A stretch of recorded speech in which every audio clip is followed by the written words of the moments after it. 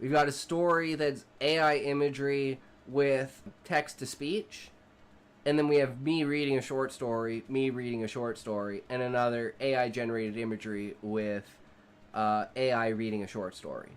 Because who doesn't love a lurker? Lurkers are the best. I just love the roach out because I stacked 36 lurkers, and I just unburrowed them. And it was like, all the roaches scattering everywhere. Oh, it was fucking so good. So good. Always, thanks for watching, guys. And remember, if you can't say fuck you to your friends, who can you say fuck you to? Fuck you. We got some new shit. Check this shit out. So we got bouncing emotes now, boys. It's not as good as ChatGPT. My dad has ChatGPT. I'm just not. It's great for being free. Into Mr. Ballin. That's the idea.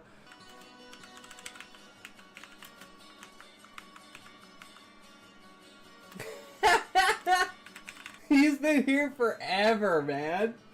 He's the OG, bro. Finally, jeez. Come on, No Speedy. intoxication OMFG. Wow. He's really on there good.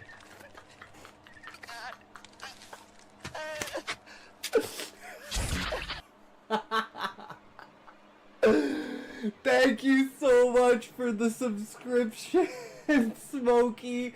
Welcome to the fucking club, bro. You are, he's the second, bro. Here you go. I gotta upgrade you to everything. Thank you so much. Feel free to be god of the channel now. Oh my god. I don't know why the points thing isn't working. I was gonna give you a shit ton of points. Okay? There should, I don't know, a breakout success of a mystery story. What? I didn't care what the message was. I wanted it to say my name, because I wanted the streamer to say my name. Why won't the streamer say my name? It's not fair. I'll give him money if he says my name.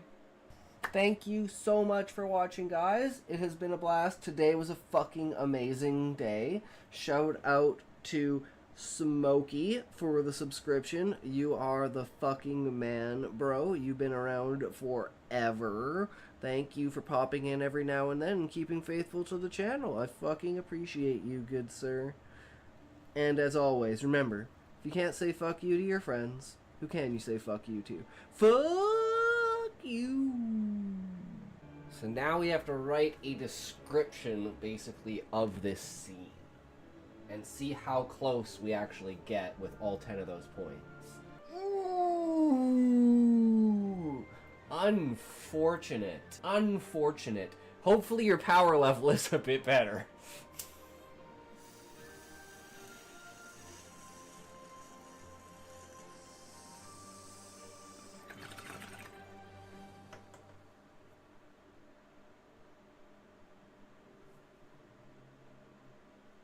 Ooh, breakout success romance. It's gotta be spicy. Write us some spicy stuff. Drop it in the Discord. And this.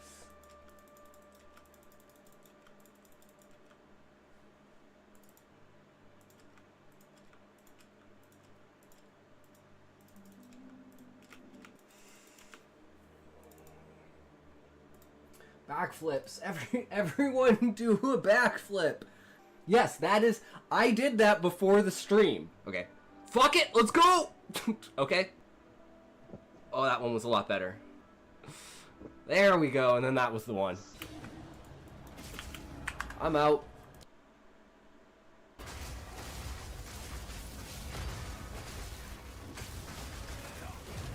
Bitch.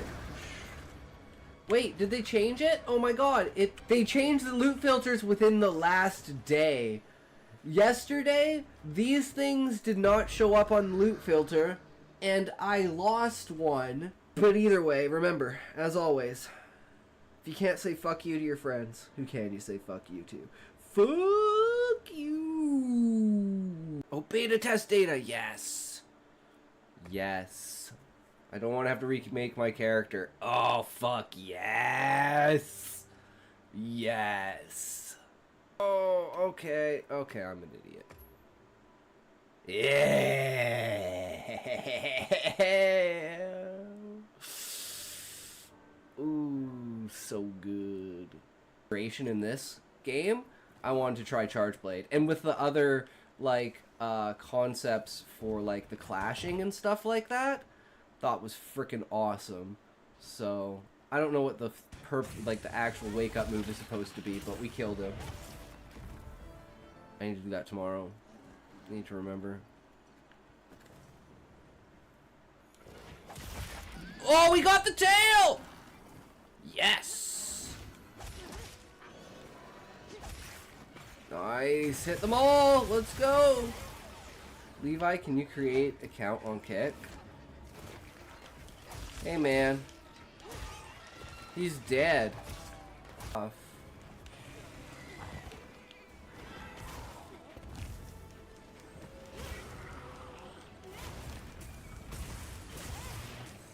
There we go. Now he's dead.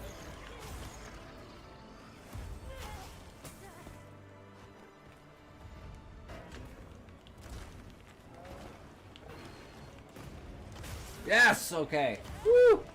Yeah, I've always had problems with, like, outside shit because I'm Canadian and American banks can't work in Canada, and there's, like, some off fucking bullshit between certain credit unions and, like, online payments and, like, dealing with American companies and shit like that.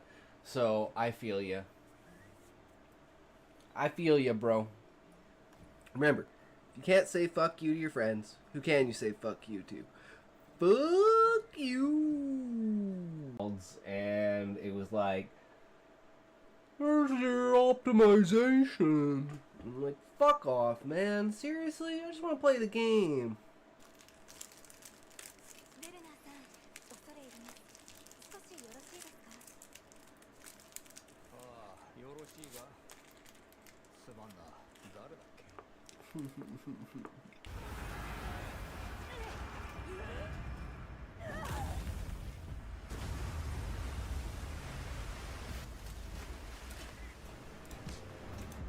Yo, yo, yo, we back, boys. Welcome, welcome. All right. So yeah, I don't know about the collab with Levi, but hey, we're just throwing it out there. If it doesn't happen, it doesn't happen. It doesn't really matter. We can just swap everything around. So we'll just wait a little bit for him to come on, fuck around with some Schedule 1, and then move on from there.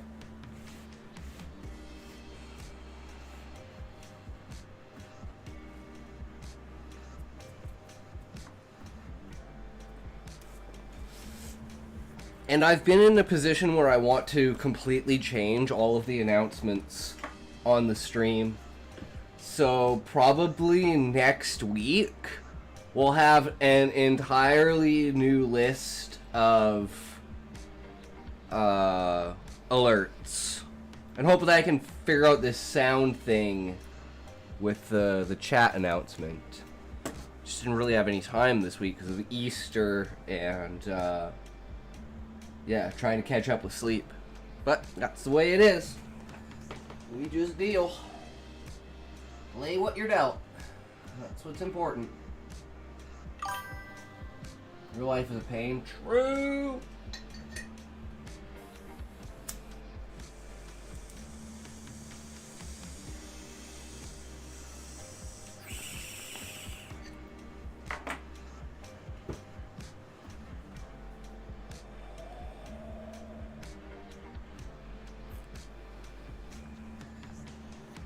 Alright. Let's get our cocaine, Castlevania. The games. Are you a fan? Yes, I am a fan. I'm also a fan of the Netflix show. Netflix hasn't had some, you know, it's had some ups and downs, but I think even the new one, the one with Rickert, is actually really good too, at least for the first season.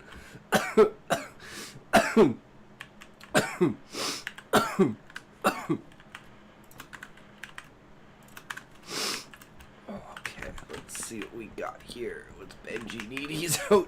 Of course he is. He's my gem. $5 grand. Damn, bro. Okay, he got good shit on him. Oh, Mrs. Ming. Let's give her the rundown. No, she doesn't want that. She want that? I'm gonna get her addicted. You're getting addicted to my shit, bitch. No one's there. No one's there. No one's there. Ah. Ooh, yes. Alright. Okay, we gotta get these guys really, really fucking addicted. We gotta get rid of the weed, and we gotta start giving them the other shit. The good shit. Can we put money in the ATM yet? No. But we do need to go launder. Alright, what's this guy got? He's gotta have some good money on him, right? Oh, wait, he's not my dealer. Sorry. Ludwig, I thought you were someone else. Okay, we can give him 2. Ooh, that's good. That's good. Why are those? Hold on. What is my product price for that? Is that just giving it away for free? Yeah, that's basically giving it away for free. But hey, we're trying to get them addicted, so that's the whole point, right? Get rid of some of this fat slime.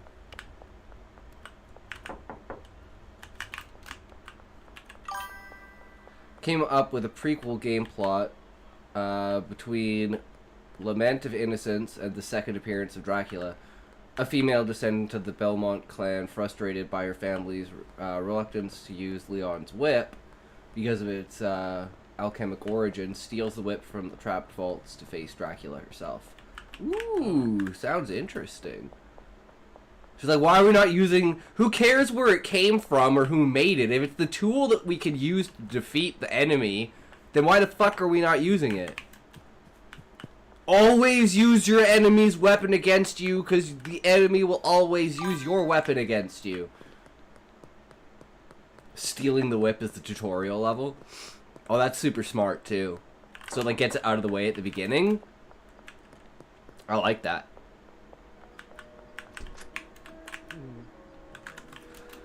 When am I gonna unlock a new area, man? I'm tired of not having anything to give these guys. Finally, we're getting a message. We gotta get these guys. 2 fat slime. How about 3 fat slime for 485?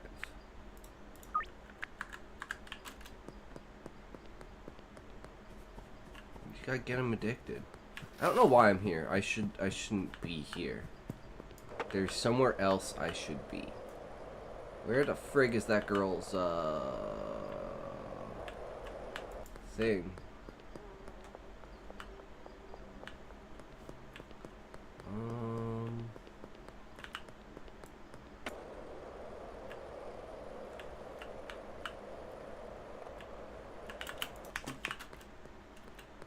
Okay, so maybe we can get Lisa here. Lisa. Nah, fuck off, bitch. Take some fucking drugs. God damn it. That's all we want is drugs. Okay, let's get some more guys at the supermarket. Who do we got here? Oh, I can't do him. There's the cops. But you, can I do you? Hit that slime, motherfucker. Okay, here we go. How much? You have like no money. What are you doing? You have like no product.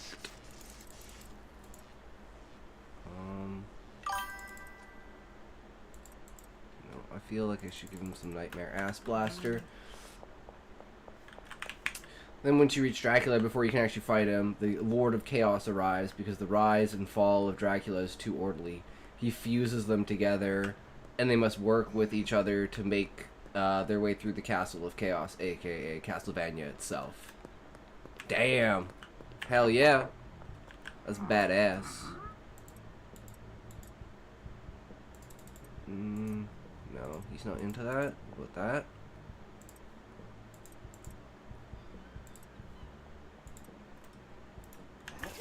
I'll take that. Oh, what cat? Lewis. Nope, he doesn't want any. Well, that's the bitch I was looking for. Woo! Stay away from them copper bitches. Ooh, you got 3 grand on you. What do you have? Like, no product.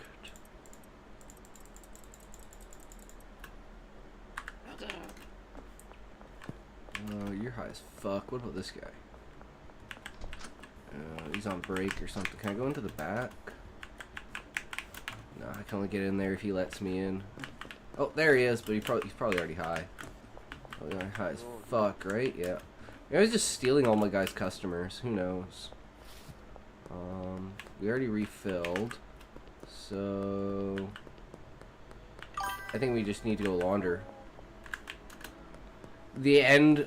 the levels you've earned alter the outcome. Low drac levels, easy win. High drac levels, tough fight. Perfectly balanced, canon ending. You fall in love and become the mother of Alucard. Damn! Damn!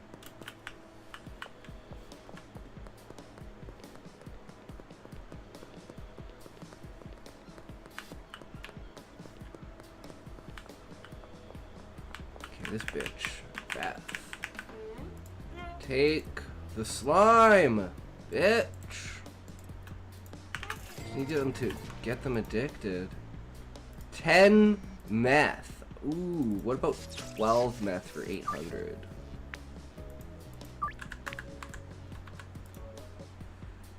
Granddaddy Purple. Let's try 20 Granddaddy Purple for 790.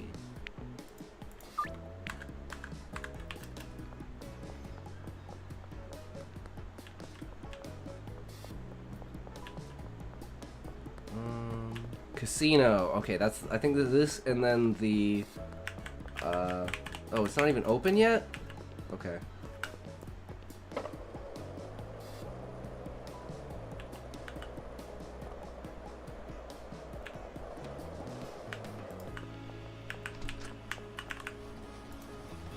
Oh, they're still laundering.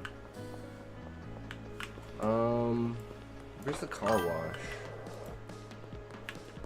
Car wash has to be over here, right? It's really messed up as Dracula himself is related to the Belmont clan, old Belmont, that defeated the most powerful vampire of the day and was cursed to take his place. So yeah, a little incesty there. Yeah, it is what it is. That was back in the day, right? Okay, I don't know.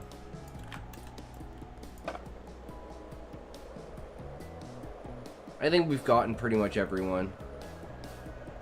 I think there's like 2 or 3 more people we can get. She's already meeting up at a deal. Just make sure these aren't... Yeah, so these are all still laundering. This person I don't think I have yet. What about the chick on the other side?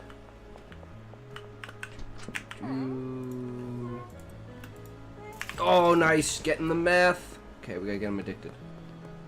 Key is to get them addicted. And then we'll whip out the coke and they'll be fucked. They won't be able to say no.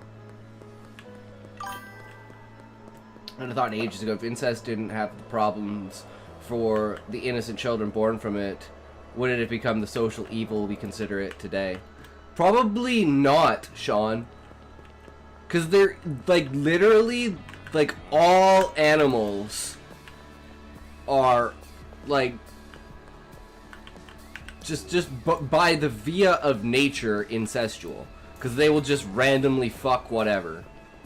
Like, you ever had, like, baby kittens that grow up and it's like the brothers and sisters always fuck each other, or try to? It's just the operation of, hey, there's pussy, one's in heat, the other one's gonna fuck it. It don't matter where it's from, you know? So, it is a very animalistic thing. So if it didn't have the consequence of degraded DNA, then, yeah. Which I always think, isn't that like the biggest thing to disprove the Bible? Is the fact that if we all came from 2 people, we would be so fucked up.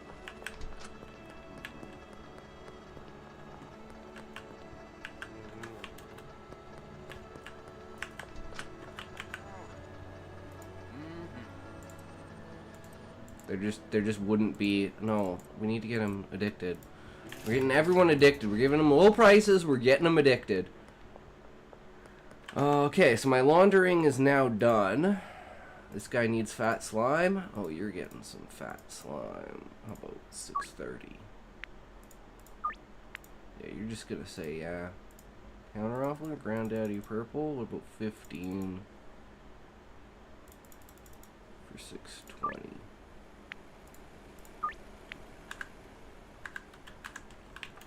Just trying to upsell you guys, you know? Make sure you're getting as much bud as you need. I think it would be a middle ground, not wrong in itself, but grooming would be wrong still. So if a brother and sister were raised by others, no problem, but in the same house, it would be frowned on still. Yeah, because it'd be like one trying to take advantage of the other one, right? I could absolutely see that. 97%.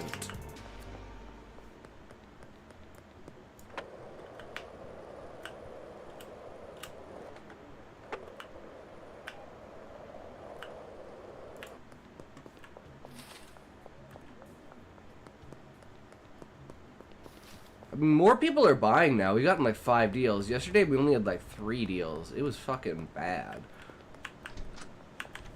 But we need to go check on our house and make sure that all of our shit is going well. And we're gonna need to go grab 2 more handlers. And I think we'll be good after that. Then we need oh shit, I need to go to the hardware store before it closes. I need shelving.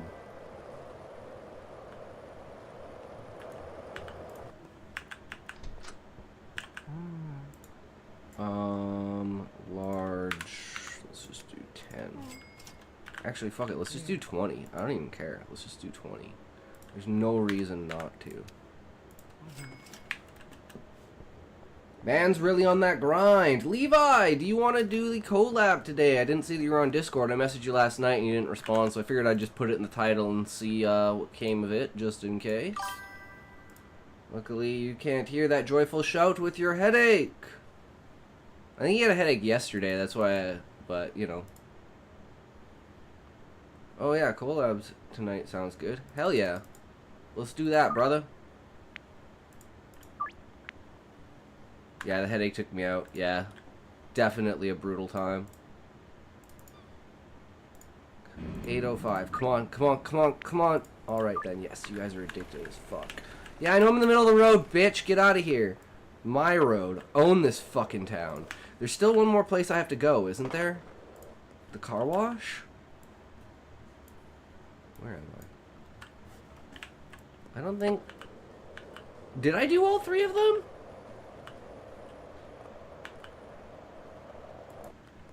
No, I didn't do the car wash. I'm like pretty sure I didn't do the car wash.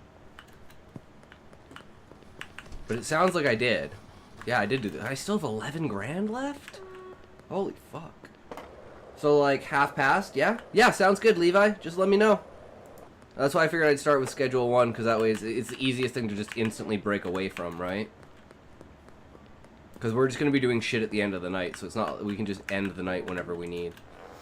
Yeah, that sounds about good. Oh god, Cooper, Cop, and Cops, and Cooper and Copper Coops. We should have some bud, though. But we need to go to Huson first. So let's... Whoops, get rid of these. We still want this, because I think this guy might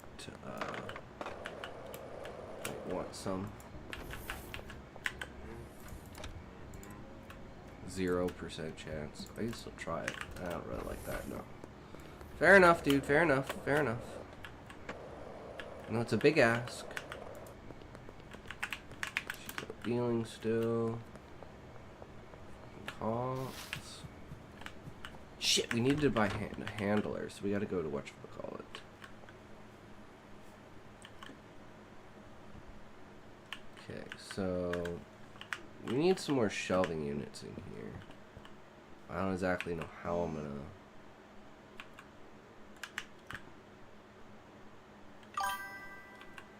Can we put another one here? And still make it through? Okay, yeah.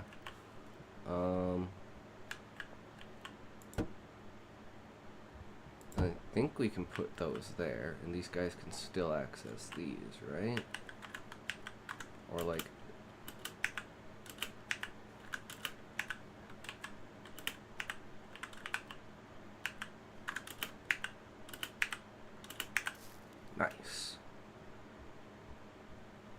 the only thing we need out of that is that. I don't know why this isn't being taken out.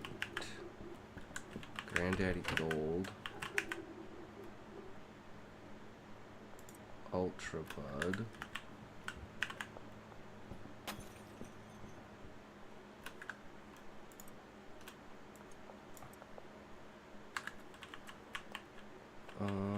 Okay, so this one, that slime, we got these guys, which we can probably do for the nice cocoa leaf.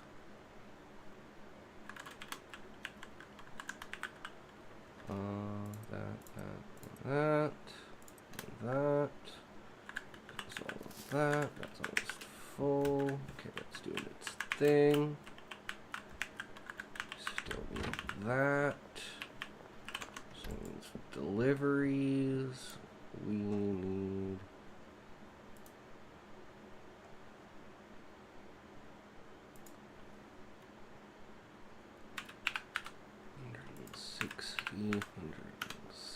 $160. Bungalow. Math, counter offer, 7 math.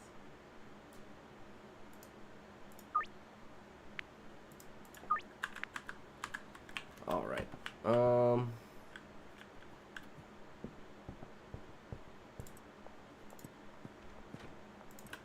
And math. And is there any just flat math? Yes. Okay. We'll take that. So those guys are good. Whoops, we do not want to smoke that.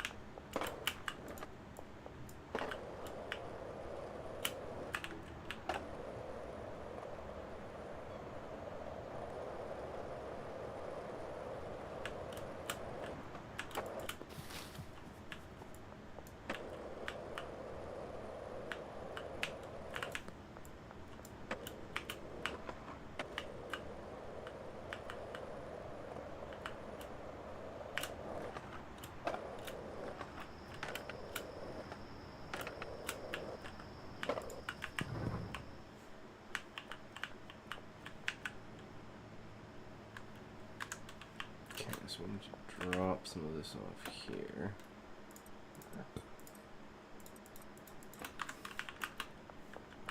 So why aren't these working?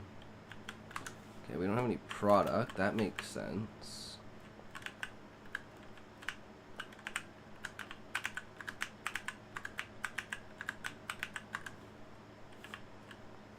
I need to make like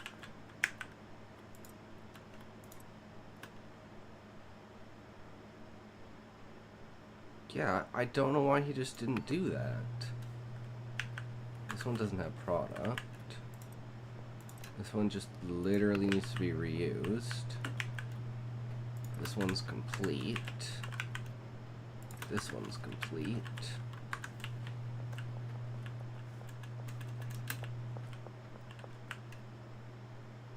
This is all complete. Damn, we got a lot of fat slime going, boys. That. Do we not have baggies here? Okay, we need to get baggies here. So, deliveries. Let's go baggies, 160, and jars, 160. Destination, barn, dock 2.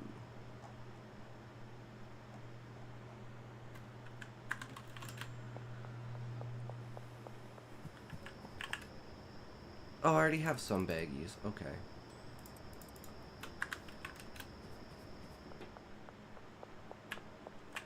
Well, now we have more baggies.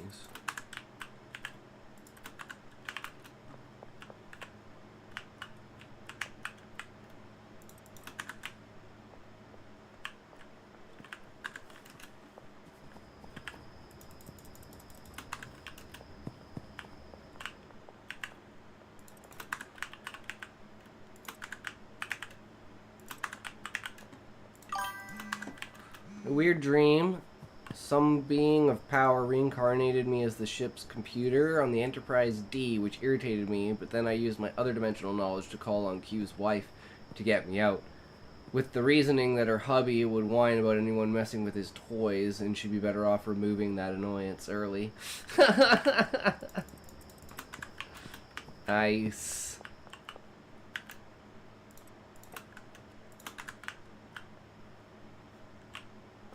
Oh wait, we don't need them on this shelf. This is... Oh wait, yes we do, never mind. That's why things are all messed up, because we don't have enough. So I actually need one more of this, and one more of this. And maybe we can even start doing 3? And leaving it to 2? Okay, let's do that. So let's go 1, 2, 3, 4, 5. We don't have enough horse semen, but that's okay. 2 there, 1, 1, and then the rest of the Addy. Want 1,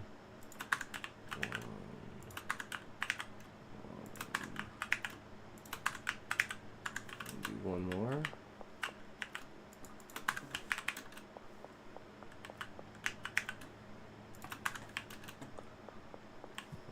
Delivery's not here. This shit's doing its thing. We need jars.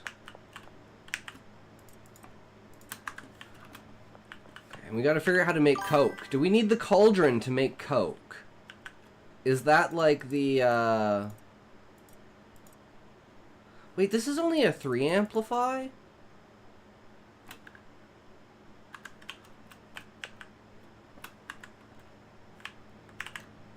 Hold on, let me grab batteries, and let me see what batteries do to this. Okay, these guys are kinda low.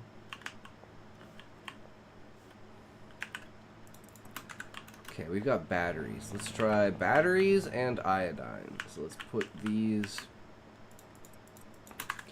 here, grab iodine, and one more iodine, and we'll see what iodine and this is.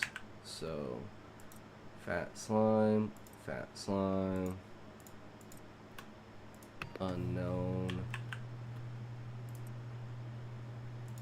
Okay, well we don't have fat slime, so fat slime and iodine.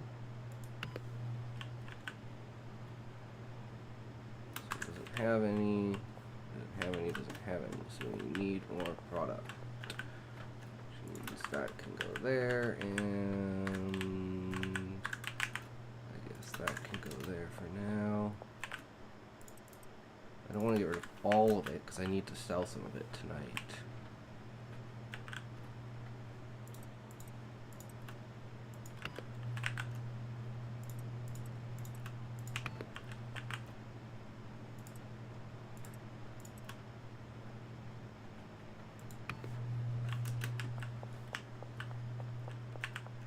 We still got 50 fat slime.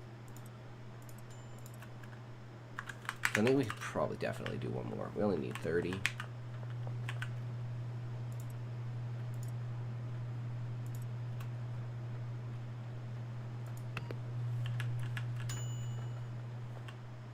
Okay, then we need Addy there. Horse come there. One baggie for 10s, one jar for 20s.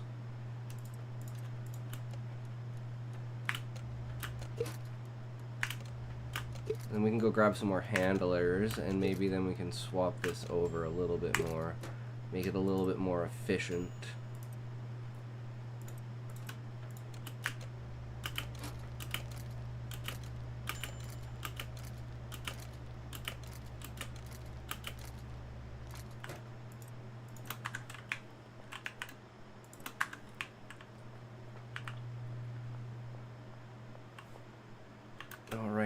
just like standard math.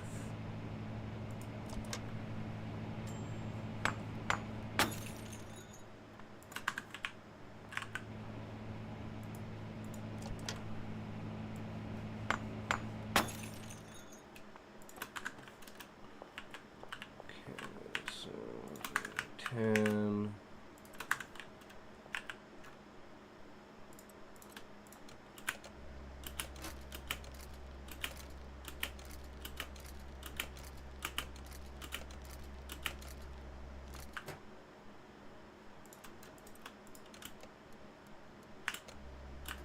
I think that should be all I need.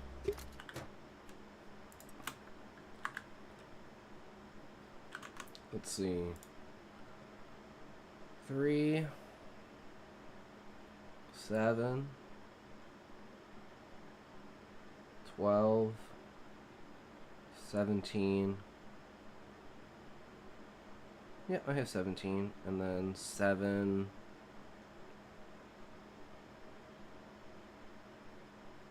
19. Yeah, that's easy. Could use one more, but that's okay. We have 20.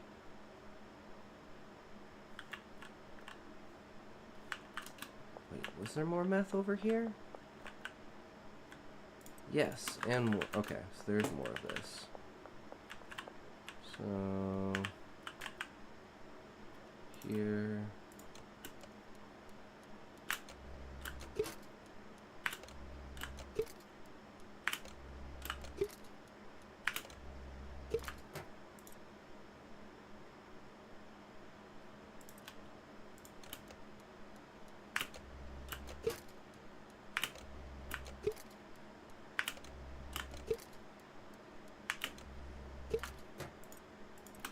Okay, so jars back. Don't have any baggies left. We just need purple. So we'll grab the rest of our flat slime. Don't need those yet. Okay, let's see what we got. And can we still mix this now with more? Granddaddy, come. Love it. Okay, we can do it again. So let's see what that makes. Hello, old friend. Unnatural disaster. Welcome, welcome, welcome. How is it going, good sir? Okay, so what about Adderall? We're combining some... Okay, so that doesn't do. I don't know why I got Granddaddy Smegma. Can batteries or iodine go with that? Okay, I think this is our ultimate call then. Smegma. Let's just get rid of this shit for now. Granddaddy, come. The iodine, but we want more of this to see if this works.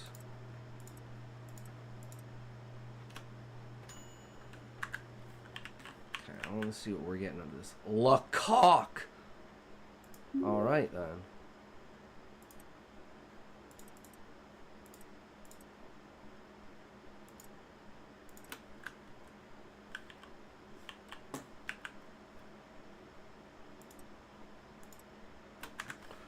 What about adding horse cum to that? No. LA cock.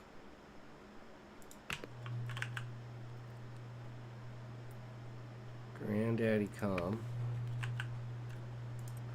Granddaddy smegma.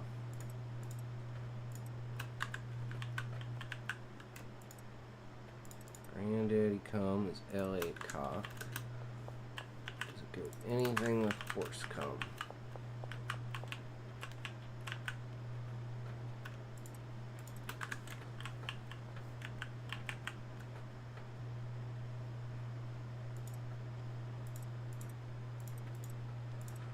Granddaddy Smegma is our final.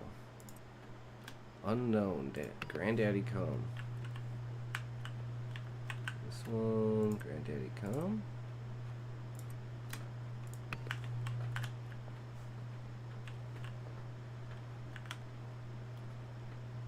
So I don't know what I can do with the Smegma.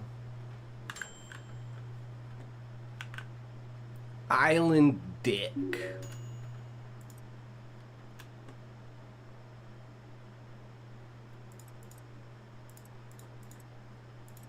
Okay, so we got Island Dick. Thick Piss. And, whoops, Thick Piss.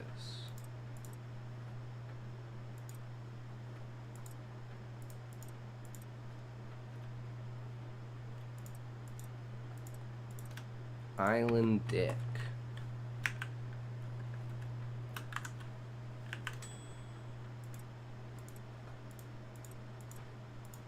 Okay, so Island Dick is our newest, highest level. Harry Thunderfuck.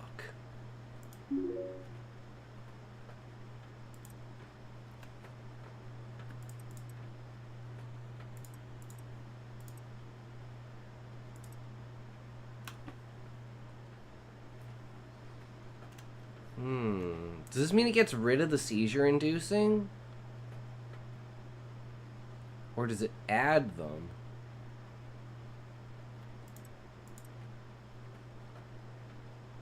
Okay, so this one like redoes some of the old stuff, but this one just changes long-faced. So maybe just keep the Harry Thunderfuck? Because we don't have seizure inducing. So let's keep that. Which one of these has product in it? This one. Island Dick. Yeah, and this is one we can't do anything with. Perfect.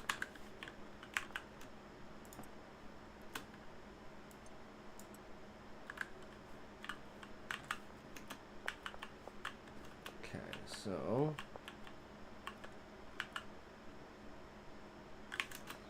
don't need this horse semen. We need some jars.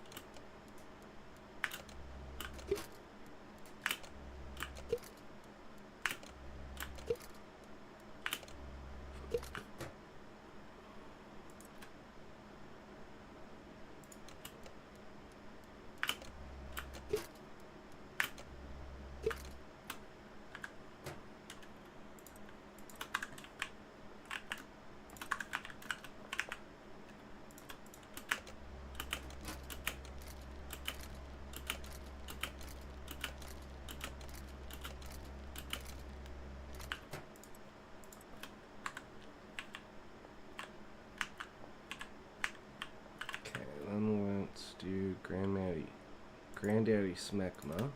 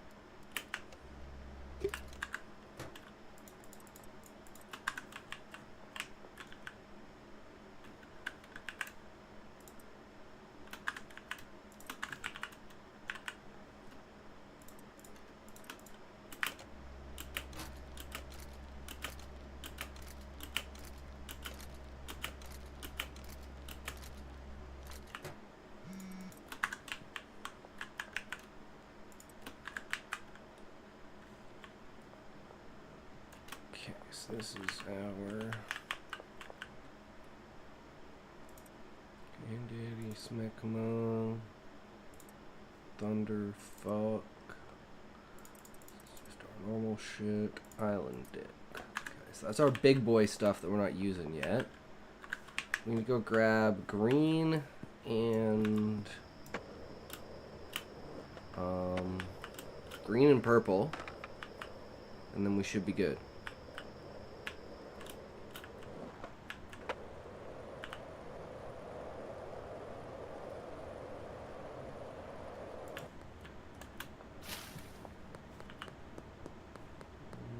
Let's look right over here, right? Yeah.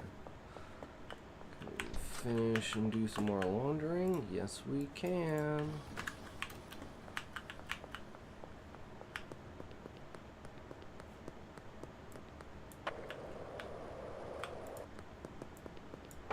Is this the right way? I don't know. Okay, there's car wash.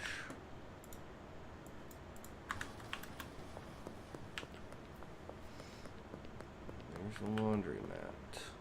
So we need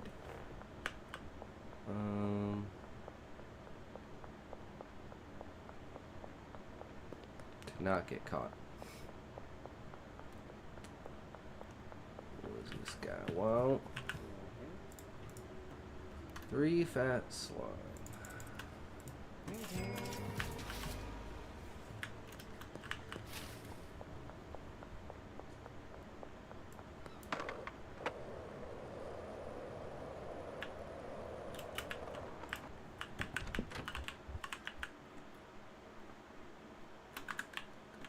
More some granddaddy purple and some green.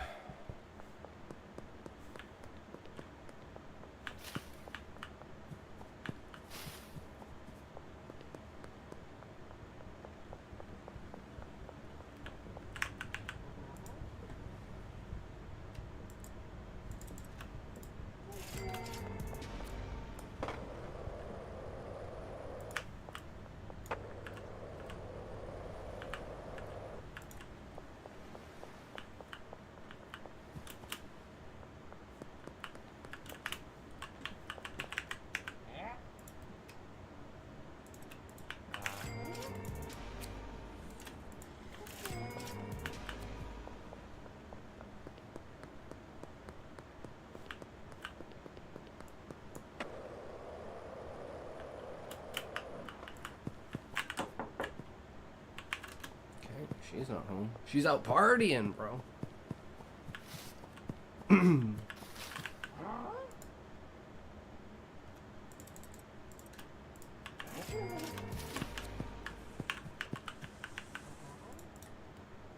Damn, she wants the meth.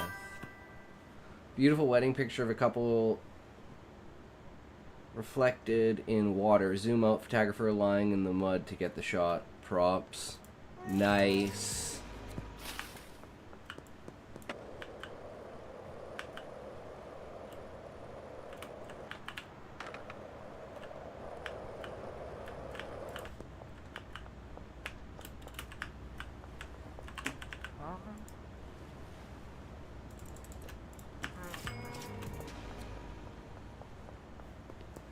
Alright, one more guy. And we made like a fuck ton of money today, guys. We almost made like 20 grand. It's insane. Can't wait to do that in real life. Okay,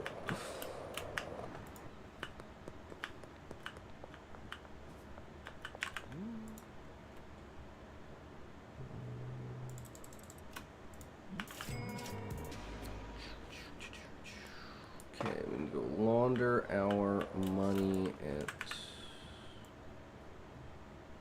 Where the fuck are we? Oh, we're right here. So yeah, south. Doop boop ba doop boop boo doo whoop ba doo boop ba doo boo.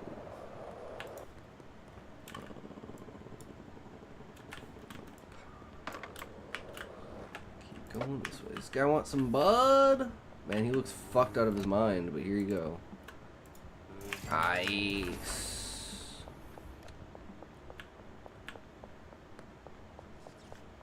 It's not laundry mat. We got 44K in the bank, guys. It's insane.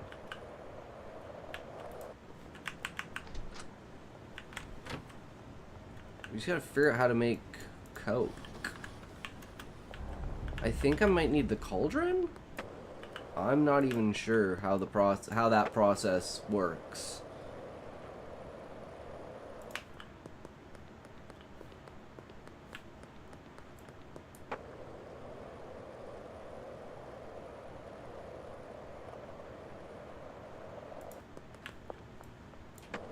But I'm guessing I have to boil it.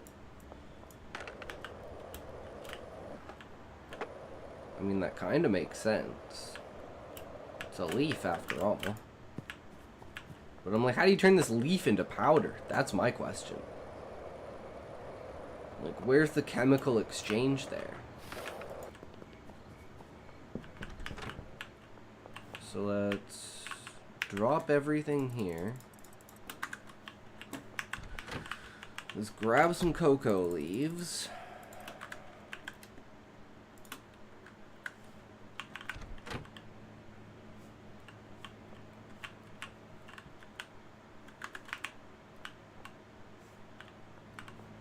Do I not have the cauldron here? I have no idea where the cauldron is.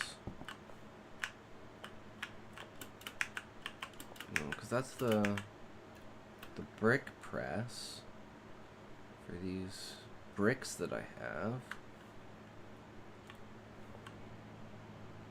Should I just Google it, guys? I have no fucking idea. I don't know anything about coke. Only from cocoa plant, the main ingredient in cocaine. Okay, but like, how do I... It has to be a cauldron, right? Like, how do I power the cauldron?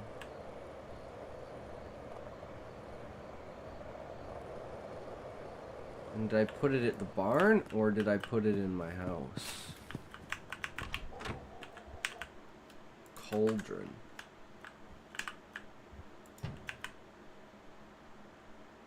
Oh, 20 cocoa leaves and gasoline. Okay.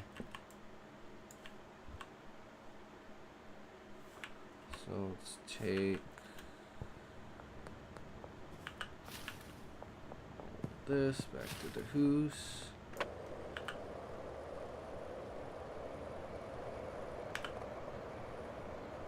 I don't think I have anywhere to put it, though. I think that's my biggest problem right now. I don't have any space.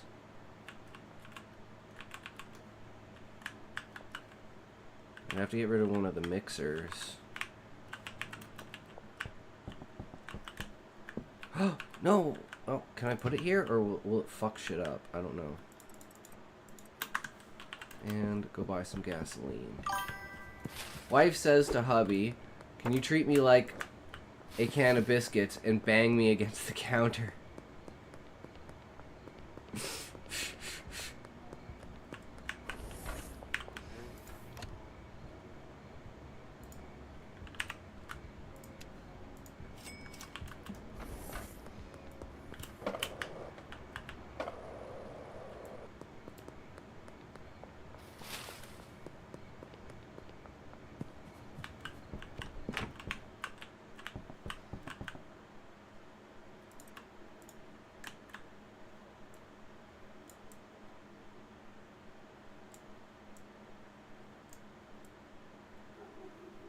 I'm like, wait, do I put the gasoline in it?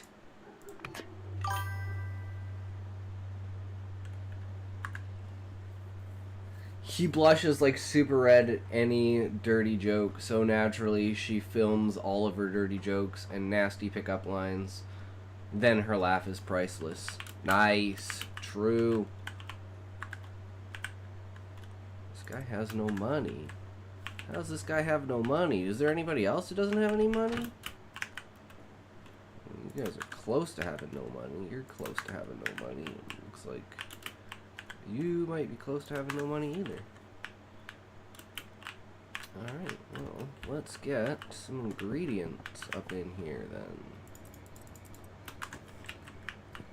Right, and start with re-adding these.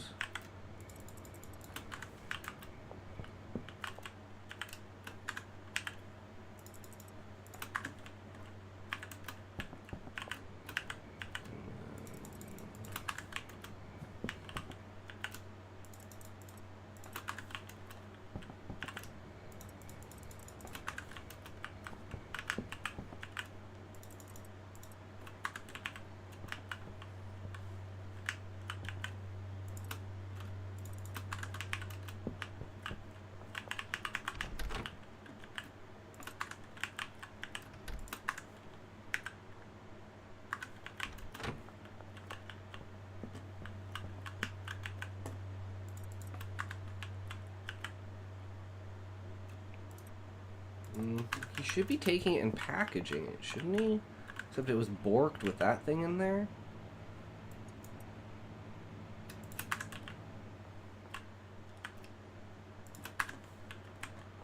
Okay.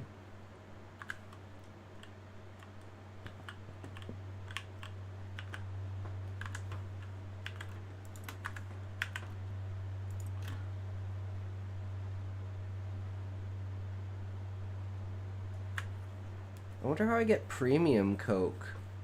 Like premium leaves. I thought I would get premium leaves for putting all of these ingredients in there. But do I have to like all natural fertilizer increase the quality of your plants? Yeah, so why isn't it increasing the quality from standard? Yields of your plants. Oh, it's that! Oh, okay, that makes sense. Okay, speed grow? No.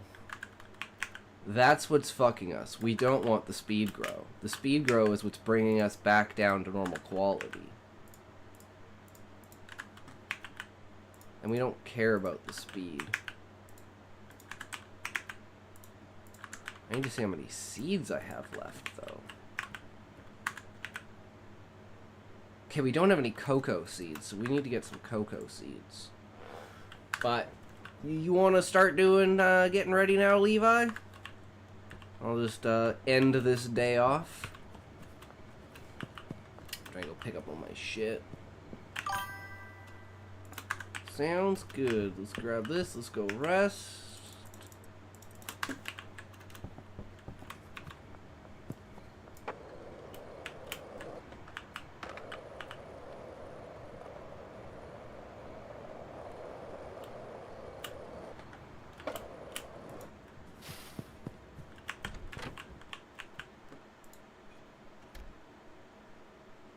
Damn, we almost made 25k.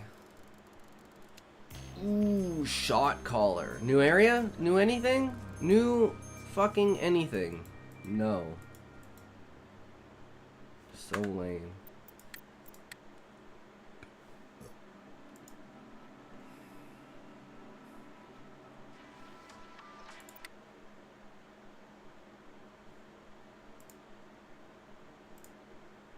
All right.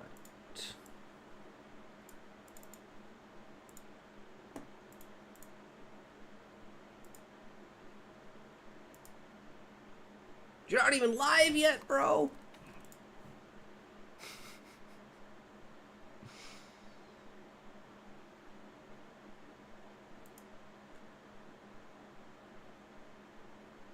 What can we do in the meantime? Let's pull up this.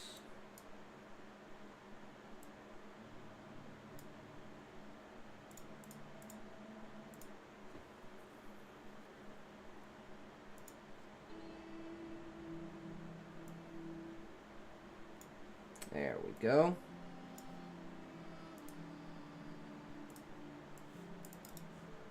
All right, we got Levi up.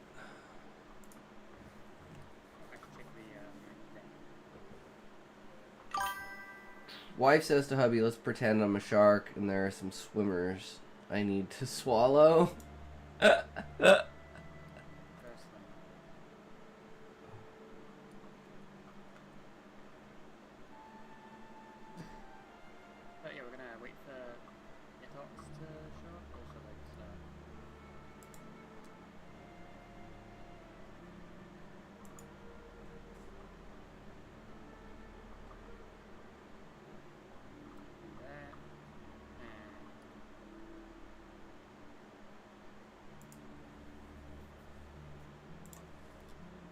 I was like, I saw the pop-up somewhere, but I didn't know where it was. It was in my chat box.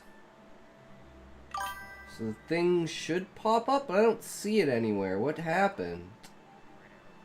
Levi looks almost like a younger me, beard and all. Nice. I don't know why it's not coming up, Levi. Yeah, if you want to hop in Discord, man.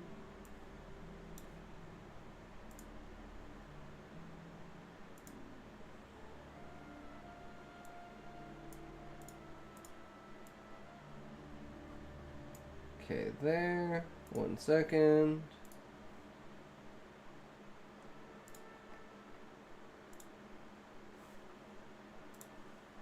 Alright, there we go.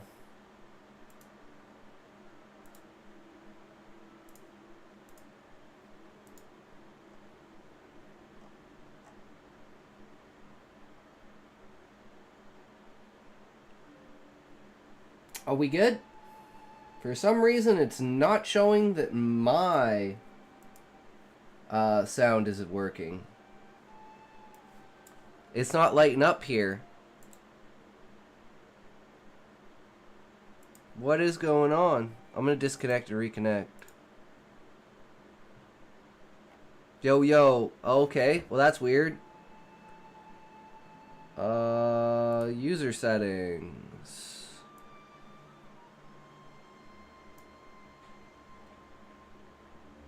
Devices. Hello, hello. Why aren't you working?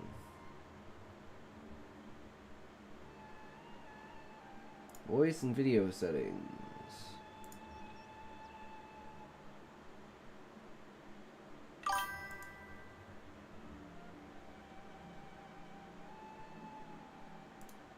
It sets, like, look at this.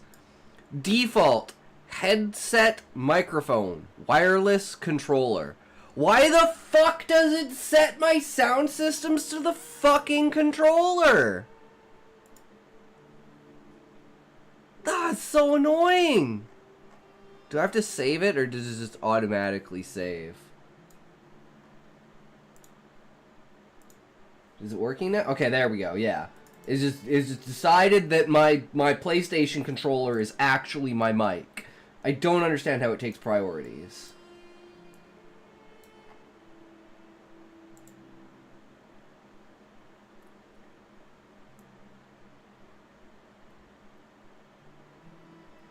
Oh, it probably changed the other ones too, because I can't hear you either, Levi. So it must have changed the other options as well, and changed my...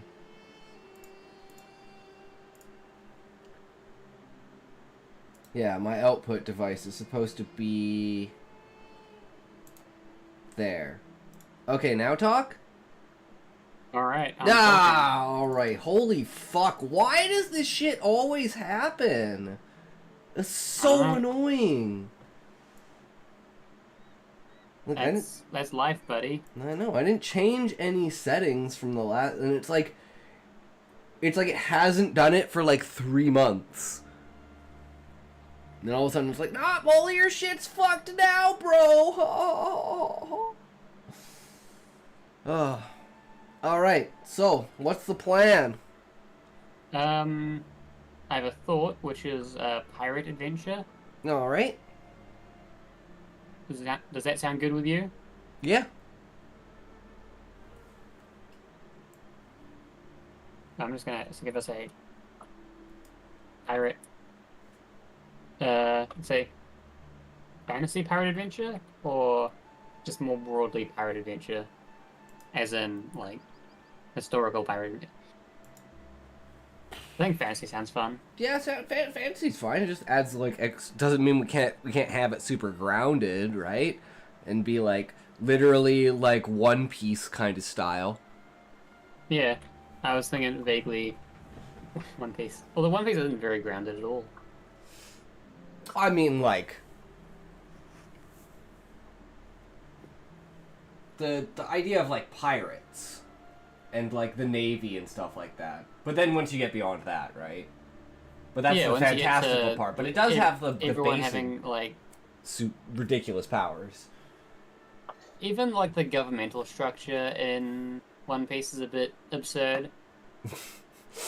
Well, it's a basis of power, right? The strong, Yeah, basically, because It is- on a scale of power like that, you literally have the capability to hold your hand to the throat of every citizen in your country, like it's Doflamingo. what you would get is what you would get if you had a setting where there were individuals that powerful. But you know, that's not very grounded because the real world's not like that.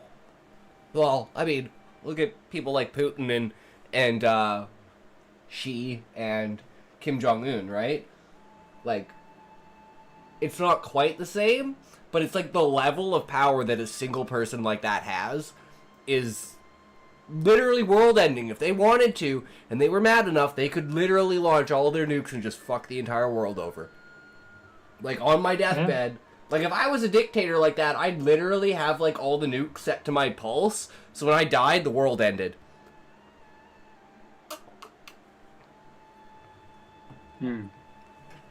Dead man switch. Yep. Yeah. And it'd be like, alright, guys, you guys have to figure out what the, basically the cure to death is. If you guys want the world to exist, you have to make me immortal, and then I will be your overlord forever. Actually, would all the nukes in the world really, like, they'd kill a lot of people? But I think Oh, okay. I think it would take what? I'm not a full believer in that whole nuclear winter thing. I mean, like, we're talking like 10,000 nukes.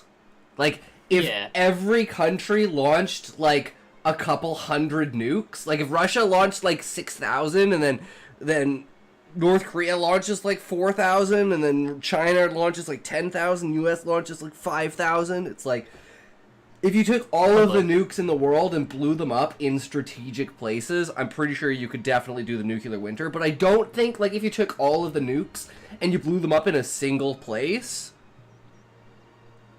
like, you might fuck up half of the world for, like, a couple millennia, but I don't think you'd fuck up the entire world. I think you'd get, like, a century where it's, like Fallout, but then things would quickly return because nature's just resilient. Well, think about it, like, Earth has been in a status like that before, right? It's not like the idea of a nuclear holocaust or a, like, whatchamacallit? Like, you know, where ash covers the entire atmosphere and no sunlight gets in, and it causes, like, a deep freeze of the planet, right? It's like, anything that we can do to the planet's already gone through. Probably multiple times, and we're still here. It might just be a reset back to cavemen, but we might have the same intelligence and within, like, a couple thousand years be in space again, right? Because it's not like we would technically... have the same intelligence. That's why we call them cavemen and not apes. Well, I mean... there is an IQ scale, but that scales with knowledge, right? Well... Like, I'd say if you took a human now and a human then, the IQ is going to be, like, 30 to 40 points, I think, on a maximum. Higher. Just because of, like... Okay, IQ is trainable, but it doesn't scale with knowledge, because knowledge is a different... But it's like, the more you know, the more, like, you learn to know. You can train IQ, but IQ is not a function of... It's a separate, like, knowledge and intelligence are separate functions. Well, knowledge is... or intelligence is application of knowledge, but knowledge in and of itself... IQ is how easy it is to learn, not how much you know, or how well you use it. I watched the MC movie, loved it. Oh, that's good to know, Muffin. IQ is is an approximation, sort of. It's an indicator of this underlying thing called general intelligence, which is your general capacity to do well at intellectual tasks.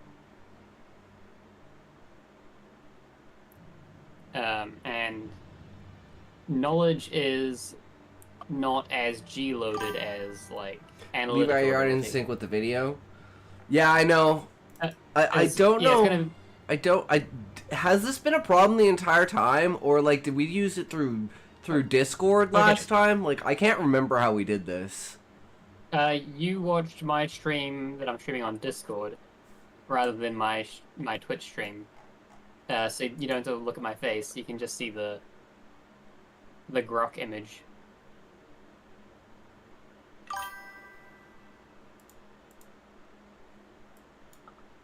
Okay, there we go. Yeah, that's right, because I remember having to do this stupid thing.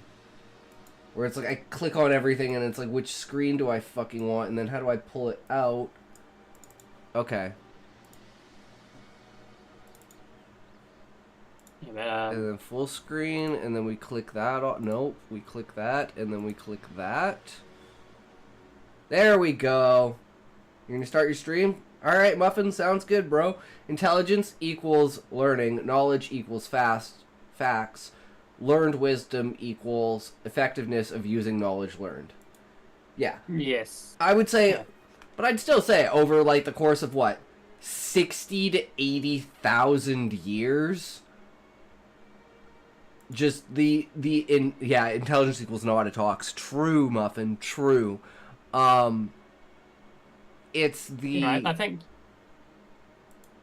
you would find a similar intelligence between if a caveman grew up under like relatively good caveman conditions, they'd likely have an IQ of about 85, 90, I think, not like 70. Oh, I just mean the upper end. So, like, people that have, like, 150, 170 IQ. So it's like, I think the upper end, like, the most intelligent possible human 80,000 years ago would be, like, 120 IQ. I think that'd be the same, actually. Really? I think at the higher end, it's less... Less of a... I suspect it's less environmental at the extraordinary end because, like... Well, I just think like Ramanujan. 80,000 years of brain development. Like, it's not that long on an entire evolutionary scale, but on a, like, an individual within the species level? But then but I have no at the idea. higher end, you're looking at the freaks of nature and not the... Yeah, the ones that brains are wired in ways that are not necessarily set for survival, but set more for knowledge and understanding, right? Like, you don't have good survival instincts, but you can count to 20,000.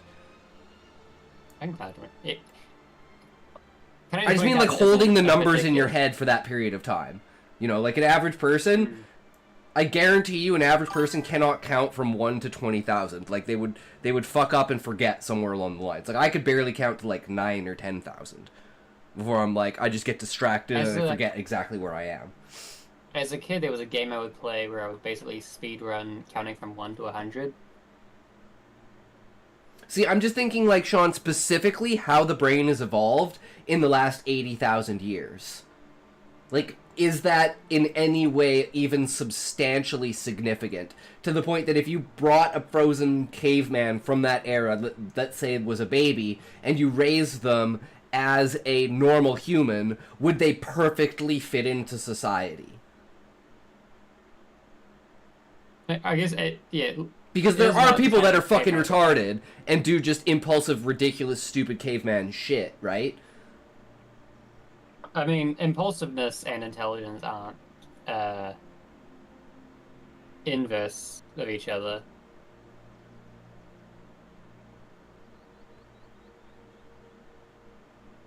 I mean, true. But still, like, somebody that, like... Neanderthals were probably about as intelligent as modern humans, but they were a lot more impulsive. Yeah, because their entire life would have been run basically off of instinct. No, they just I would say not can't remember the exact perfectly, but reason. with enough work, they would be able to function within the rules. I'd say it would take them an additional 2 or 3 years from when we graduate. So they'd be like a delayed learner kind of thing. Yeah, I could definitely see that. Anyway, do you want to explain the premise of this game we're playing to the chat? All right, guys. So we're doing Grok D&D, and Grok is the DM. And are we gonna have a chat player this time as well? Yes, we will have a chat player. Okay, so chat can decide what this character does. So chat will be playing alongside us. If chat doesn't choose anything, then me and Levi can like flip a coin or get Grok to play the third player or whatever. But anyways, so we're gonna do a pirate adventure in a slightly fantasy world. Not quite sure how the world building is gonna go with it, but the idea is that we create. Did we have a list of like things that we did last time, Levi? Like an antagonist, like something that went wrong. Like, how did we get Grok to come up with the Chrono Chalice and all of that? I just asked. I gave it the prompt that we have on screen right now, except with this being fantasy sci-fi instead. Okay. And also, I didn't include this bit because last time I suggested some characters and I didn't like that. Yeah. Okay. Sounds good. So does chat have anything to add to this statement that they want to, to enhance the experience? Like, I want to say, like, it kind of ruins it, but it gives you an extra bit of mystery. Like, make a twist, like, throughout the thing. Something like give it an example of, like, change who the bad guy that we're fighting is, like, maybe at some point in time we ally with the enemy for, like, a greater good. Right? Just to give it, like, a direction to go. Because I find the more information you give in, like, structure, the better the AI keeps on track. But it's up to you. We could ask it to give us an interesting main villain. Yeah, like maybe ask it to give us a main villain instead of just like, because last time it wasn't really a main villain, right? It was a just a straight up task. So maybe have like a grand villain before the task.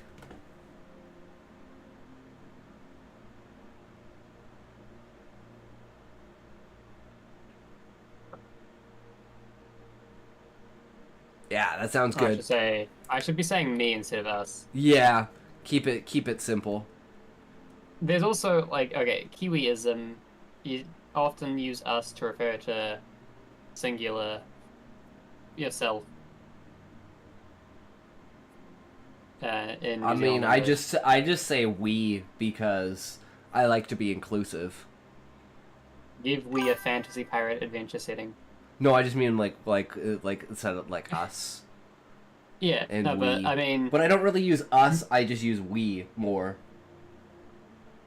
A woman with octopus tentacles instead of hair and gills, able to deep dive 40 fathoms without issue. Otherwise, appears mostly human with gray skin and more carnivore teeth. I don't know if that works for everyone, but that seems like a decent character. I mean, you're pretty much the only one here, Sean. So if you want that to be your character, hell yeah, dude. Because you pretty much have full reign of the chat right now. Yeah. So I'm down for that. And that works kind of perfectly. She can, like, infiltrate ships for us. And, like, climb up the side. Yep, go ahead. Sounds good to me. Let's get it started. Okay, do you want to read first, or...? Sure, I'll read first. In the sun-scorched archipelago of the Saffron Vale, where crystal waves hide treacherous reefs and ancient merfolk ruins, your crew of daring pirates seeks the legendary Tide Heart, a gem said to control the seas themselves. Hidden in the sunken temple of Thalasra, Your goal is to find and claim the Tide Heart before the ruthless Captain Varneth Blacktide, a necromancer pirate who commands a fleet of undead sailors and wields a cursed blade that saps the life from his foes.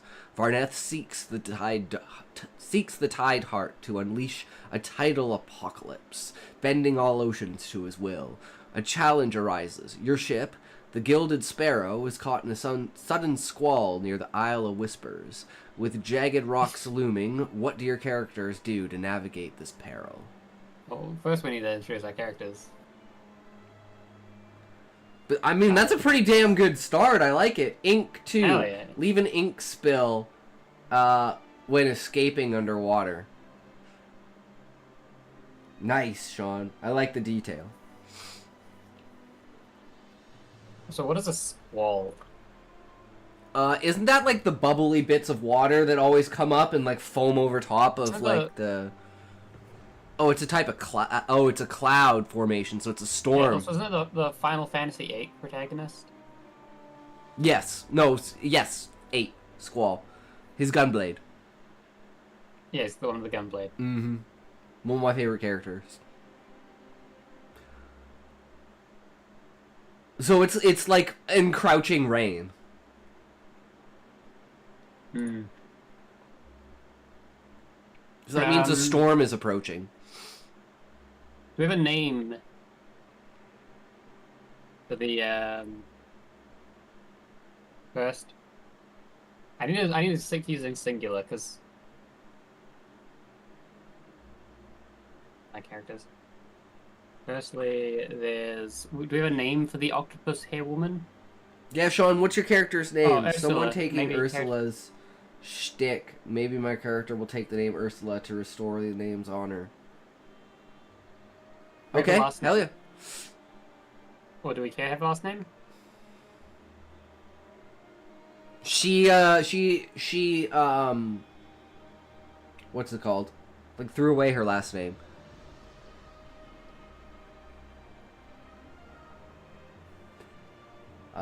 You know, she like abandoned and like forsake her her family name to prove that it's like it's not her, like her family name isn't the reason why she's doing this. But it's your character, Sean, so don't let me tell you what her background is. Should I just say razor sharp teeth? Yeah.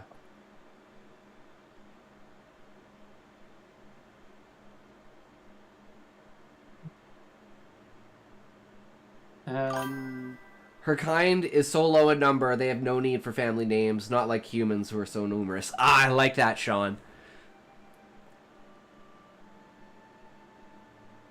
I'll say. Right, so I was. Right, grey skin. And razor sharp. She's. I'm just gonna.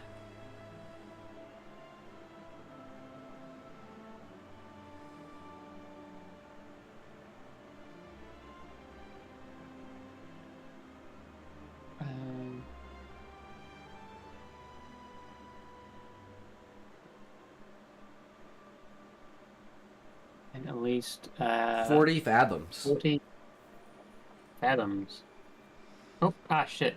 Undo. How do I... I don't know. Oh, there you go. I've never undone before. Damn it. Okay, so what I need to do...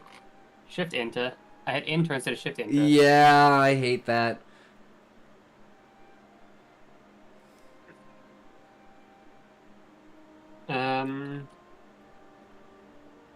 We have... do you want your character? Can I tell you what my character is going to be real quick? Yeah, sure. I already know what my character is, but go ahead. Okay.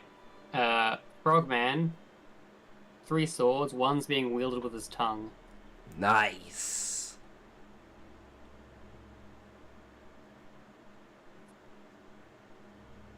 I haven't come up with a name though, so...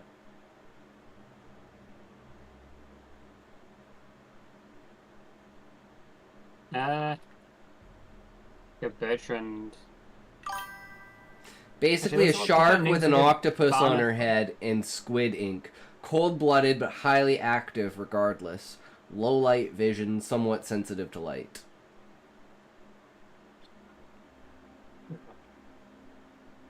Frogman.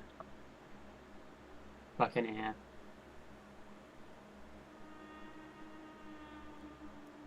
Killed with his Oh, 3 blades. I'm gonna write mine out and I'm just gonna One. post it in Discord so that way you can just type it into Grok what my character is.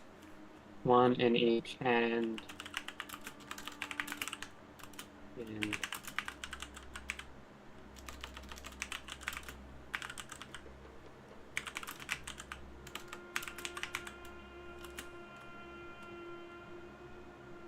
I was trying how to word it. Not in his tongue. Not on his tongue.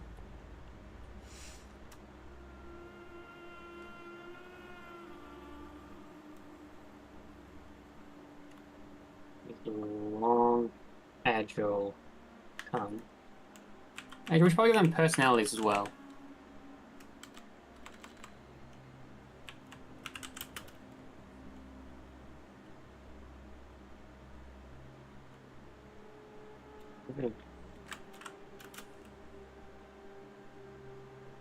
But also, let's go to Discord. Where am I looking for him? Hold on, I haven't posted it yet. Okay.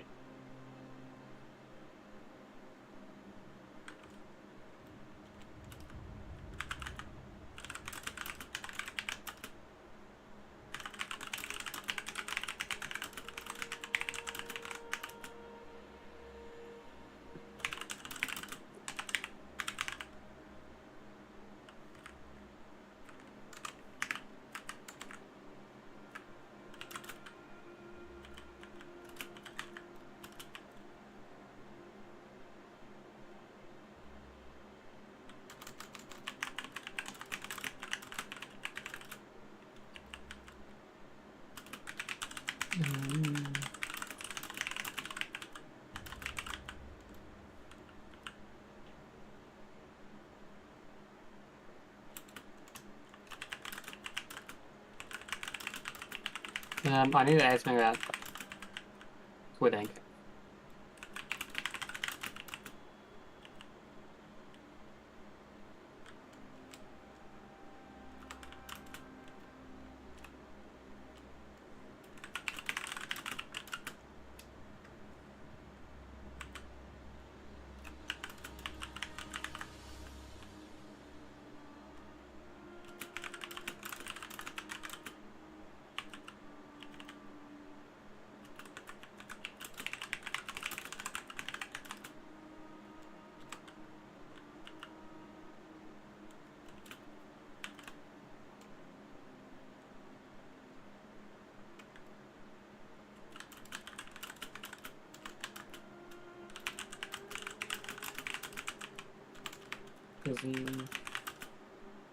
Physiology.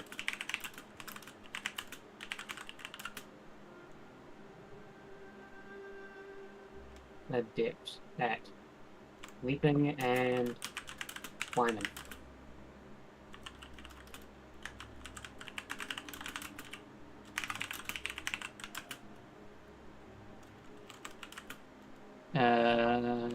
But do we have any personality for Ursula?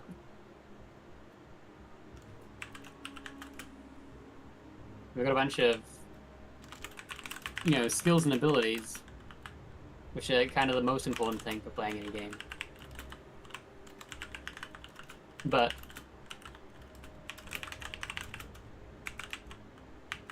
I put on a crazy shirt today because I'm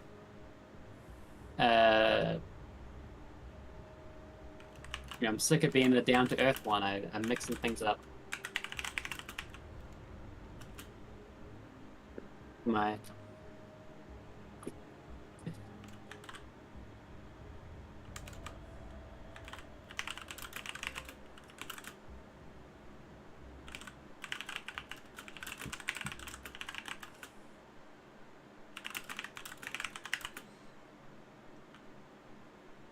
So I hope the rain isn't being too noisy and annoying.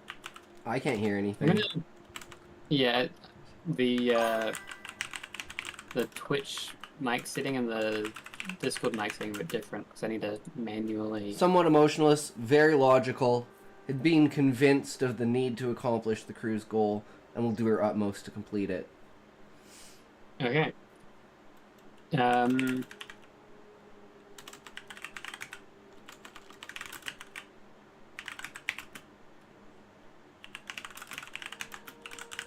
Very.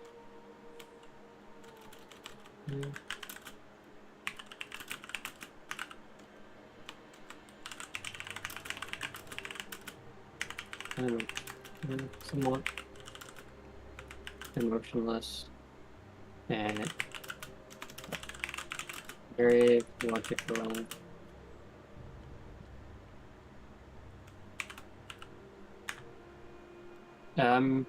It would be fine if I said just keenly focused on the goal.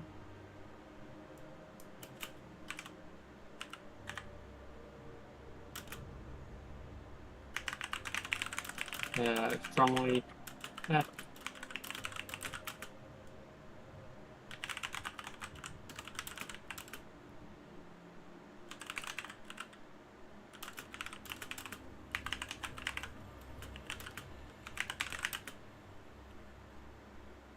We're still waiting on the third.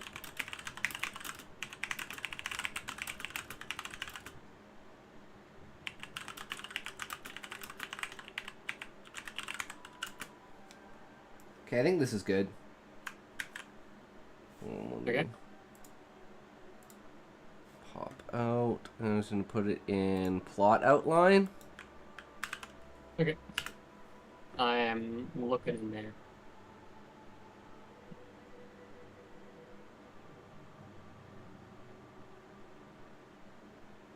His name is Skagdale. Skagdale. How I re... Oh, okay, there we go. I'm getting Kinpachi vibes. Yeah, you think there's anything I should add to it? Well, it's very long compared to the other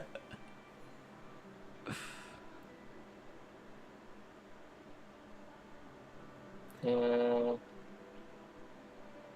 You can create a shriek that is unheard by normal ears. Is.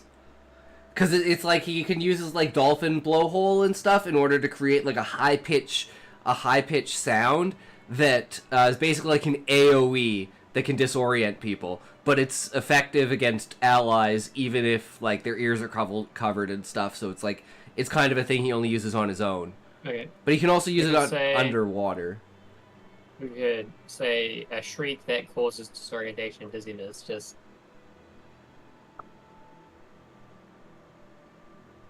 Yeah, sure.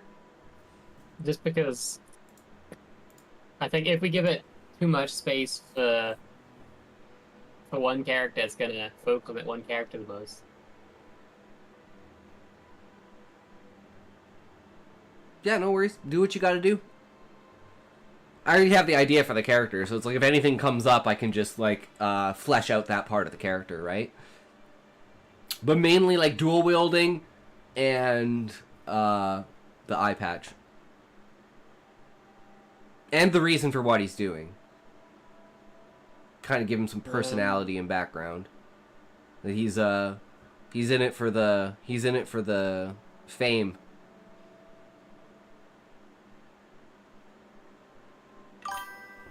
I still remember my first D&D session. The party was dumped into an arena against 2 gorillas. Whole team went after one, used their turns, and it survived. A level 1 mage went solo against the other with a called shot to the gorilla's eye with my staff like a pure pool cue. 3 natural 20s later, 1-shot kill.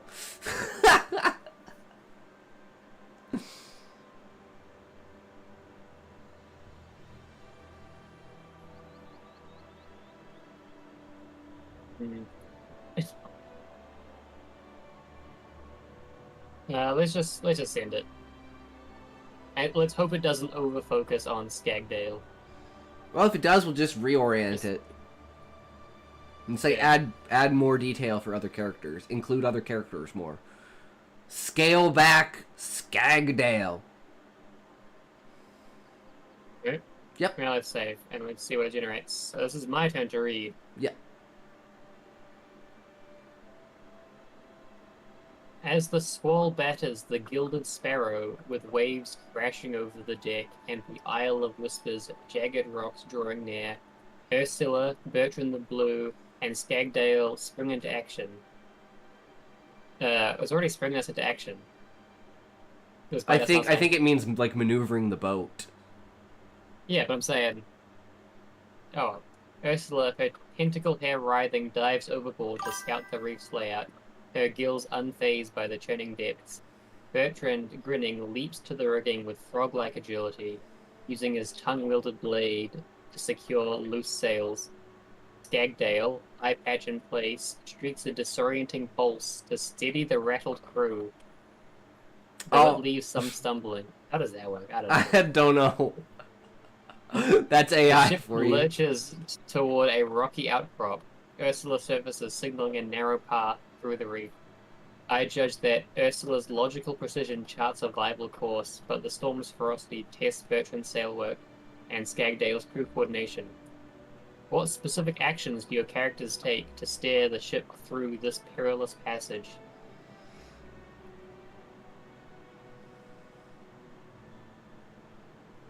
I mean, I guess it kind of had to place us somewhere, right?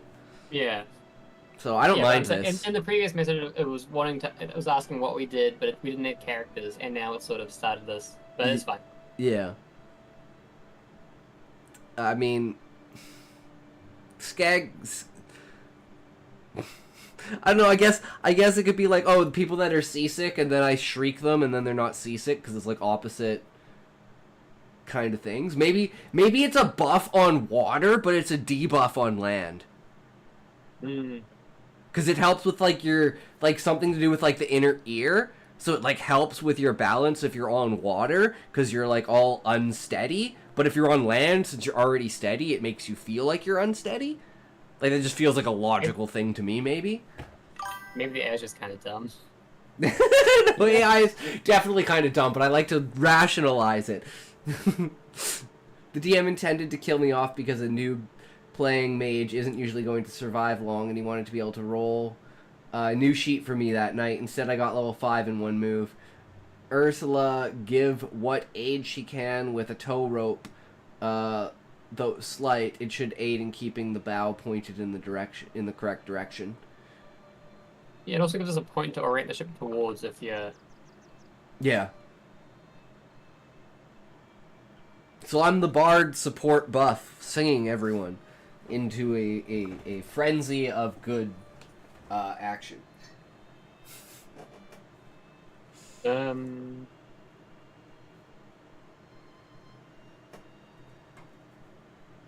right. Let's say I Bertrand.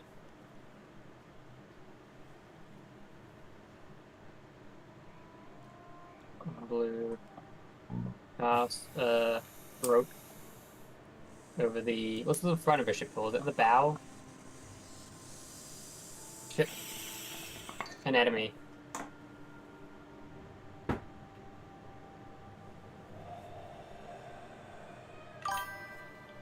Aria_Y2 is now following. Bow. Thank you for following Aria_Y2. Yo, I hope welcome you are to the chat. enjoying We're the playing stream less than 4 less than 3 game. plus 1. Hatred was just telling me you Ariel, hi, welcome.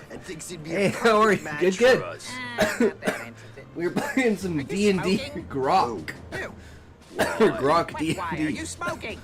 What? When did you start smoking? 1989-ish. So you have been lying. It all makes sense. The filled ashtrays, the burning pine-scented hairspray. Yes, I'll say it. Her 3-pack a day voice. Starboard and port. I only know ship directions because of spaceships, not because of cruise ships. Glad to hear that. Hell yeah, Arya. It's a good time. What are you Might be up the to? same Are you a for the writer? Ship. Oh, am I still in schedule 1? No. Okay, well, I'm technically am. Yeah. Okay, let's go to writing category. That might help just a little bit. Okay, what is Skagdale doing? Skagdale is going to... I'm thinking, should I jump overboard too and help? Because, like, I can? Or should I just, like... Oh, you can see the quality of my chat.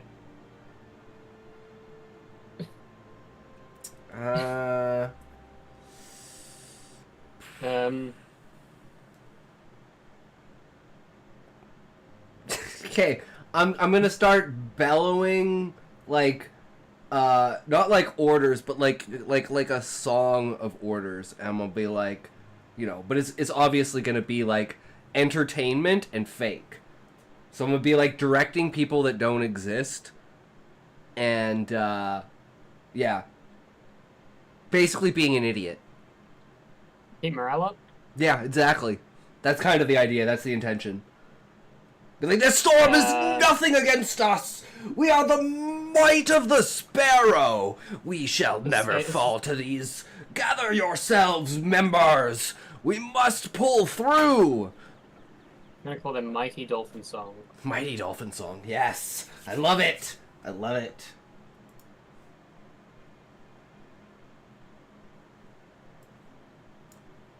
So I'm like, I am all about being the support. I love being a support character.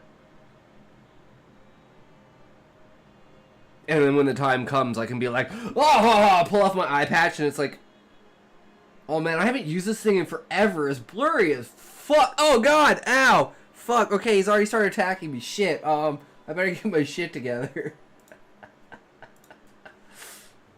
I half want this character to be incompetent, but like he's trying to portray that he's like strong, but he's actually like really incompetent and doesn't really know what's going on. Okay, so this is fine. Bertrand the Blue casts a rope over the bow of the ship for Ursula to pull, giving us a clear indication of the ideal facing direction. Meanwhile, Skagdale will sing a Mighty Dolphin Song to keep the crew morale high during the maneuver. Perfect. Are you from the U.S., Arya? You know what you sound like, Arya? You sound like you're gonna be like, hey, I sell. Yeah, shut the fuck up. Alright, my turn. This could be... I'm always cautious about being rude to people that might be bots. I mean, if they're not bots, then they don't have to take it offensively. And if they take it offensively, then they're not going to last in the stream 10 minutes anyways. You know the reason pirates wore eye patches? It was so one eye would always be adjusted to the dark. Going into the night from below deck, uncover the other eye. Likewise, going from above deck into the dark underbelly, switch eyes. I didn't know that, Sean. That makes total fucking sense. Oh my god. Yes, but also a lot of them lost their eyes. Oh, that's another thing. I'm sure they did. But that, like, for someone who didn't lose their eyes, I'm sure. I was half gonna give my guy a peg leg, too, and have, like, a peg leg sword. But... Alright, it's your turn to read. Oh, yeah, right, sorry. With the storm raging around the gilded sparrow, Bertrand the Blue deftly tosses a sturdy rope over the bow, his tongue blade ensuring it lands true for Ursula to grasp. Ursula gripped my blade away. Yeah. Ursula gripped the rope with her tentacle hair, pulls it taut from the water, her gray form cutting through the waters to guide the ship's heading toward the narrow reef passage. Skagdale, his eye patch glinting, unleashes a resonant dolphin song, its uplifting cadence bolstering the crew's morale. Though the storm's roar slightly drowns its effect, I judge that Ursula's strength and Bertrand's quick thinking align the ship correctly, but Skagdale's song, while inspiring, doesn't fully counter the crew's fatigue. The ship scrapes a reef, splintering the hull slightly. Fucking makes me sound like it's my fault! Ursula signals a sharp turn to avoid the final rock. How do your characters act to execute this turn to stabilize the damaged ship? Fuck! Okay, I'm gonna go. Kill the sparrow. What a go name. below We're in deck. for struggles. Gold is heavy and sparrows aren't that strong. Okay, but it's only gilded, so there's a very thin layer of gold on the surface of the sparrow.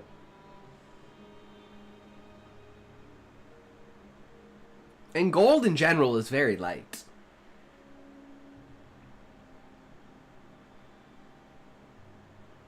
It's a very airy metal.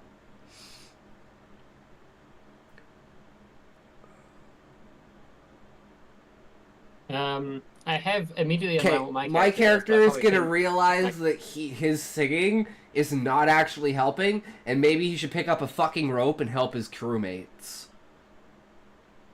shouldn't- Okay.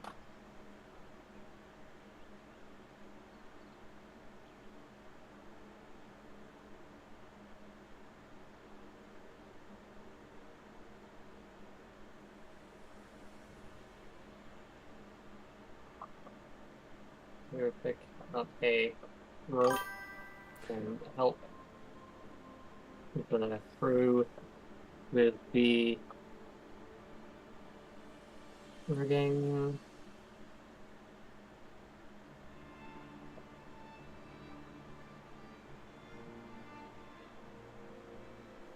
Ursula uses her rope to wrap around the reef in order to aid the sharp turn. Kind of like the... what's it called? No, wait. Where you like wrap the rope around a rock or around something, and you kind of use it to like drift the boat around a corner when you need to go at like an exact like arc. Part. Why is my brain not working? The reef. See, the fact that I think that Arya left means Arya was probably one of those people. I mean, I don't, it's not that I hate those people, it's that I'm just not interested.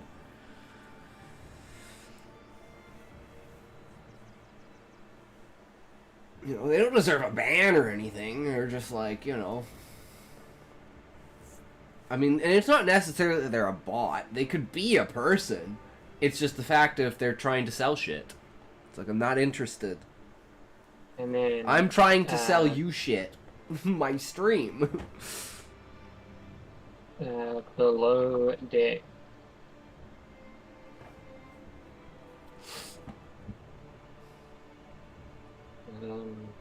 Actually, I need to check. What was the specific injury the ship took? Right. Splintering the hull slightly.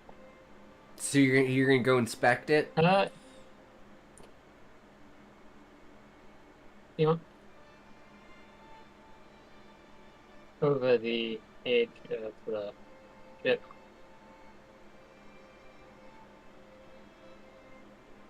Repair it.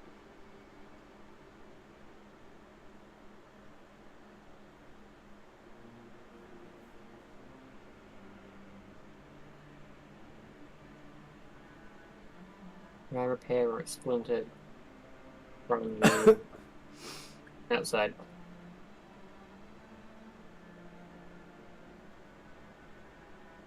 Because I'm a frog, I got frog pads.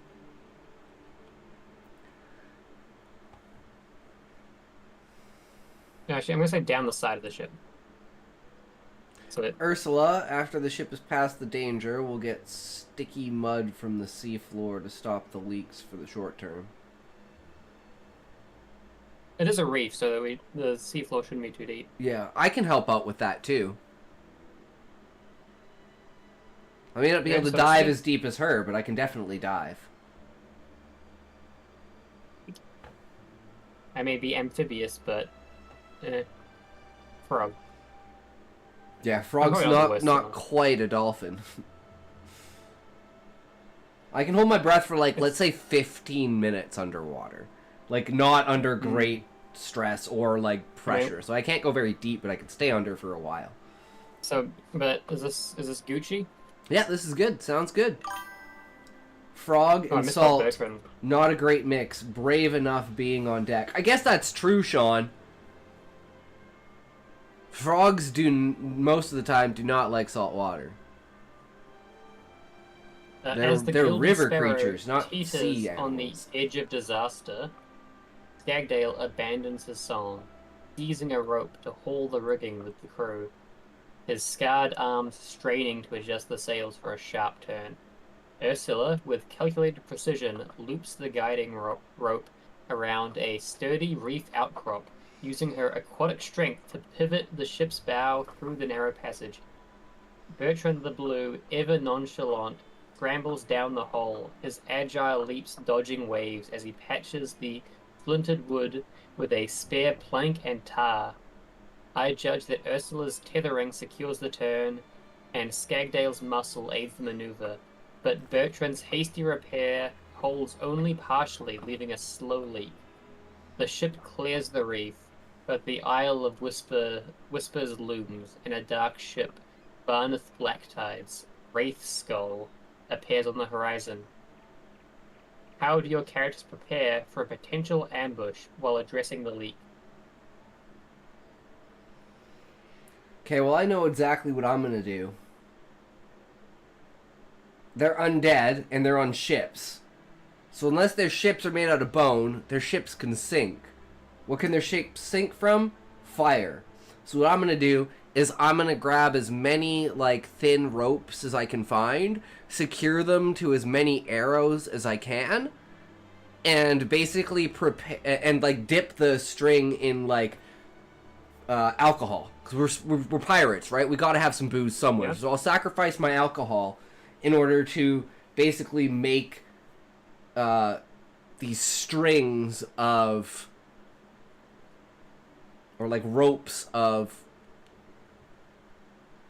what's the word? Flammable shit. And I'm gonna launch them because I don't think a single fire arrow is gonna work. So I'm gonna light the fire arrow with the rope, and it's gonna be like a string of fire. So it's gonna fall across the ship in different ways and basically splash everywhere across the ship. That's the plan. And hope that it gets through like the varnish and like the wax and like the, you know, the whatever is like keeps ships from, like, you know. Because I know you have to, like, continuously apply layers of shit on the wood in order to prevent it from doing stuff. So that makes it harder to burn. So I'm trying to make it as best I can that it would actually burn. So alcohol, you said? Yeah, I'm using my alcohol. So no one else can complain. I'm only using my booze. Alcohol. Thin ropes and arrows. And I'm gonna say that.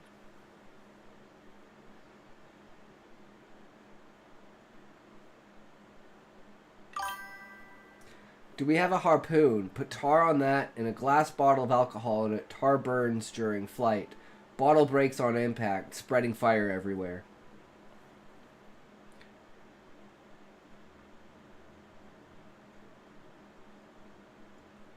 I don't know about harpoons. I mean, I've had throwing knives, so I guess I have a good throwing arm.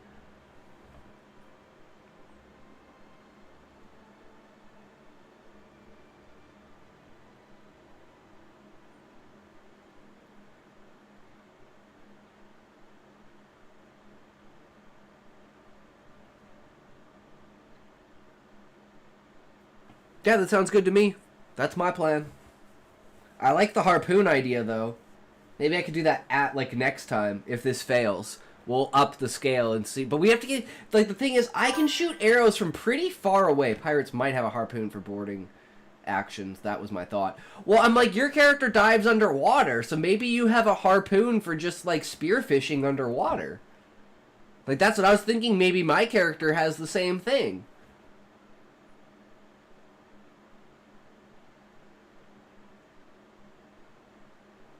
And that's where we get most of our food from. It's like just spearfishing.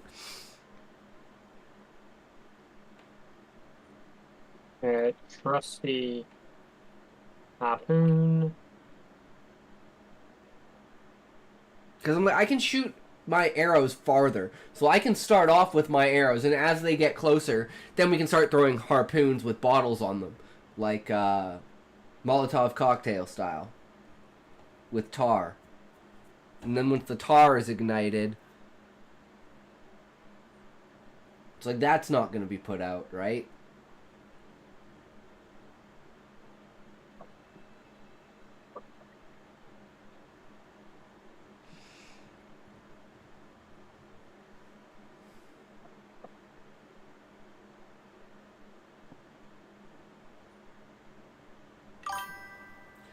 Ursula spears a fish and uses it to chum the water near the ambushing ship to bring in sharks to deal with any undead that fall into the water. Ah, good call, Sean. Do you want to do that?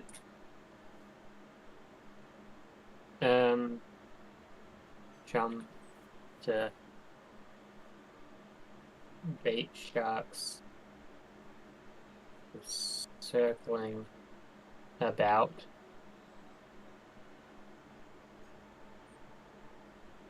Wraith Skull.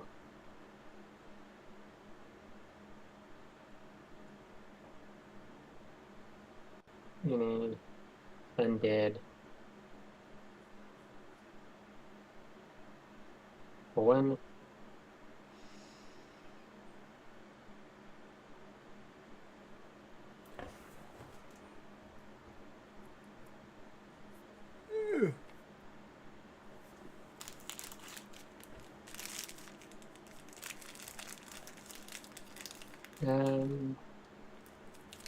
Yeah.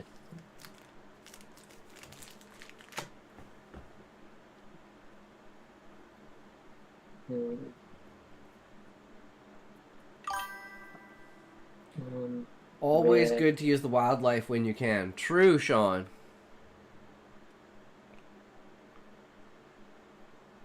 And I like this one better than the other one because it's adding an element of us failing, whereas the other one seemed like we just succeeded with everything. We failed up, I think. You know? I guess so. Just stick to the Peter principle. Oh yeah, also, do we send some crew to... Let's also send some crew to deal with the leak. Right? Yeah, we should do that. Also... So we've got, like, the extra people, right? Because we have to have a crew of at least 20. Between, like, cooks, you know. Be...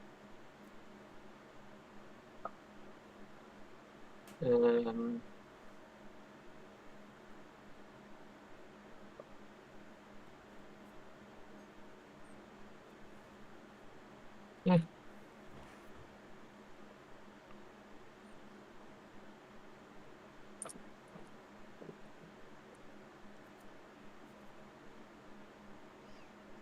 We got our carpenter handymen who, you know, are repair guys who are probably also, like, cannoneers and stuff like that. Do we have cannons on the ship? Does this ship have cannons? Should we man cannons? Like, we're a pretty big ship, right? We should have cannons. We're some sort of defensive weapon. Yeah. Like a Dragonator on the front? Yeah. Sure. Let's... and others to... Man. We have cannons, they have cannons. Uh-oh, what have I done? I think I just destroyed our ship.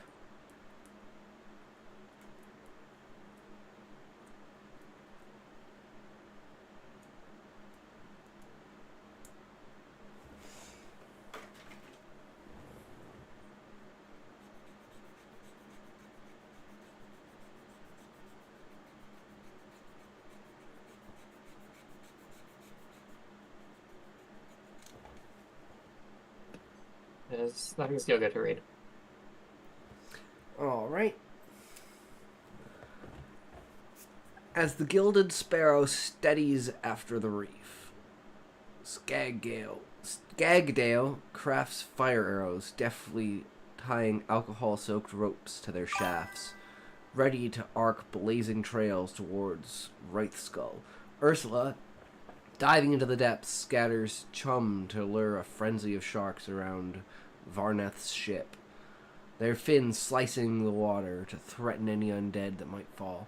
Bertrand the Blue, with a roguish grin, rallies the crew with a flourish of his 3 blades, their confidence in his swordplay galvanizing them for battle.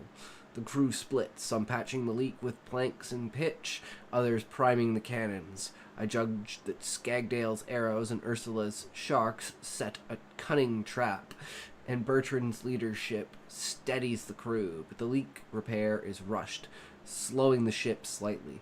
As Wraithskull closes, its undead crew visible, it fires a warning shot across your bow.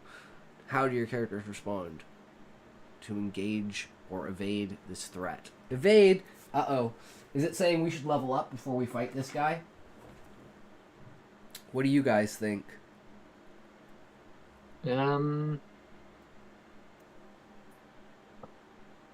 Cannons against undead is a waste of ammunition unless you're using it to launch heated balls to make fires, but again, it's dependent on the range. Are cannons longer range than theirs? I was thinking more of, like, Sean, we're not trying to kill the undead, we're trying to sink their ship. Cannons aren't typically... cannons in ship combat aren't typically anti-personnel weapons. Yeah, it's usually... Unless you're using grape shot. Yeah. But even then, grape shot's really just a...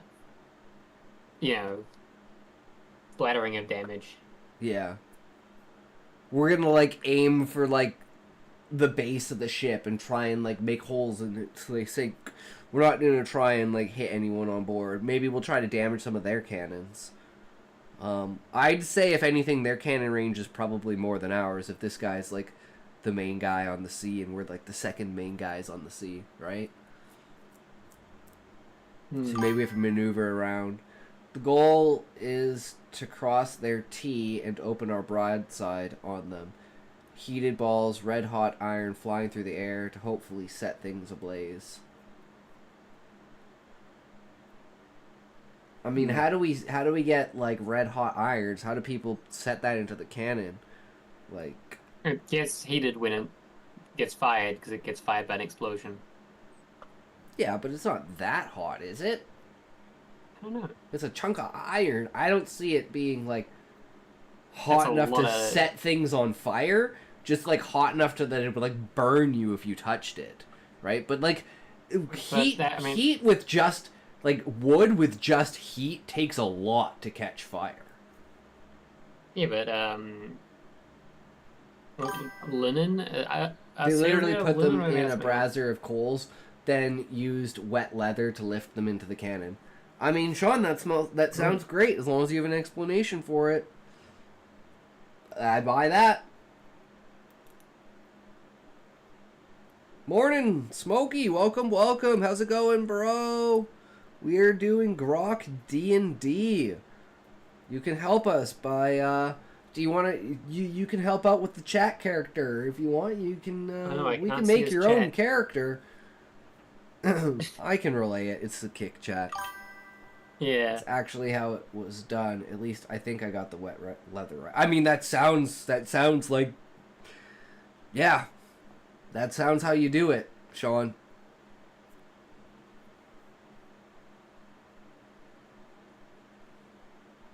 I've just never seen or heard that portrayed, but I'm like, hey, that sounds viable to me. 100%.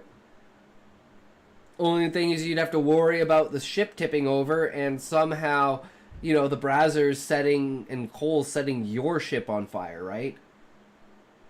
But most of the cannons are in very secure holds and stuff like that. A wooden sailing ship has a lot of tar and oiled cloth. That's what flash ignites. Smokey, you're a disaster. What was the description of Wraithskull we had earlier? Did we have a description of it? No, we didn't. We just had a necromancer. You're such a disaster, good sir. I appreciate it, though. Anything to get the interaction from the chat, right? What if folks are taking out their sail? Surprised I had enough points.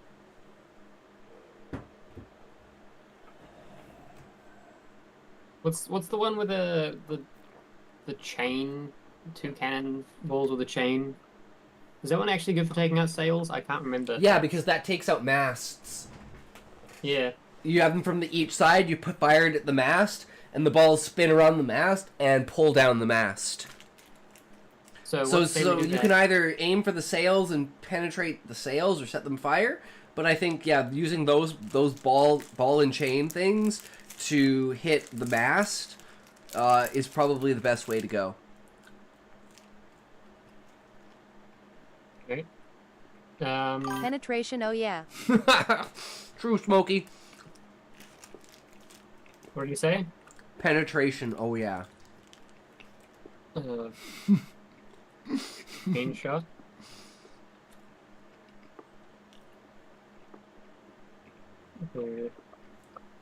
Disable the sail. No, wrong sail. Sails.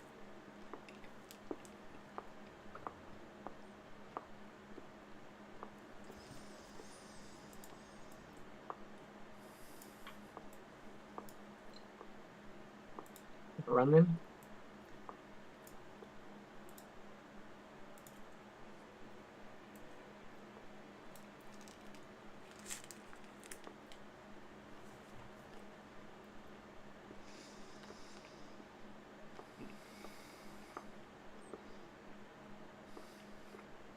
Maneuverability is key in a ship-to-ship fight. Are we a smaller ship than them? I assume as much, but it does. It's not specific.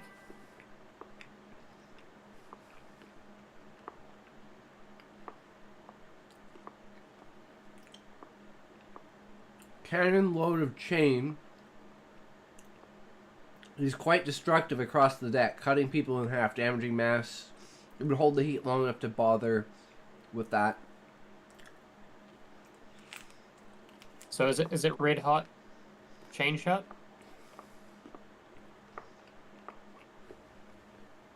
I'm down for that.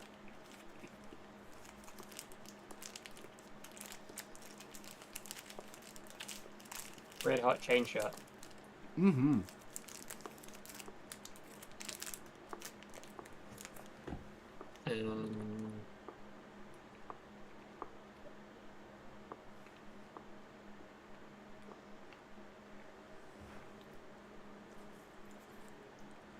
What's actually I need to get the.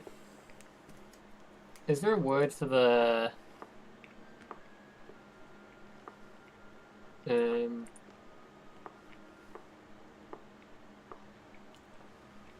Put your hand on my shoulder, RRR.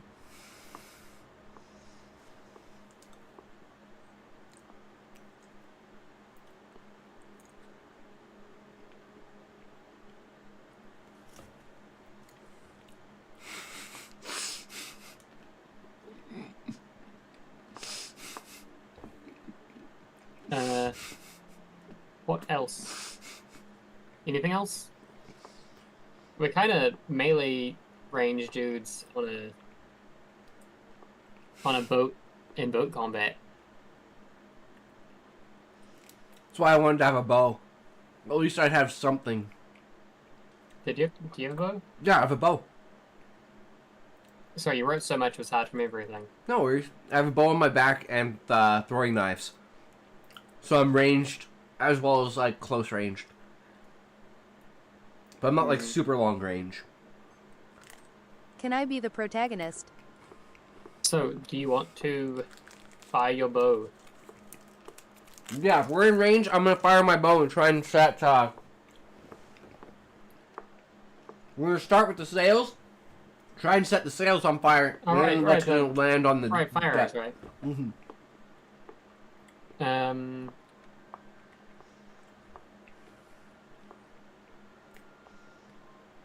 I keep forgetting it's Skagdale.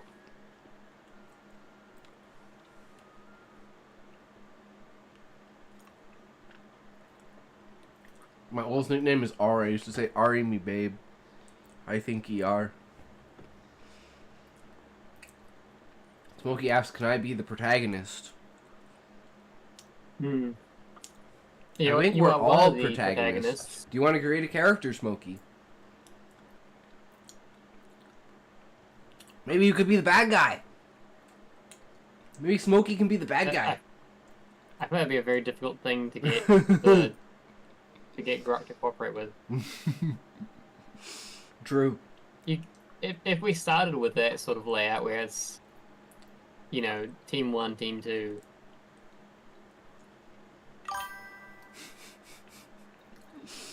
Okay. Anything for Ursula? It's fine if Ursula doesn't do much this round. Yeah, she's kind of already done what she needed to do.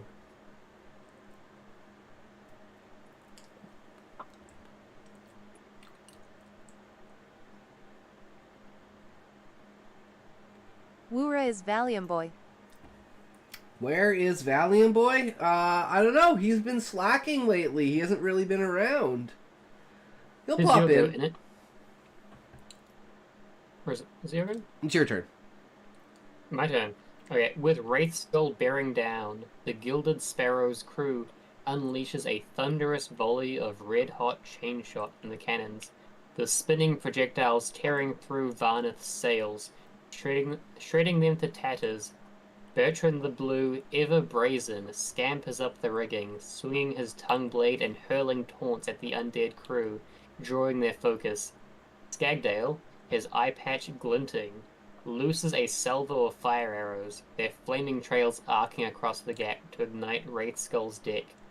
I judge that the chain shot cripples their maneuverability and Skagdale's arrows spark chaos, but Bertrand's taunting provokes a retaliatory barrage of ghostly harpoons from Varnith's ship, one grazing the Sparrow's mast.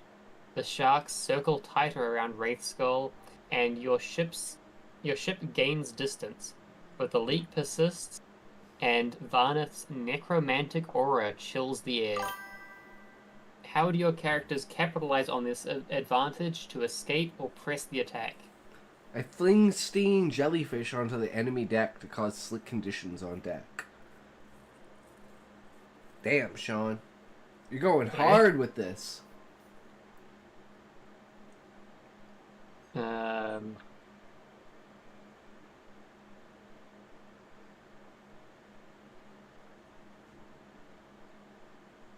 Swing these nuts and people get hurt.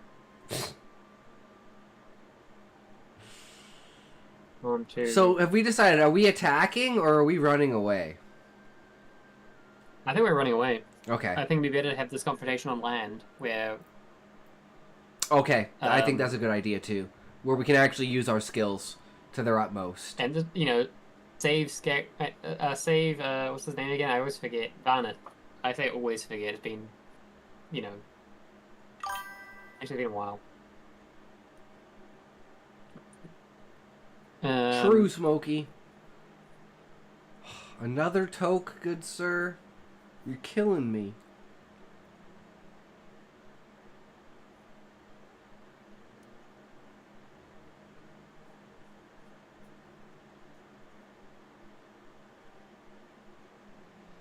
Still want the jellyfish because we want to slow their response in addition to their reduced maneuverability. True, Sean. Anything to slow them down. And maybe trip and fall into the ocean and then the sharks be like, what, there's only bones? And rotten flesh? How dare he? It's been dead years. Maggots and dirt and grime. What kind of shark wants that? Eats everything. So, harpoons necessarily have the, like, ropes on them, right? Not necessarily. Yeah, where's Valiant Boy when you need him? Oh, I got Smokey instead. Thanks, Smokey. You're a doll. Thank you for redeeming Chair Dance. Itox will now dance for you. Please fully enjoy this immersive I'm gonna say experience. if they do. Is...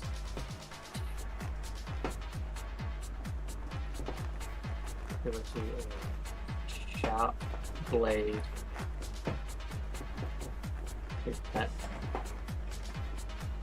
The ropes. We're gonna keep using the Keep full dancing, name. bitch, it ain't over yet. Any action from Skagdale? Someone got dollars to throw on this hoe.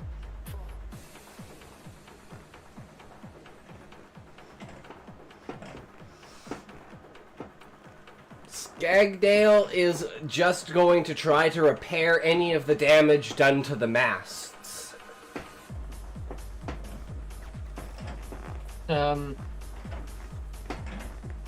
Or go check on the leak, because I think that's what he means by... Actually, it's did one good, you can brazen rest now, babe. so it actually sounds like none of them are lodged in. I'm not gonna do that. I think it means it just like tore through the mast, so it's just ripped. So I can go and like thread it back together, right? Well, the mast is. You are always happy to dance. This big, the big bit of wood about. It's not the sail. It's the mast. Oh, I'm an idiot. I'm high. I was thinking the sail. You're always happy to dance. True, Smokey. Mast is the wooden upright, so it has a scratch. Yeah, that's nothing we can do about that really, unless we want to like, put a patch on it. But it's a scratch from a harpoon. All right, I'm gonna go help with sealing the leak.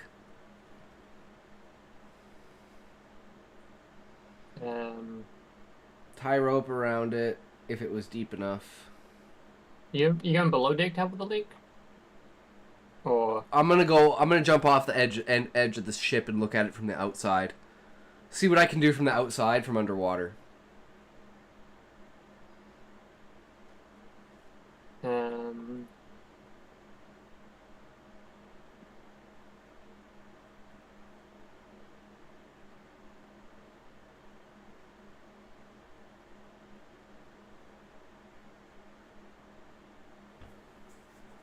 Okay.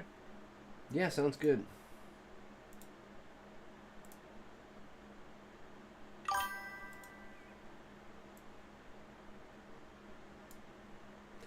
Oh, I'm an idiot. Spray my ink on the enemy deck, too. But can you get that close, Sean? I don't know what getting that close. I mean, I guess if you've thrown jellyfish up there, you're pretty damn close. Burst of ink. Send yo pet squid. I mean, that's technically what Sean is. What do you say, like a shark person with an octopus on their head? A burst of and I'm ink like half human, onto half this. dolphin? And he's a frogman. We're like the perfect crew. We're all animal people. In some way, shape, or form. Yeah. We're all a mix. Oh, okay. So, me and you, we're a mix of two animals, but Ursula's a mix of three.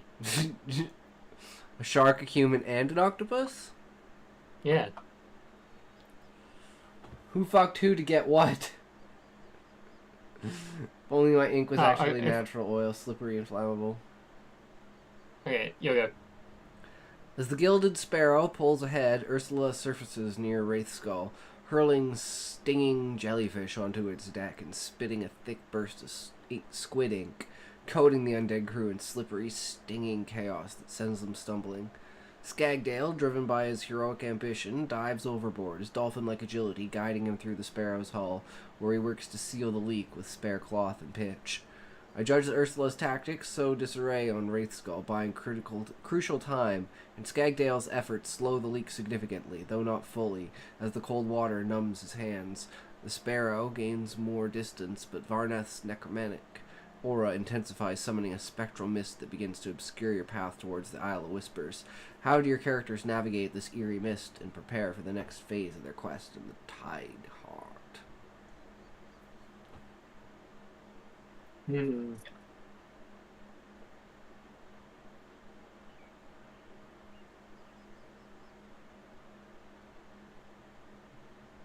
airy mist navigation. Is this Levi on the call? Yes, it is, Smokey. Yes. 'Tis I. He's also the one on screen. He's the one typing. Oh, true. Ursula's low light vision allows her to see the pathway underwater regardless of the mist. Nice to meet your voice. I've only ever seen you in chat before. It's the real Levi.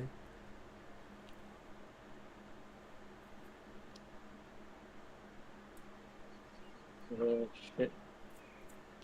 Below the list? Yeah, where's Valiant Boy when there's actually someone else talking on Kick? Then he doesn't have to feel lonely. Lonely among all those lurkers. Saw his face for a bit. Like looking at a younger me with glasses.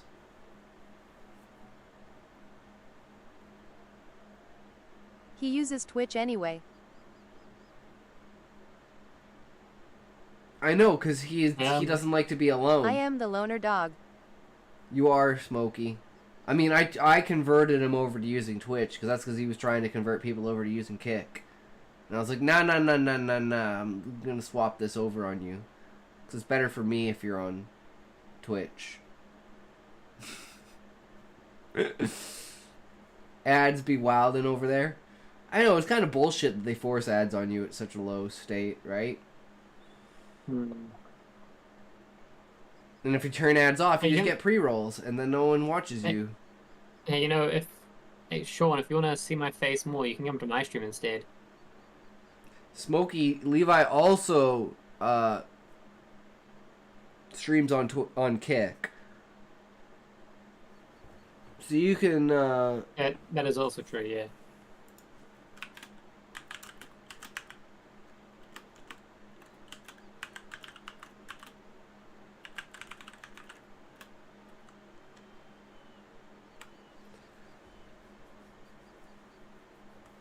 And here, I'll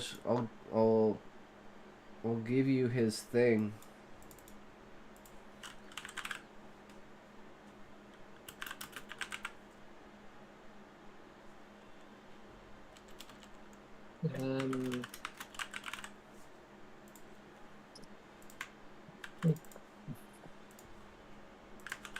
I hope he's a cross-dresser.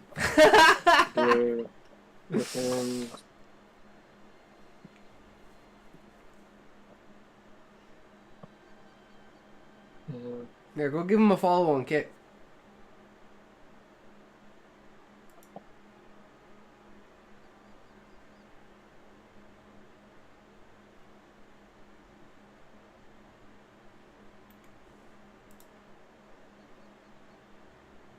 What do you need to stave off the... I already follow him. Necromantic? Nice, Smokey. Why does everyone want people to be angry when they get dressed? In Patrick's voice.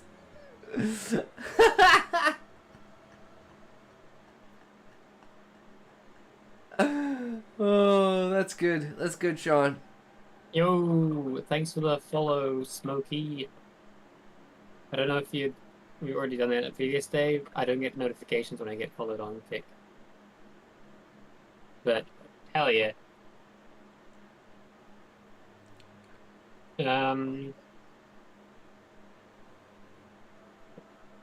Feeling useless, what do I do? I'm like, do I try to repair the freaking thing again? If those buns had emotions, they'd be hot. You can keep working on the repairs.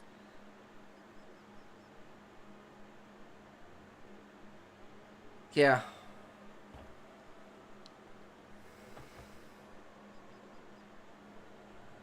Okay. So yeah, Ursula's returns to the ship, and using her underwater vision to see a path of the ship below where the mist can reach.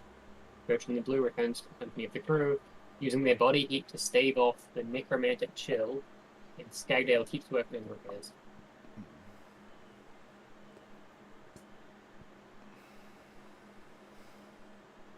I think. Man, the rain is getting annoying.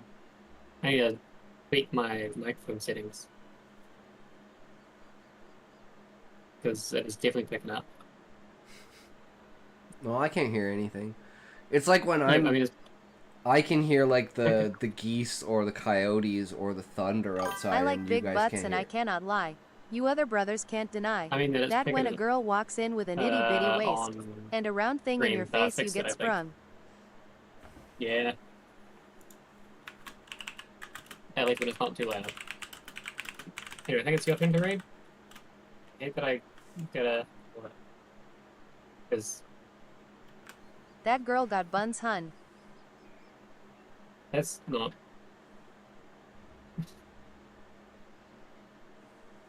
Apparently... Anyway, it's your turn to read, but... That's kind of goofy. It's your turn to read, isn't it? No, it's your turn. Okay. Ursula, her tentacle hair slick with seawater, clambers aboard the gilded sparrow and peers into the depths with her keen underwater vision. Weird. I don't think it understands what is meant. Yeah, I think she's Charting a supposed to. course. Yeah, charting a course through Yo, you both submerged kinda look channels the where same, no cap. Barneth's spectral mist cannot descend. Bertrand the Blue, shaking off the necromantic chill, drops from the rigging to mingle with the crew, their shared warmth and camaraderie, bolstering morale and fending off the supernatural cold. Skagdale, undeterred by the numbing waves, persists in patching the hole, curing the leak enough to keep the ship seaworthy. I judge that Ursula's navigation avoids the mist's disorienting grasp, and Bertrand's presence steadies the crew. But Skagdale's repairs, while effective, leave the hull vulnerable to further strain. The Sparrow emerges from the mist near the Isle of Whispers, where a crumbling merfolk ruin, possibly the Temple of Thalasra, looms on the shore. But eerie moans echo from the island. How do your characters approach the island and prepare to search for the Tideheart?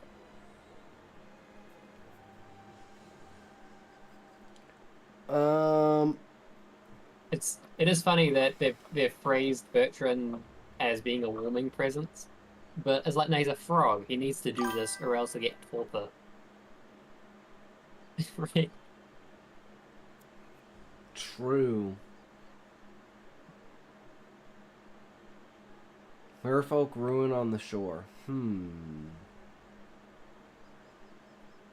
Yeah, I'd ruin a merfolk. Am I right, guys? Hell yeah.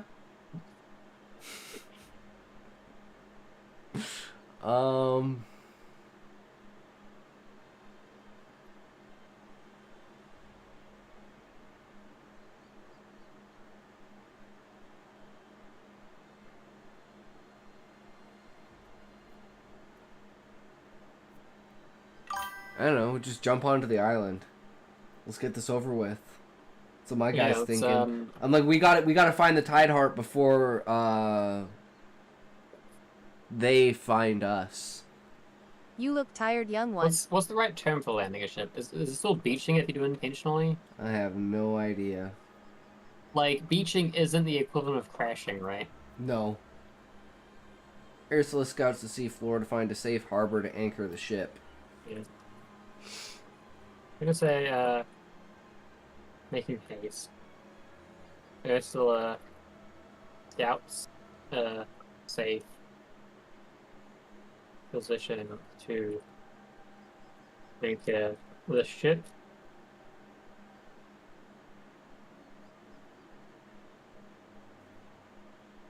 My character is going to use his knowledge of songs to actually recant a story about the merfolk that's a clue as to where the Tideheart is.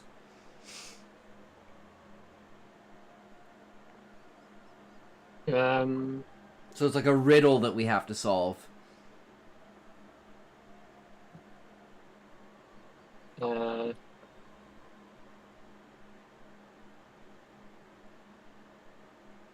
Consults his impressive knowledge on the Merfolk. Civilization. US spelling. Grr. How long is your do I hair? use US spelling here? I don't think it really matters. I I think don't it's use easier. spelling, period. How long is my hair? I mean...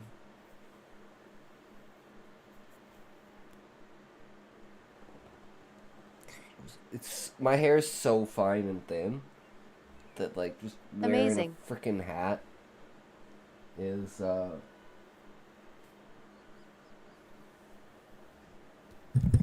Oops. Where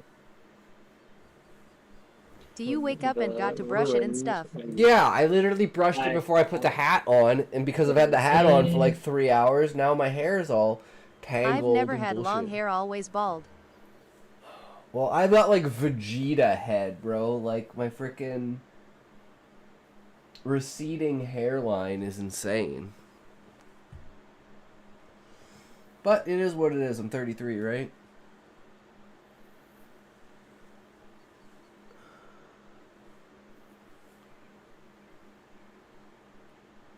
Oh, you just can't really tell on that angle.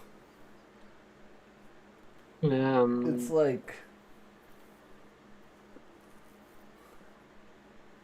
And you know what? It's literally like fucking Vegeta.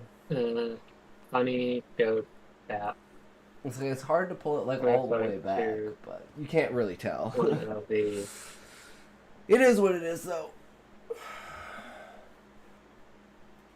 Yeah, this is probably the longest my hair's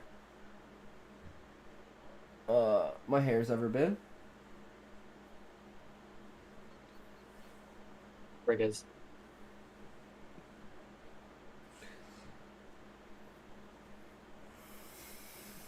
Will you ever change the color? Eh, not really. I've dyed it a couple of times, but I'm just not really into that. It's too much work. If I went to do, like, if I was to go to, like, an anime convention or dress up as a character or something, I'd do it, like, silver or something like that, you know? You dress up as Silver No, I'd, like, dye my hair silver. from Sonic 06? Not as any specific character. No, I Yeah, would. what's your go? The character I would be the axe chick from Jujutsu Kaisen. Don't do that. Ursula dives. Weird. What? Her hairstyle. I love her hairstyle. The braid, like, coming down the front of the face to cover her eye. I always love that kind of shit. Anything that's like the side eye covers your eye or something like that. Or the side bang covers your eye. Ursula dives into the crystalline waters around the Isle of Whispers. Her gales flaring as she scouts a sheltered cove free of reefs, signaling the crew to anchor the Gilded Sparrow safely. Skagdale, drawing on his vast knowledge of merfolk lore, studies the crumbling ruins layout, deducing that the Tide Heart likely lies in a sunken chamber beneath the central spire. Marked by carvings of tidal waves, Bertrand the Blue, ever light-hearted, leans toward a rigger and cracks a joke about merfolk and their fishy dances, earning a chuckle that eases the crew's tension. I judge that Ursula's scouting secures a safe anchorage, and Skagdale's expertise pinpoints a promising lead. But Bertrand's jest, while uplifting, distracts the rigger momentarily, leaving a rope unsecured. As the crew prepares to disembark, the eerie moans from the island grow louder, and skeletal merfolk shadows flicker in the ruins. How do your characters organize and approach to the ruin and handle the looming threat? What is Chapter 10 Catversion? I'm new here. Catversion is Sean's story. So if you want, I will link it in the... Whoops. I will link it in the chat, and you can check out his story. I have a suggestion for you, Sir Etox. Yep. What if we all plugged our ears and you harmonized with this eerie moan? See if that soothes these skeletal merfolk. Ooh, I like that. All right. Let's do that. Alright. The crew plugs their ears.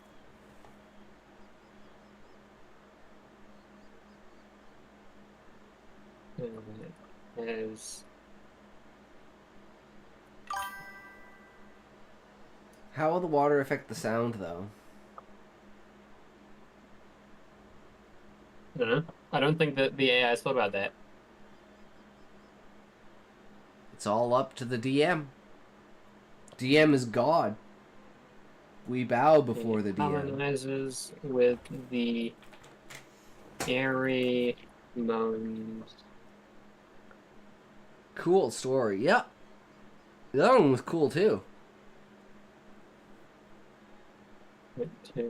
Right. So are you trying this above or below the water line? Above the water line, Sean. Harmonizes with the airy moans and it to the spirits of the skeletal merfolk.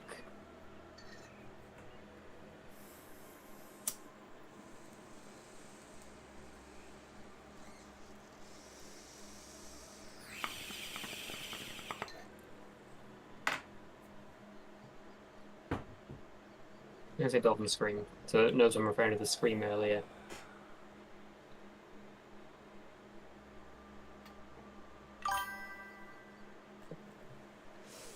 If you're in the water, your chest being in the water would allow resonation under the water as well.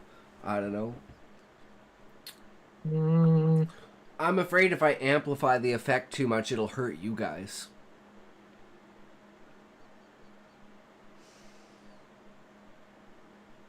We don't want that.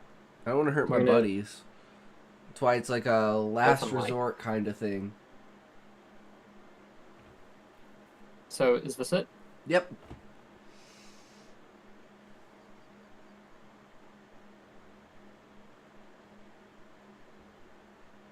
As the gilded sparrow anchors in the cove, the crew stuffs their ears with cloth to shield against Skagdale's disorienting scream. Skagdale strides toward the ruins, his pale blue skin gleaming under the moon. That's nighttime. Right, actually, yeah, it's probably nighttime then.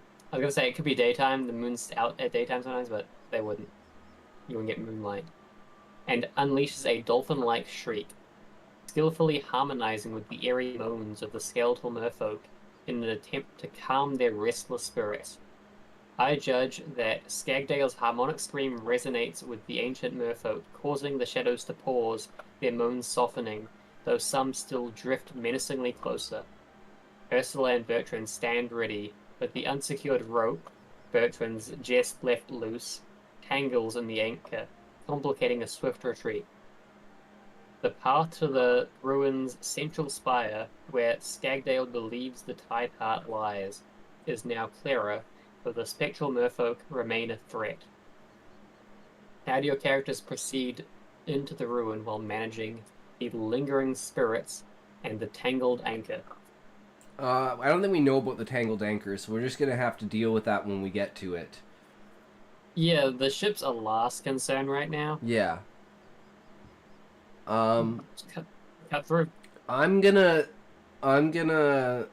like throw knives and try and distract the merfolk and try and pull them into the water.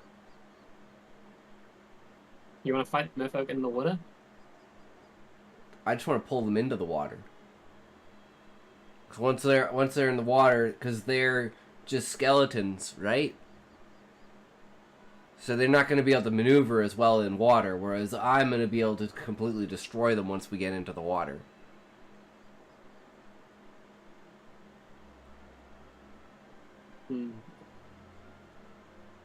Because without their flesh, they're not going to be able to swim, right? I wouldn't use too much logic on spectral skeletal merfolk.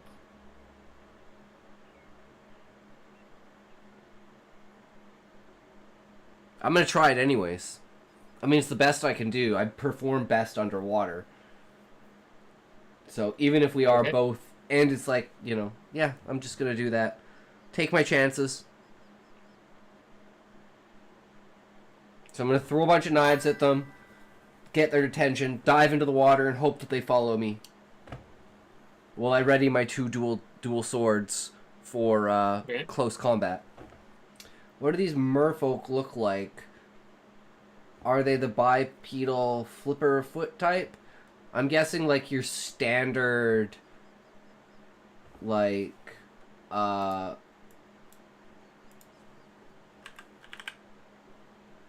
You know what my thought is?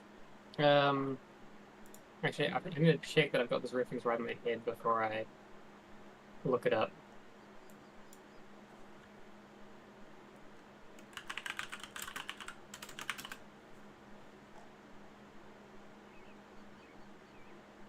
Also, I wonder if it'll even come up if I search it. If it's an aerial type, then they couldn't move well on land, flesh or not.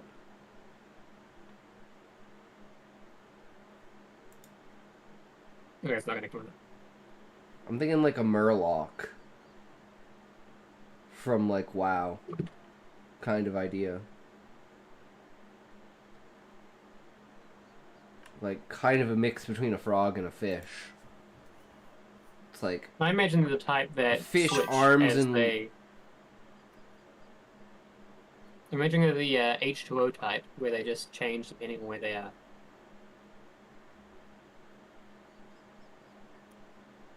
I don't know. Fantasy is a fickle thing when it comes to what you want to portray towards, right?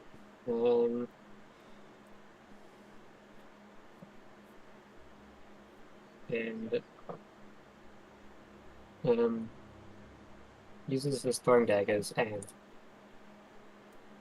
attempts to lure them into the water. He expects to have upper and fighting room. Bipedal flipperfoot seems the most sensible option here. Then in the water, they would move the same as on land, but you can swim, giving you an advantage. True, Sean. I'm still gonna say H2O type. Have either of you watched H2O? No.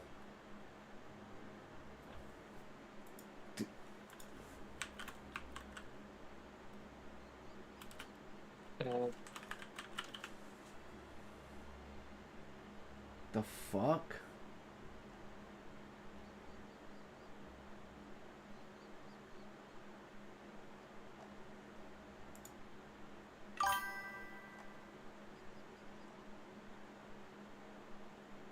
Yeah. Okay, good. Never So Sean seen knows what's it. going on. I have. Yeah, when they get wet. By anything. When they Their tails appear. When they dry, the tails vanish. I think that's kind of fucking stupid. Yeah, but it's a show for kids, and they can't have the special effects budget to have the tails all the time or something like that. It's a solution that allows you to have teenage girls doing a story, but also have them be mermaids. Interesting. Man, I hate growing up being a kid nowadays. That sounds like the shittiest show ever. Straight show for kids like at that. a decade ago. So that further reduces the budget. Yeah, a decade ago I was 23. We're talking like 2000 to like 98 to like 2004. And what perchance is Ursula doing?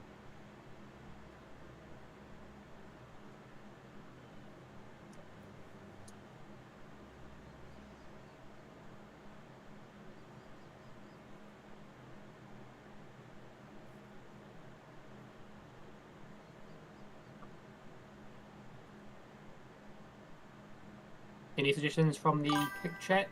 Ursula will assist in water combat with her spear. Alright, so it's me and Ursula. So it's all up to you then to find the heart. It's a tide heart. Where he and Ursula expect to have an upper hand fighting them. We got this. We'll tag team that bitch.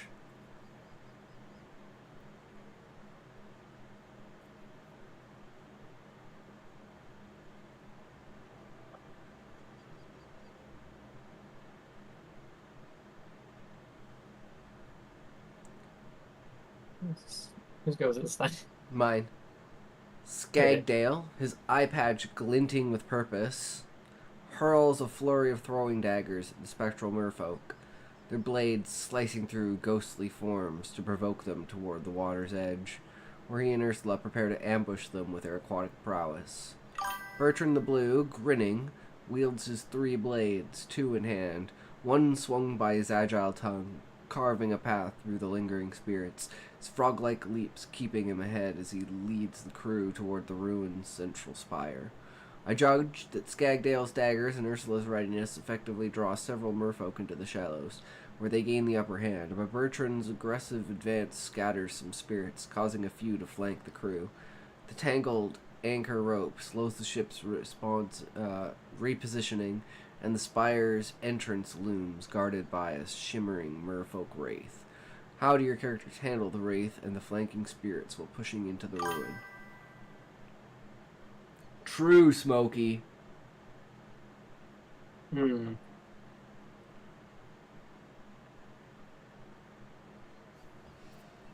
Oh, I got something for you you might like, Smokey.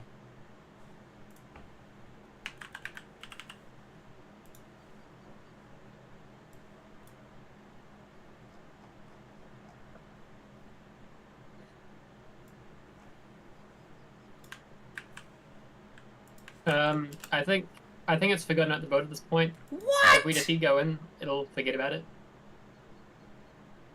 Are you shitting So, by the way, me? the boat. But, like, real DMs do this sometimes, where it's like, they hang on to a detail for longer than it needs to be. It won't let me send it. That's bullshit. I can send this shit What, on I see. Twitch, but I can't send this shit on Kick? Is it one of those ASCII things? Yeah. Mm. It won't let me send it on Kick. I'm so upset.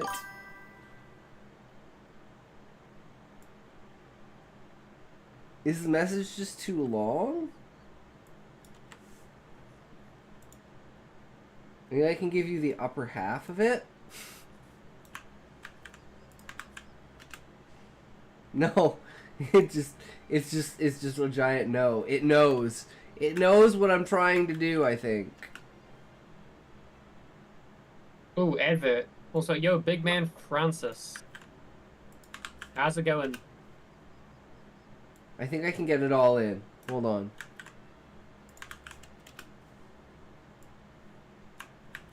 I don't know how well that worked. Let's see. Here's an idea. It kind of worked. Howdy there, do you want to aid in... Alright. Yeah, Francis, you and Sean are playing Ursula, the octopus shark lady that's very skilled at being in the water. And we are currently we're trying to break into the merfolk ruins where there's a bunch of ghost skeleton merfolk fighting us. Yeah, man. I think Bertrand is going to try and get the Wraith to pursue him I'm by climbing in a higher window. Big Man Francis is now following. Big Thank you Man for following Francis. Big Man Thanks Francis. you for I hope you are following, enjoying good the sir. stream less than 4, Welcome, less than 3 plus welcome. 1. Hi, sweetie.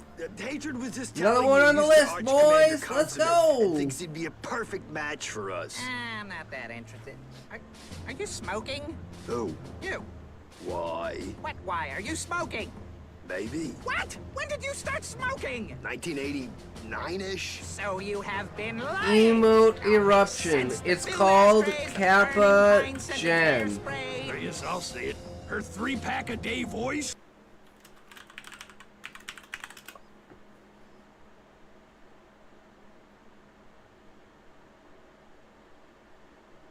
It's a good time.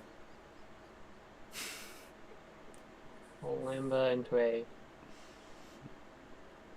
window of the I don't know if you can do it in on attempt to Kick.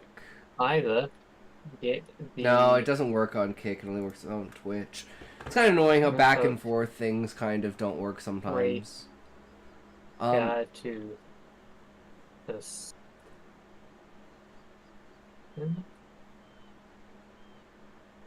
Look through the whole doorway.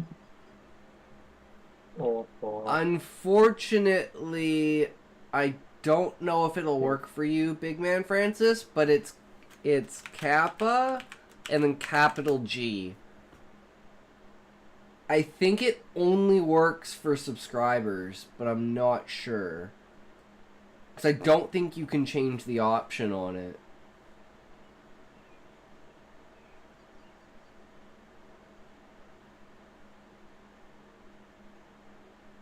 Yeah. Let me see. so that's Bertrand the Blues. I've forgotten the word already.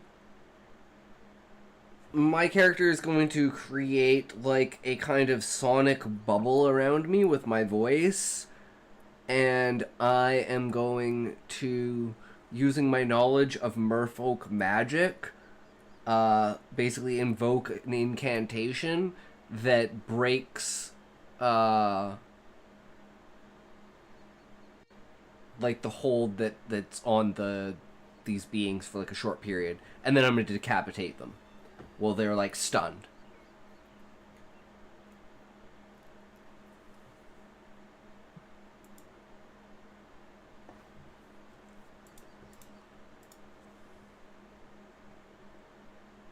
I'm trying to think how to word this.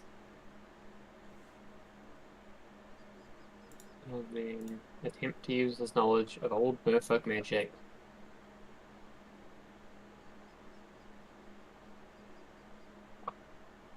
Man, I don't even remember where Capagen comes from. I'm pretty sure it's better TTV, but I'm not sure.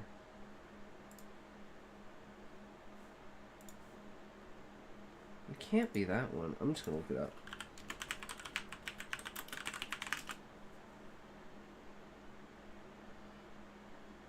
Oh, it's a widget. Okay, overlays. Keep moving along with the captain while she fights the undead merfolk. I'm just gonna say, fighting your way to the spire.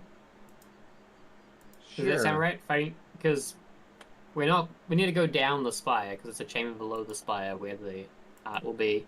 Yeah.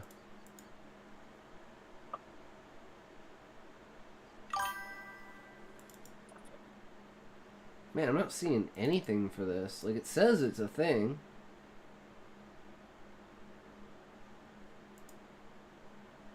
Fight way to.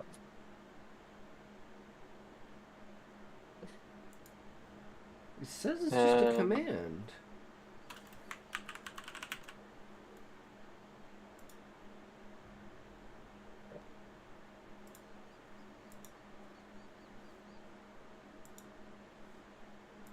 Okay, try it now. See if you can do it now, Francis. Anyway, is this good? Yep, sounds good to me. Yeah, I just wanted to clear that I'm moving with you while keeping some of them occupied in the water.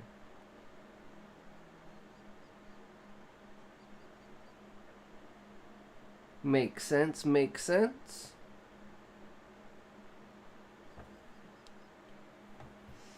Okay, this seems good. Yep, I'm just let's do gonna it. Push it. Fine, Smokey. Fine. This is your turn to read. I thought I just read. Did you just read? I thought I did. Eye patch glinting with purpose? That might have been you, yeah. Right? Do not Yeah. drink water. Do not leave Yeah, your okay, seat. I go. Do not move your So I have to feet. keep track. Do not stretch. Do not go to the bathroom. Have another toke. True. True, Sean. Bertrand the Blue, with a roguish wink, leaps up the spire's crumbling exterior, his frog-like agility propelling him to a high window, aiming to draw the merfolk wraith's attention or strike from behind, clearing the doorway for the crew. Which one do I achieve, though? Oh, the point I'm there. Skagdale in the shallows emits a sonic bubble with a focused shriek, its vibrations shielding him as he channels his knowledge of ancient merfolk magic to cast a stunning incantation, briefly paralyzing the flanking undead merfolk for a swift decapitation with his short swords. Ursula, her tentacle hair lashing, fights through the spectral merfolk with razor-sharp teeth and ink bursts, rejoining the crew at the spire's entrance. I judge that Bertrand's maneuver distracts the wraith, allowing the crew to secure the doorway, and Skagdale's magic and blades dispatch several undead. But Ursula's aggressive push draws the wraith's ire, causing it to unleash a chilling wail that weakens the crew's resolve. The spire's sunken chamber lies ahead, but the wraith blocks the path. How do your characters confront the wraith and enter the chamber? You're all good, Smokey. Don't worry about it. It's all good. 4 months and 14 days. Jesus, Smokey. You've been around You for are a in for fucking it while. now, sweetheart. Take those sexy glasses off like a good girl. You don't need to see what happens next. How do you still have points, Smokey?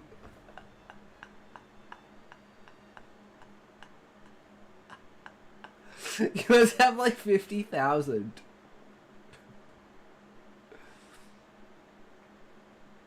Oop, got some more rain. How do your Listen, characters confront I'm the on wraith bare and enter the minimum. chamber, though? Points 896. Sorry, what, Levi? How do your characters confront the wraith and enter the chamber? I'm gonna spring out of the water now that there's less of the merfolk, and then I'm gonna confront them on land, stabbing them until they're like they can't stand, and lopping off their heads. It's the only way to kill them, is to cut off their heads. Look at it.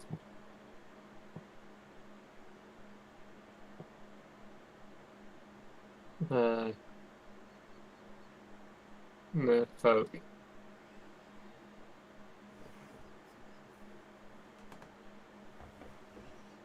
Send.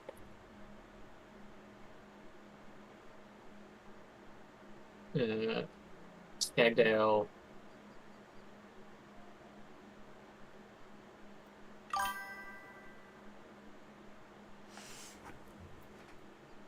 Think I will use my 800 on chair dances. Well, you might as well use it while you can, Smokey.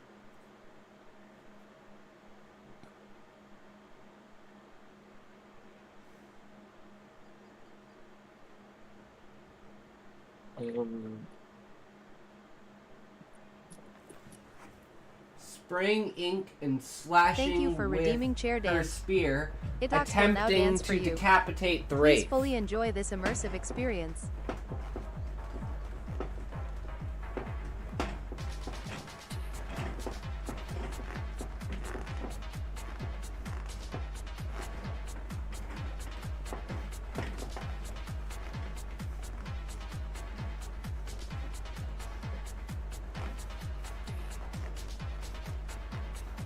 Keep dancing, bitch, it ain't over yet.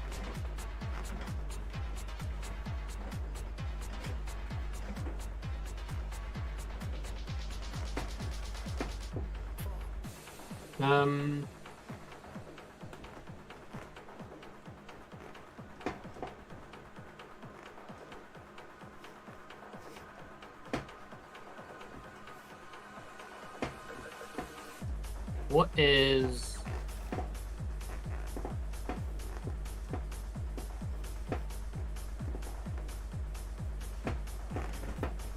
You did good, you can rest now, babe.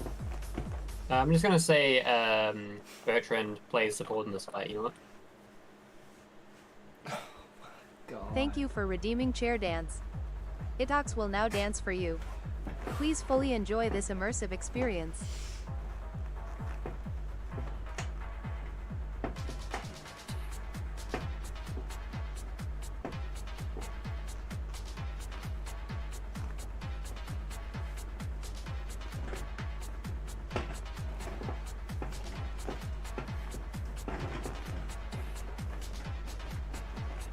I will give you a break, bitch, it ain't over yet.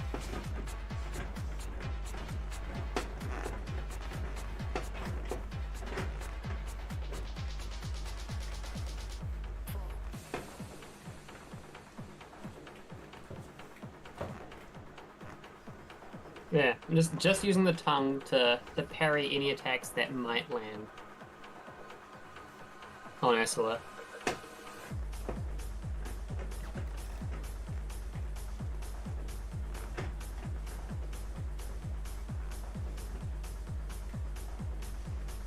You did good, you can This seems rest now, good. babe.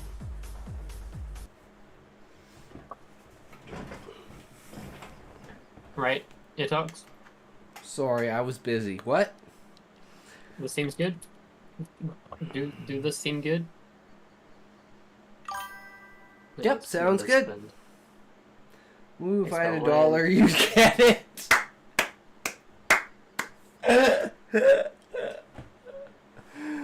Oh, sounds good, Smokey. This one's- I can deal with your imaginary dollar. It's the thought that This one's counts. for sure your one.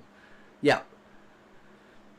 Skagdale, emerging from the shallows with predatory focus, charges onto land, his dual short swords flashing as he decapitates the thinned ranks of undead merfolk, their skeletal forms crumbling under his precise strikes. Ursula, undaunted by the merfolk wraith's chilling wail, assaults it with ferocious intensity, spitting blinding ink and thrusting a scavenged spear towards its spectral neck, aiming to sever its head. Bertrand the Blue, perched near the spire's window, uses his tongue-wielded blade to parry the wraith's ethereal claws, targeting Ursula, while its other two swords slash at encroaching spirits.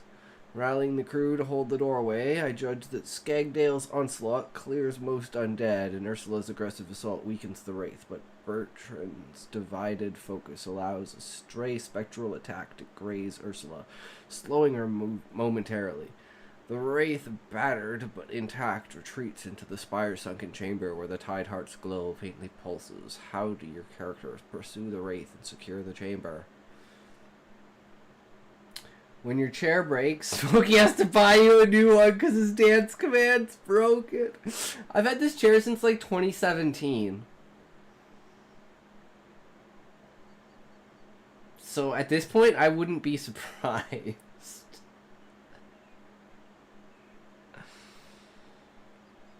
But yeah, we'd have to put like a donation thing together to get me like a new gaming chair.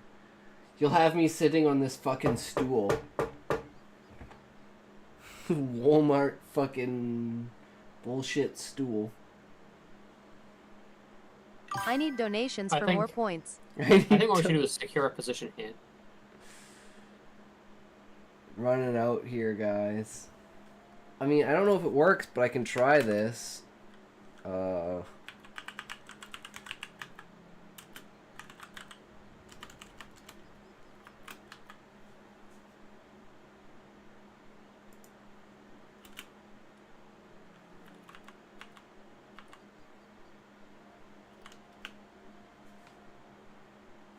Let's while we're at it,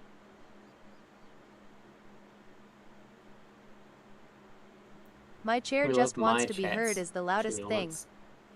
Also, I need to tweak this trigger experience slightly. My chair just wants to be heard is the loudest thing. Weapon. The It, blade fire. The steel sword of valor. Nice. Damn, Yeah, you smoky tweak this so it doesn't say the beforehand, but It works, right? That's what it's all about. yeah, now it would just say blade fire. The steel sword. You found blade fire.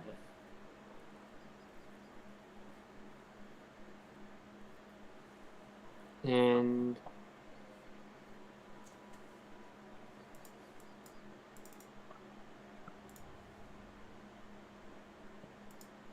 additionally, oh, I get to show this one off.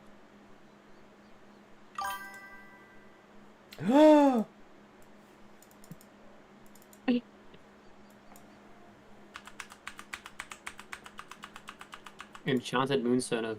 Okay, this is kind of a weird one. I guess this one should keep the... But there's a risk of it double dying. You know?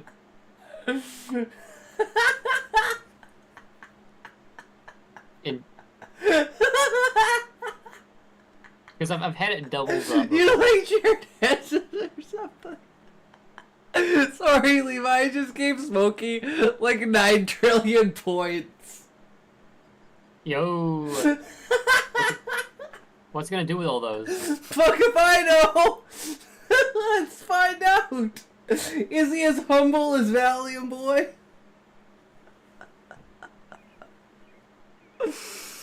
Oh my god. Sorry, I don't know what to do in this situation. I'm just gonna keep cleaving shit. I'm just gonna keep cleaving shit.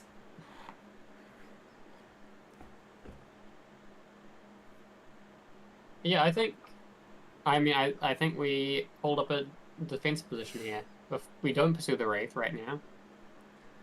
What? 2 points, Smokey. Ursula's logic insists that physically aggressive is the correct approach. The ink will make a cloud in the water, while her low light vision will allow her to continue her assault unhindered. I'm not sure aggressive is the correct approach here.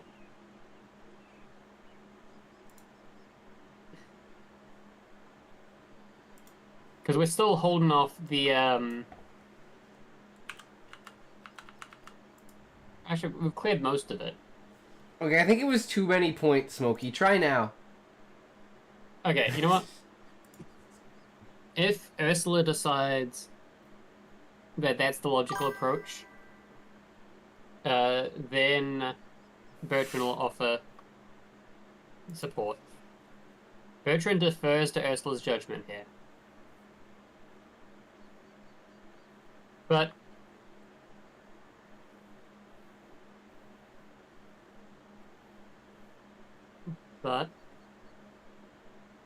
Bertrand's not great in an underwater cloud of ink. Maybe I can be of help here? I mean, dolphins aren't good in ink either. If I buy Well, a I was chair gonna dance say, here, can does I Levi use gotta like do a it too? supersonic, like my speech thing to do like sonar, so I don't need to be able to see. I think dolphins use you're outside sonar? of the spire right now. Oh, I'm fighting the bad guys. You're out in the Maybe I can I like. mean, I guess so. I don't like know. the geometry of it is that I'm in the spire with Ursula, and then there's our men at the doorway, and there's you out in the courtyard or something. Cute Muffin, welcome, welcome. Can you refollow again? Yeah, sure, buddy. Hold on. Just let me know when you're ready.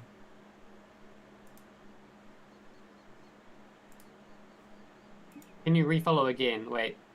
I unfollowed him and then refollowed him because he set up alerts, but he doesn't know how to test them.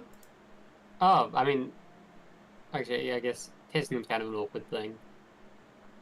Well, it showed that Big Man Francis just followed, and then I just clicked the follow button, but it didn't show anything when I clicked the follow button. Let me try again. Yeah, I think refollowing doesn't ping it. It did yesterday. No, Otherwise, there it it would just goes. spam it. No, it says Sean. Alright. No, that was Sean.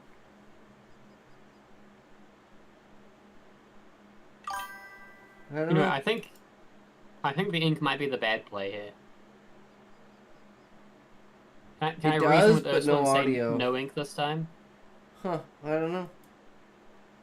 Well, it looks like it works. Figured I'd follow, because why not? True, Sean. Spread the love. Muffin's actually, like... Muffin is going to get big. Give Muffin a year. He's going to be a huge streamer, guys. He's like... He's absolutely amazing at chess. And he's world records in Trackmania. Like, under 50 in the world. Good shit. Hell yeah, Muffin. Keep going, bro. We believe in you. We support you, brother. You got a gift. Play it to the world. I play Trackmania. Nice, Smokey. You should play with Muffin. Go check out his stream. Chess. I'm so jealous that you can actually play chess. I know what you're doing. Yeah, Sean, it's insane watching Muffin play chess. It's crazy. Hey, Skagdale, what are you doing? I'm going to attempt to slowly back my way into, like, the corridor, and then I am going to, using my Sonic Blast, basically pile up their bodies to prevent them from getting in. So, like, the bodies that I've, like, of the merfolk that I've killed, I'm going to kind of, like, pile in the doorway to, like, stop the rest of them from coming in. And I'm going to use my shriek to disorient them. I mean... They're mostly gone. We've almost fully dealt with the undead merfolk. I think we should mention that our necromantic pursuer, just so that it might introduce them again. Yeah, that's a good idea. Would So maybe like you should gaze out over the water. Yeah, sure. Like, I look out over the water and I see the sails. As I'm, like, backing into the ship, I'm like, oh noes. Now I'm just going to say to see if... from the name already. Vandar? Was it Vandar?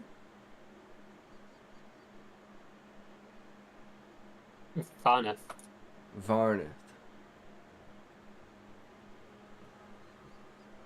I said I used to be competitive, not anymore. No clue why castling works, or when it's...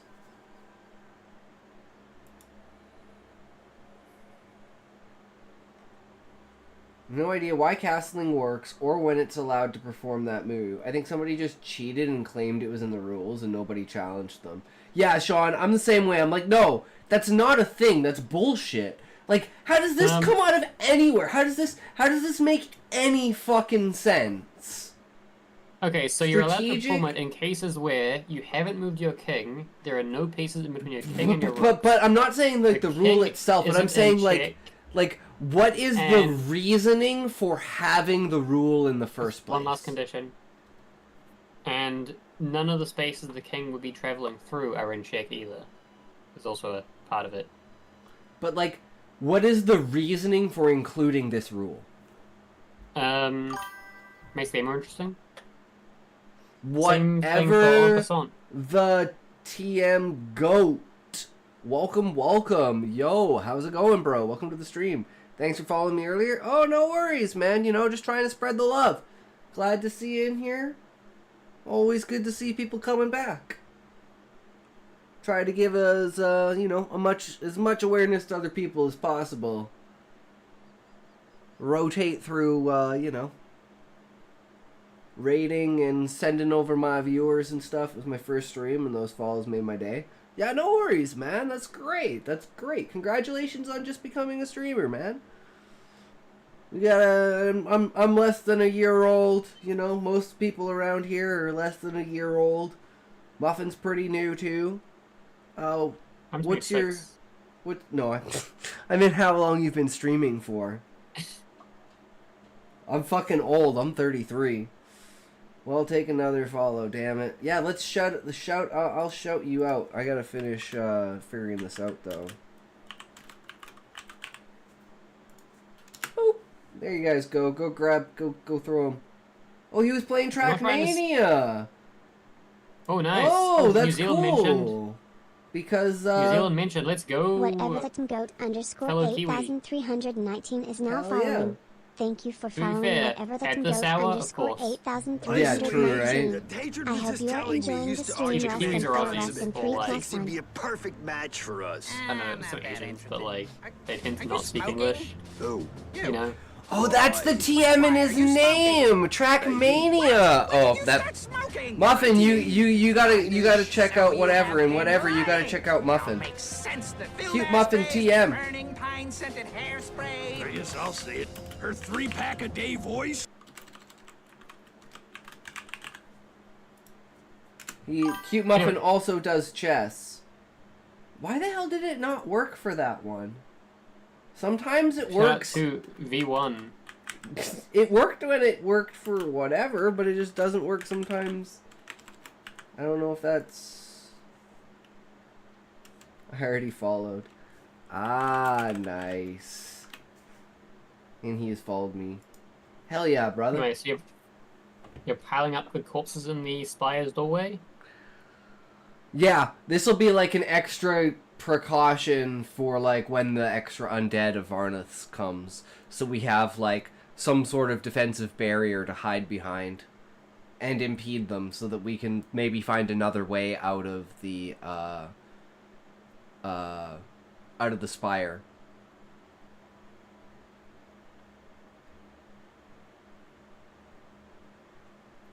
Yeah. But yeah, we're just doing like D&D with damn it, Smokey. Hold on, what was Muffin saying? Muffin was saying something.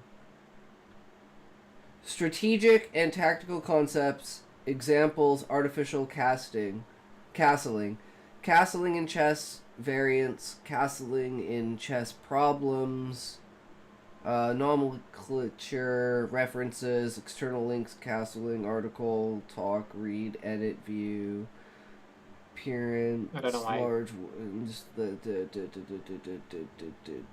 For people with the surname, see castling surname. O-O redirects here. For other uses, see O-O. I don't know. I don't do D&D, but I'd like to get into it as some of my friends at school do. Hell yeah, man. It's a good way to like expand your imagination. And you know, just have like a weekly kind of event that you can do with friends and stuff like that. Are we ready? I think so. I think it's Okay. your read. Yep.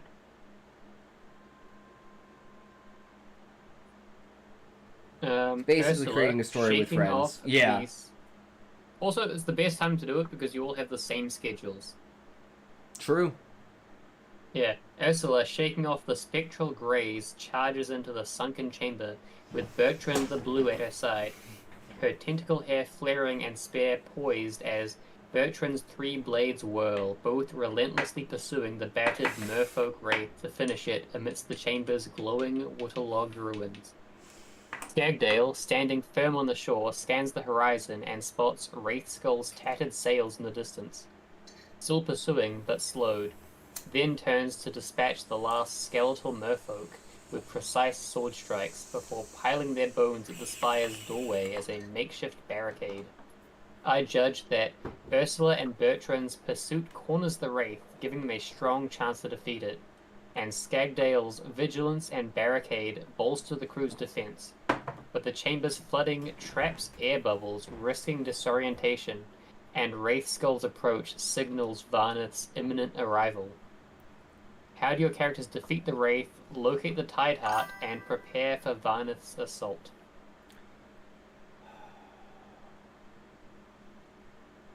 There's a club at school that runs once a week that I could join. True. That's a good Ooh. place to start.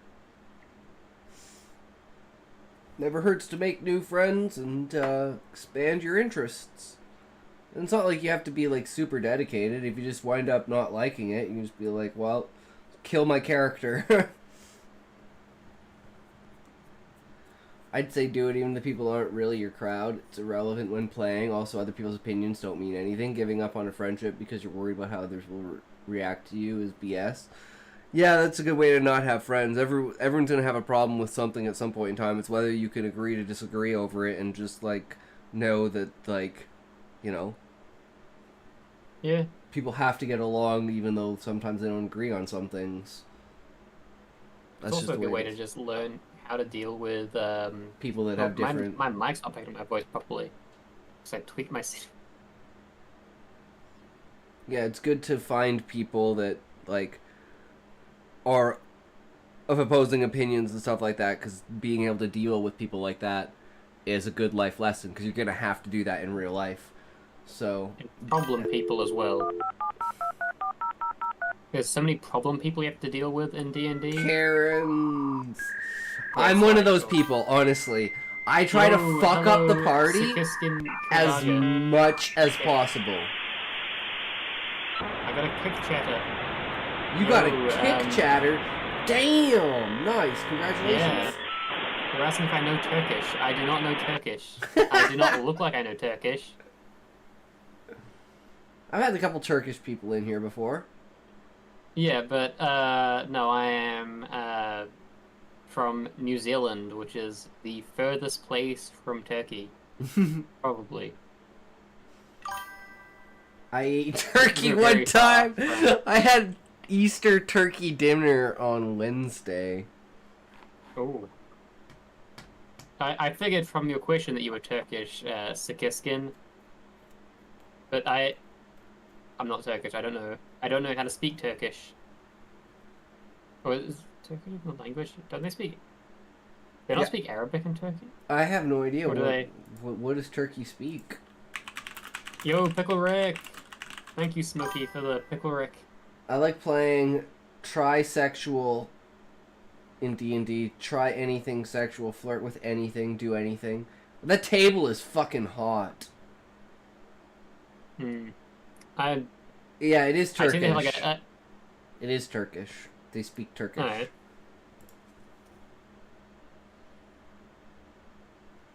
What are your thoughts on Erdogan, Sikiskin? I hear everyone there loves every Turkish politician.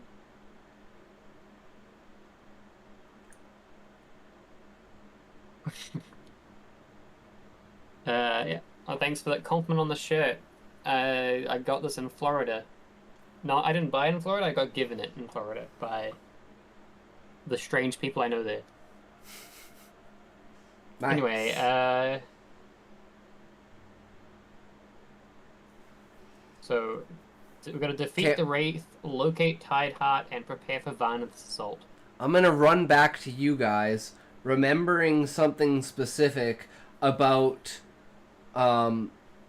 basically having to like join multiple people's magic together in order to open the secret chamber at the bottom, and it's kind of like a releasing of a whirlpool. So me and Ursula could basically go down there and unlock it while you hold them off.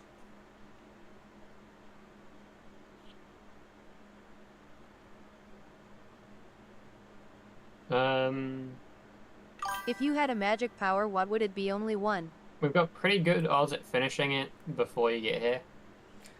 Strong chance to defeat it.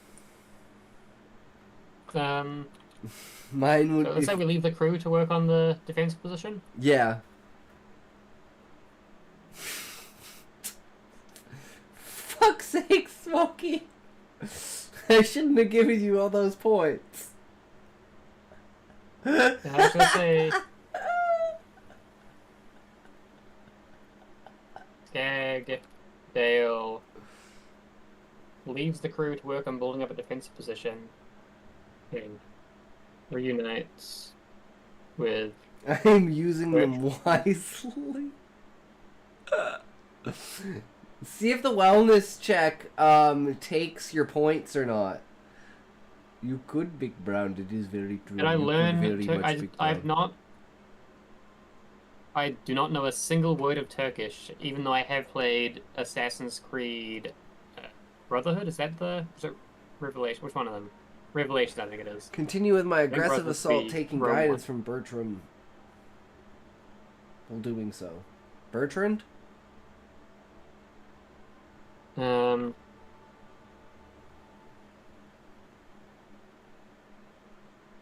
Yeah. Wait for it. Aggressive Wellness check. assault.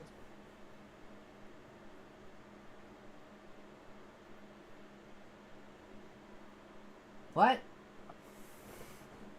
Is it? Did I not bring it down from 50,000? Finish it off.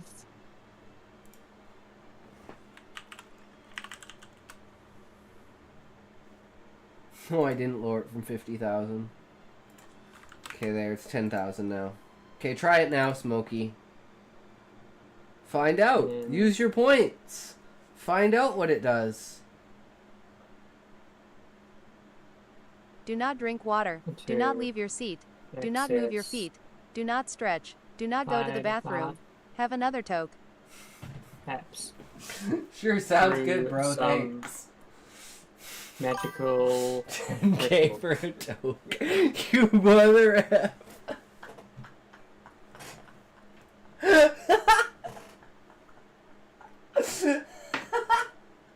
Hey, I could have put it at like 19K or something, Smokey. You knew exactly what he was doing. I was just having your points, man. I'm the one who gave it to you in the first place.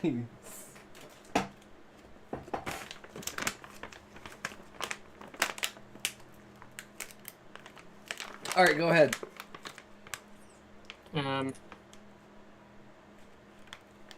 So this time, Ursula, following Bertrand's lead.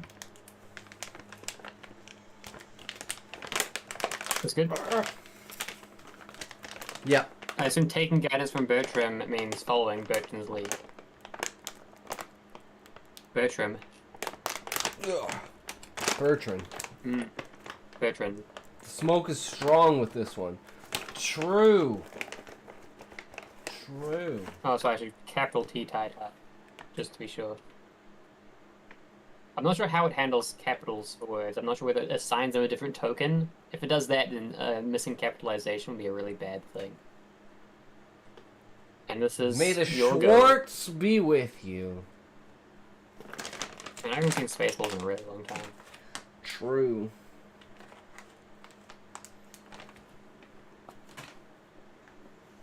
Tis your go in it. Alright. Smokey keeps making me frickin' smoke. Skagdale, trusting the crew to fortify the bone barricade, sprints into the sunken chamber to join Ursula and Bertrand, who press their assault on the merfolk wraith. Bertrand leads with a whirlwind of his three blades, his tongue sword slashing as Ursula mirrors his aggression. Her spear in ink bursts, targeting the wraith's fading form, aiming to obliterate it. Skagdale, amidst the chamber's glowing coral, racks his memory of merfolk lore, recalling a ritual requiring a blood offering on a tidal altar to unseal the Tide Heart's hidden vault. I judge that Bertrand and Ursula's coordinated attacks shatters the wraith, its form dissolving into mist. And Skagdale's recollection pinpoints the altar, but the chamber's rising water and trapped air bubbles disorient the trio, and Wraith Skull's distant cannon fire echoes, signaling Varneth's approach. How do your characters perform the ritual? Secure the Tide Heart and brace for Varneth's assault. Valium arrives. Let's go. Valium boy! Is he also in your kit chat, or is he just in mine? Nope, he's in yours. I've stolen your Valium. Do the follow again. I think I added the sound. Alright, so we have to perform the ritual.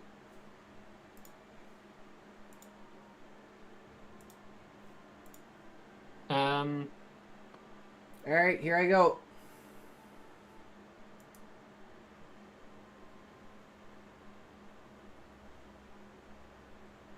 What the fuck, bro? You are drunk or something? Oh, yeah, Valium oversleeping. Woke up I don't at think it 12 worked. AM. I unfollowed. Let me You have a- refresh. Friendly reminder, Valium, 12 a.m. is midnight.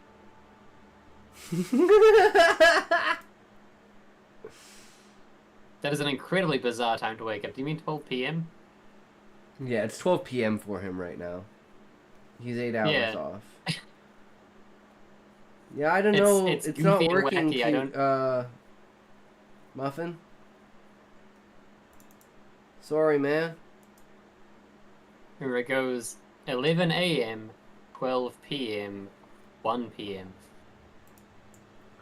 Here, this might help, Muffin. Try this. Go to the overlays.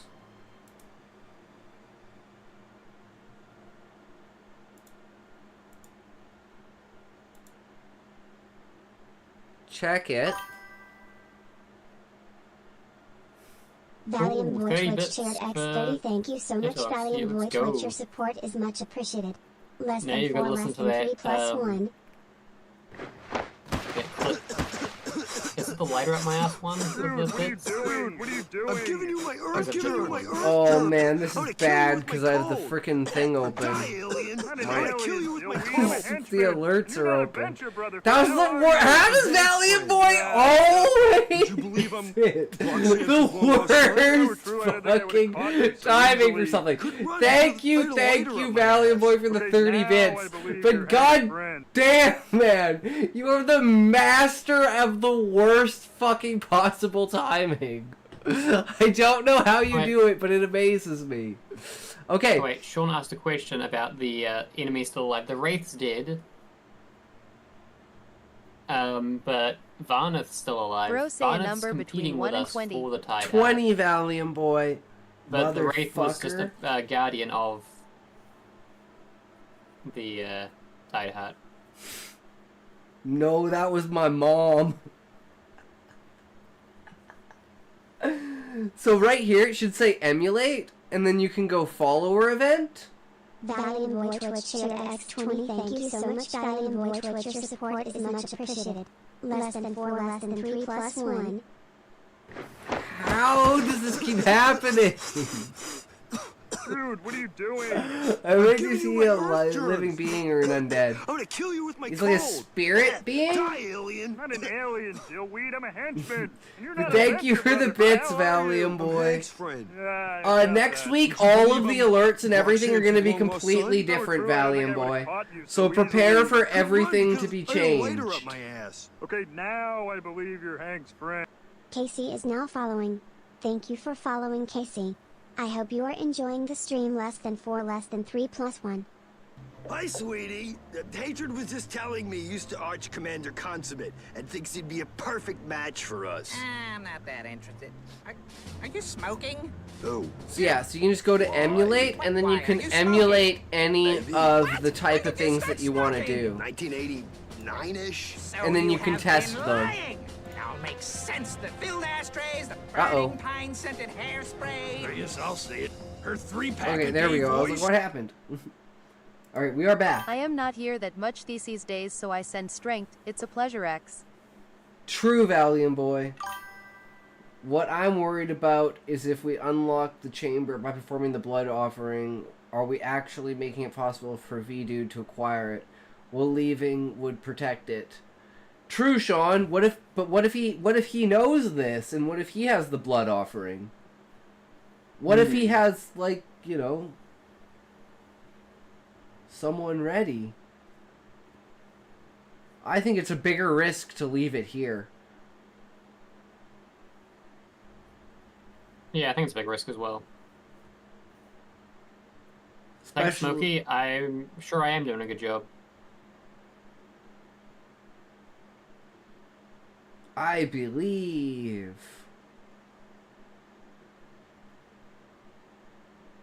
Oh yeah, that's right. I need to take, like, what, 4 tokes, Smokey? You bastard. 27.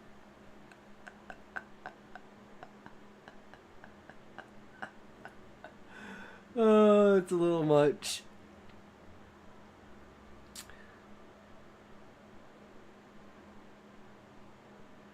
But take one. Yeah, I'm only gonna take one sword, bro. It's only gonna be one. Okay, what are the other two doing? Also, my worry, it's just which route is more dangerous. Unlocking ourselves and trying to escape whatever victim is on his ship so he doesn't have a blood offering to rescue whatever victim. We're in too deep. Yeah, I say we grab it and we control... Like, once we get it, if we can get it before he makes landfall and we control the oceans, we just sink his ship. Like, once we have the Tide Heart, we control the ocean.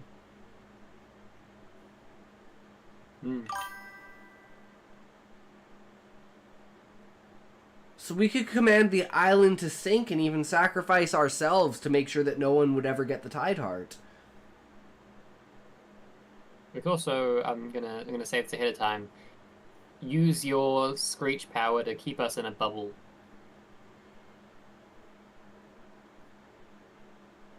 Then sink the island.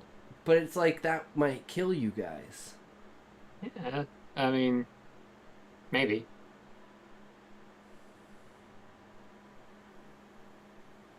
I mean, if you're if that's what it comes down to, and it's like a necessity, yeah, sure, but like, I don't want to hurt you guys. That's not really what it's for. Like, flood his powder, so he has no cannon, then rescue any victim and destroy V-Dude. So flood his powder with the Tide Heart that you guys are going to perform the ritual to get? Yeah, and then we'll make all of it, like, we'll just, like, waves crash over his, an abject failure. Jesus, Smokey. I mean, you had a pretty good power level, but you just didn't take it home. Damn. I mean, at least you wrote something, right? Maybe an abject failure, but your next one might not be. Ursula will offer her life without hesitation if it makes sense to her. Lack of emotions and somewhat a liability. I'm not sacrificing my life this time. I did it last time. I only get so many character deaths. Anyway, ritual time? Yeah, let's do the ritual.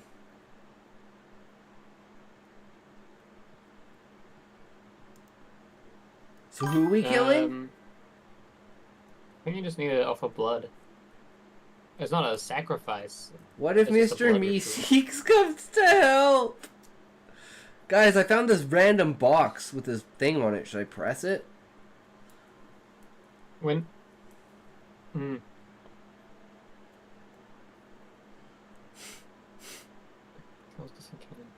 So, it is just a blood ritual. I think however you say the ritual works will be how it works. You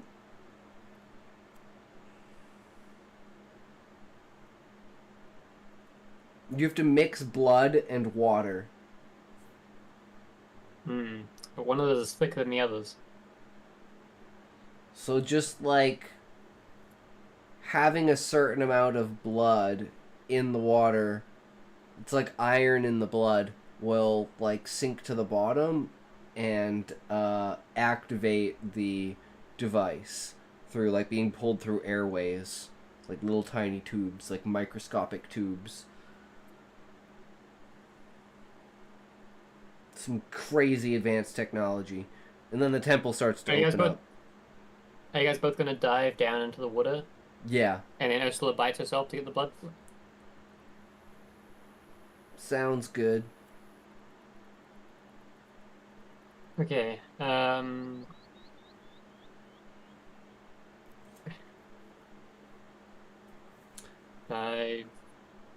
for good measure, I'm gonna cut my hand.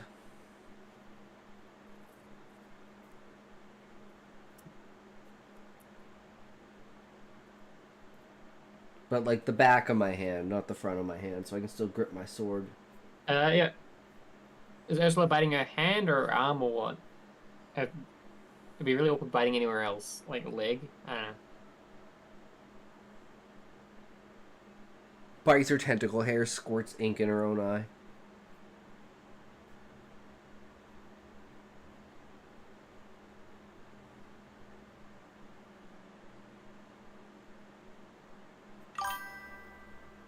Creative. I'm gonna say wood. I'm thinking a tentacle makes sense. It's easy to reach, but otherwise useless. And hey, you know, octopi chew their own tentacles off. So it's kind of an actual thing. Usually it's not the female doing it, it's the male doing it.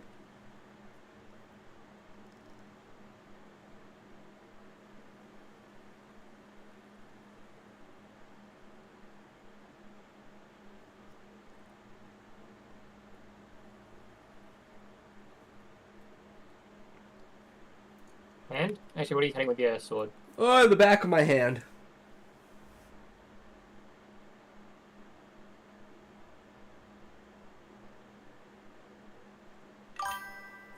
Octopus males rip their units off and chuck it at the female in hopes she will use it, and he has enough time to escape her before becoming lunch. Yup.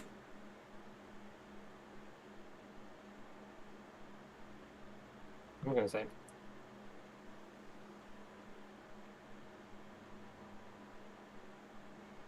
Do they smear the blood in the altar, or what do they do? Then like a vortex of blood appears and basically like gets sucked down into the bottom, and then the whole area starts to like lift up and the chamber starts to change, and it like rises above the water and opens a contraption with light inside of it.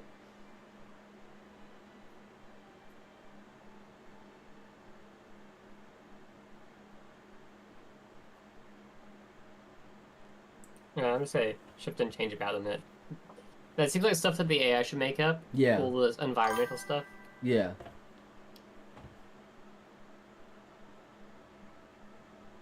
Beetlejuice? Is that Beetlejuice? I can't tell. Careful. Careful. Beetlejuice. Damn! He's done it. It's been done! Shit. What now? Don't forget to get some of my slime to coat your frog skin after getting out of the salt water. I'm just gonna not mention it so that the AI doesn't think about it. Whenever you come up with a solution for a problem in a D&D game, it becomes a problem. You know, if you think of a solution to a problem that wasn't established as a problem, Yeah. you've just made a problem.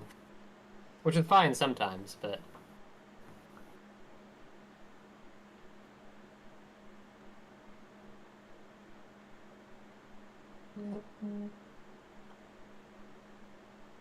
Everybody loves This- Beetle. True. Whose go is this? Is this my go now? I think so. Bertrand the Blue, with a nimble leap, exits the sunken chamber and scrambles through the ruins, using his agile climbing to rig tripwires and collapsing stone traps to slow Varneth's undead soldiers. His tongue blade securing ropes with precision. It's gotten so confused with the fact that I'm wielding a blade with my tongue. Meanwhile, Ursula and Skagdale dive toward the tidal altar. Ursula biting a tentacle to draw blood with her razor-sharp teeth, and Skagdale slicing his hand with a short sword, their mingled blood dripping onto the altar to activate the ritual. The chamber rumbles, walls shifting to reveal the Tide Heart, a radiant gem pulsing with oceanic power. I judge that the ritual succeeds, unveiling the Tide Heart, and Bertrand's traps effectively prepare the ruins, but Varneth's wraith skull anchors nearby, its undead swarming ashore as the chamber's shifting walls destabilize, threatening to trap Ursula and Skagdale. How do your characters retrieve the Tide Heart, escape the chamber, and confront Varneth's forces? I think we should wall inside and use the small tight of the chamber in order to bolster our defense. and The hide behind. chamber is collapsing. Like the entranceway, Okay. like where I piled all the bodies. Okay. I think that's the best place to go. How are you escaping the chamber? We're running back to where I piled up the bodies. Yeah, but it's... I mean, it's... You're just running out? I mean, why not? I mean, it's collapsing, right? It didn't say that like Yeah. the entrance that we came into was blocked, Okay. right? So I think we just get the fuck out of here now. Now that we've got it. Who has it though? I see. It's just there. Who grabbed it? Because no one grabbed it. Who should grab it? It's just there.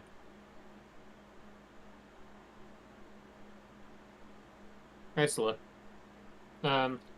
Ursula grabs the heart and throws it at Skagdale so he can take it faster.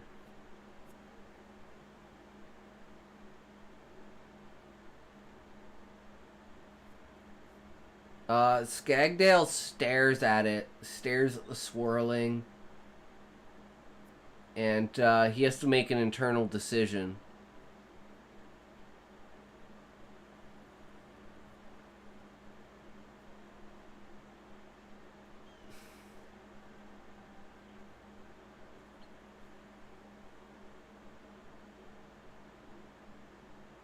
To bury everyone else and escape without them.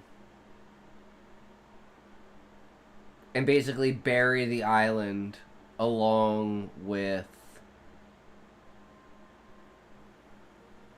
the crew. But that's his last resort. And he doesn't want to do that. But he knows that it might come the moment and he has to be prepared for when that moment comes. Because he knows that he's going to have to if that moment comes. And he has to be ready. Because it has to be a split-second decision when he decides that, you know, all else has failed and it's time to unleash the oceans and kill them all in order to stop Varnith. Okay. So that's like the backup plan if all else fails.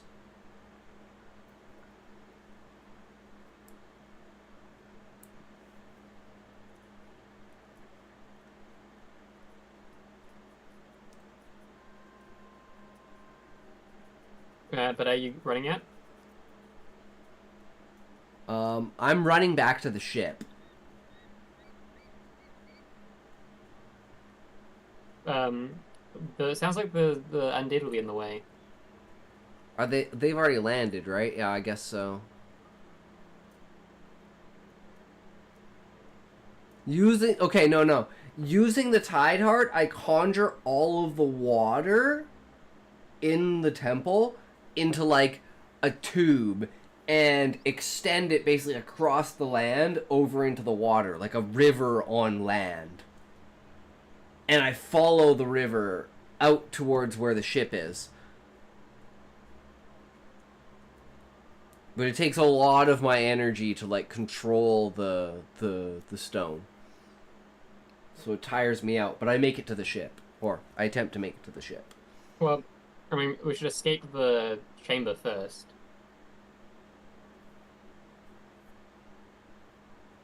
This seems good to consider for subsequent rounds. Yeah.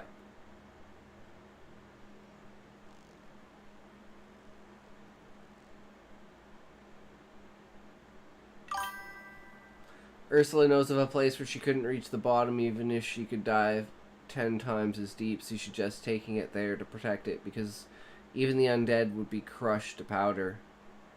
Dropping it in the bottom of the ocean? Hmm.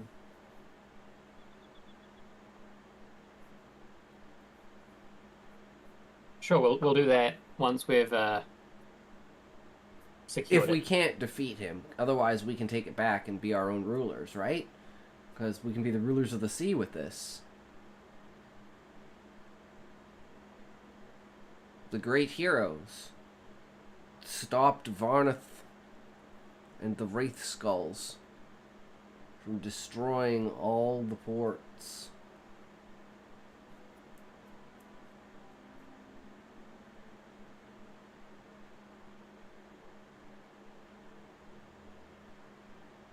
Yep. On Varnus.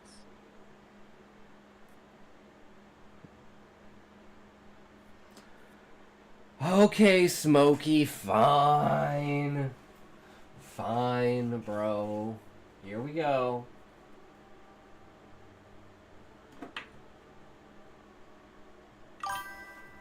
Too much power, too much risk. Ursula's logic would insist protecting it from everyone, including ourselves, is the only correct action.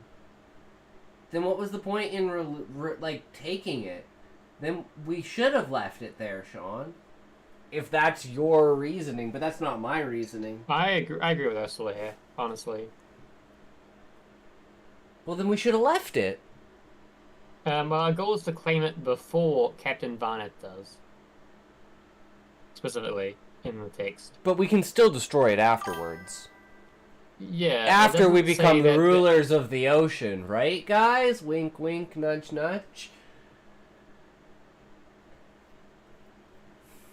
The undead would have killed everyone, that's the idea. True.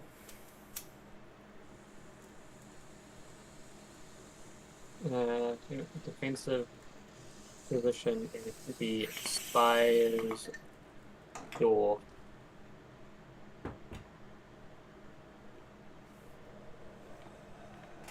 This is your go to read? I think so. Yeah.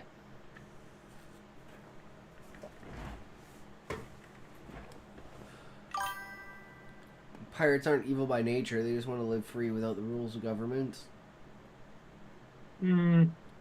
Well... By nature, that's kind of... That's, I mean, the act of piracy, as in, like, raiding ships and taking, you know, that's an evil act, but people that do evil acts aren't evil by nature. Yeah, you sometimes do things out of necessity, but right? It's not just a no rules thing. This isn't One Piece.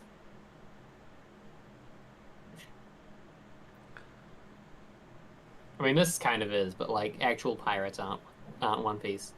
Although Luffy, like the Somalian pirates have a fairly complicated thing going on there. Where there's it's like, culture kind of woven in between it. Well, they've kind of been wronged by the outside world. And it's kind of a revenge factor. There's Most of them kind are of just a fighting necessity back factor. because of, like, their land's been stolen from them, their land's been raped by, like, you know, economic, you know, whatever. Yeah. Basically mining or deforesting or whatever it is, creating insane amounts of farmland. I think it's linked with the fishing waters. But I'm not sure. I'd need to look into it more. Anyway. 'Tis your... Conglomerates. Conglomerates. I love words. Conglomerates. They're funny kind of pirates.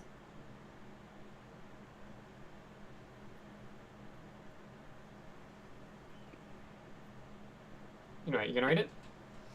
Okay, Ursula snatches the tried heart from its pedestal, its glow illuminating her gray skin, and hurls it to Skagdale, barking for him to flee as she swims to cover his escape. Skagdale, clutching the gem, hesitates briefly, his mind racing with its power's implications. Before darting through the shifting chamber with dolphin-like speed, Ursula close behind, both racing toward the spire's barricaded door. Bertrand the Blue, meanwhile, slips into a shadowed nook among the ruins, his frog-like stillness masking him as he readies his blades for a surprise strike on Varneth. I judge that Ursula and Skagdale narrowly escape the collapsing chamber, reaching the defensive position, and Bertrand's ambush is well set, but Varneth's undead swarm triggers Bertrand's trap, thinning their numbers, yet Varneth himself, cloaked in necromantic aura, advances with his cursed blade drawn. How do your characters reinforce the spire's defense, protect the Tideheart, and execute Bertrand's ambush?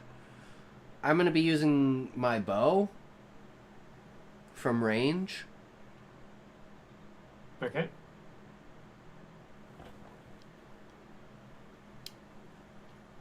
Yeah, what's businesses the are intent here? pirates. That's why they're conglomerates. Are you hitting is this to thin the herd? Yeah. I'm like crowd control.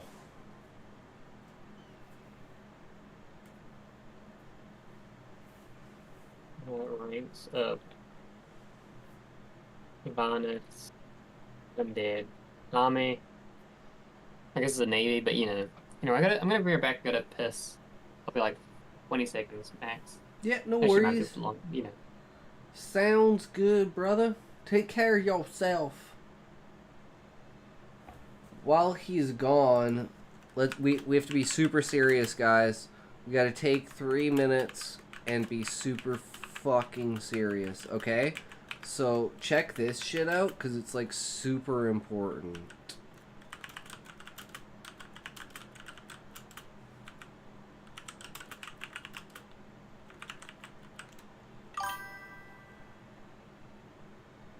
Are you guys ready? Okay, a moment of silence. Here we go. 1A, 2A, 3A, 4A, 1A, 2A, 3A, pee poop, BUP, fart burp.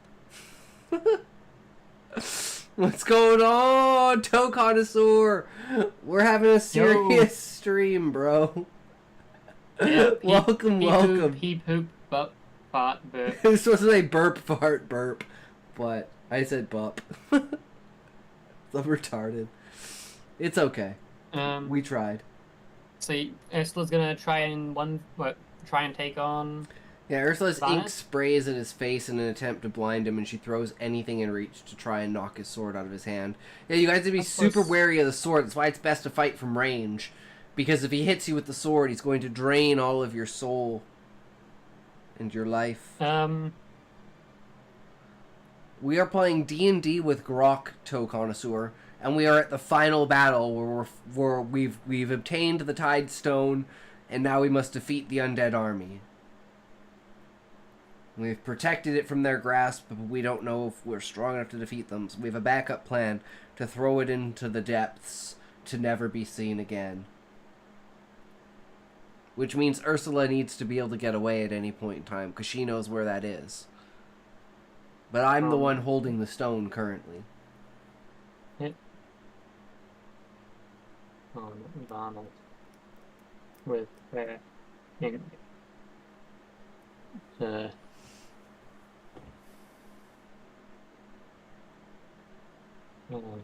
Additionally.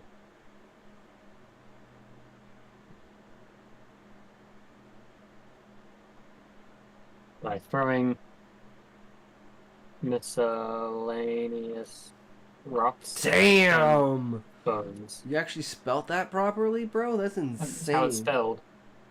That's insane. That took me like 12 tries. That's how it's spelled. I know. I'm like, I can't believe you spelled it on the first try. I'm like, oh, it's 2 L's. It's Misk. Yeah, no. Spelling is not my thing. We're struggling as our ship's name suggests. Not failing, but it's not easy either. Yeah.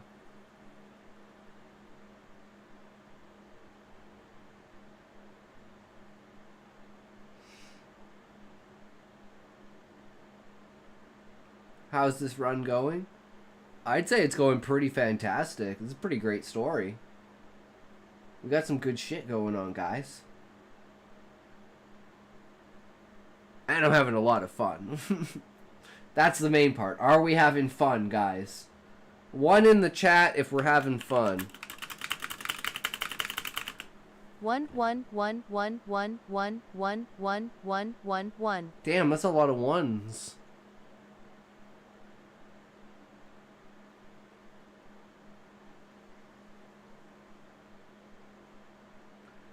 I did design a fairly good character for chat to play, even if it's just me controlling her so far. True, Sean.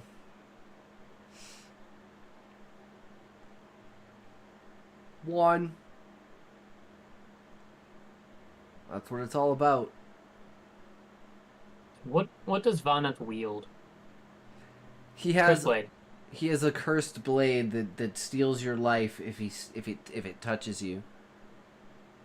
Oh, and one F toe connoisseur F.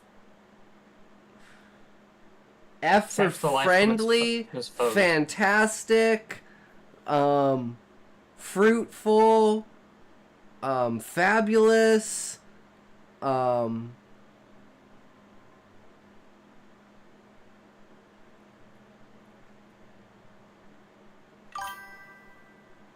oh, F for feet. Oh, okay, here.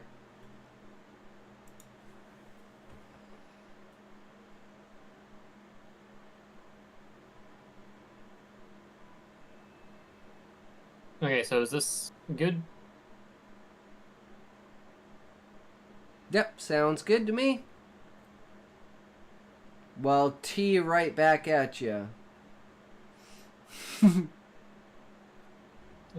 already forgotten whose go it will be. Last one was... I can't remember. I do hate the... Look how you gotta be either off on one end or off on the other.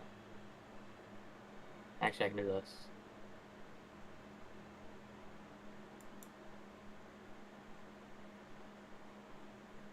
Alright, so that'll be $5, toe connoisseur. Whose turn do it be? I think it's yours? Okay. Skagdale, gripping the Tide Heart, knocks arrows to his bow and unleashes a volley from the spire's barricade, his precise shots piercing the skulls of Varnath's undead, thinning their relentless advance. Ursula, her tentacle hair writhing, spits a blinding burst of ink at Varnath, aiming to obscure his vision, while hurling rocks and merfolk bones to knock the cursed blade from his grasp. Bertrand the Blue, poised in his hidden nook, waits until Varnath stumbles under Ursula's assault, then leaps from the ruins, his 3 blades flashing, tongue sword aimed to sever Varnath's sword arm in a single strike. I judge that Skagdale's archery carves a dent in the undead ranks, and Ursula's ink and projectiles disorient Varnath, but Bertrand's ambitious strike only grazes Varnath's arm, as the necromancer's aura deflects the blow, retaliating with a life-sapping slash towards Bertrand. Varnath, partially blinded, presses towards the spire. How do your characters counter Varnath's advance, protect Bertrand, and secure the Tide Heart? For $5, I gotta suck him. I want a I want a tongue sword to talk to souls.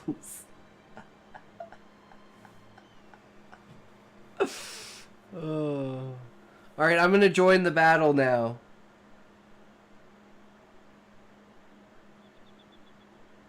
You gonna join the battle? Yep. But I'm still gonna be at a distance. So I'm gonna try and cover for you guys by using my knives and my bow. So I'm not gonna get close, because I still have the Tide Heart. Sean, use the Tide Heart to catapult stone fragments at Varnath. We could use the Tide Stone to control the water around the area to create like a whirlpool where the ruins were, and try and launch it at Varnath. I can give you the Tide Stone, Sean, if you want to try that.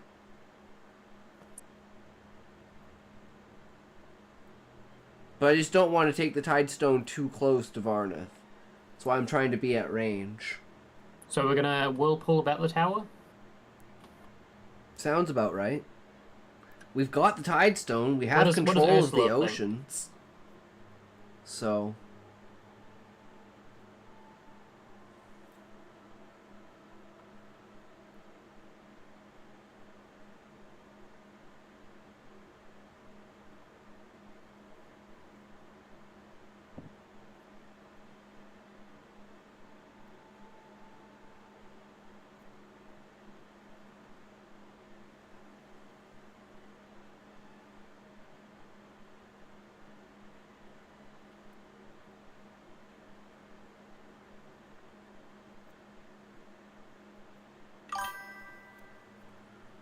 Was kind of thinking I could use the tide stone to launch myself far into the bay. Then he'll turn around to follow me, but I'll destroy his ship before he gets close. Actually, what is it does? Let's check the wording on the tide stone, what it does. Control the seas themselves. So it's not like an orb of water bending. It's an orb of weather control, really.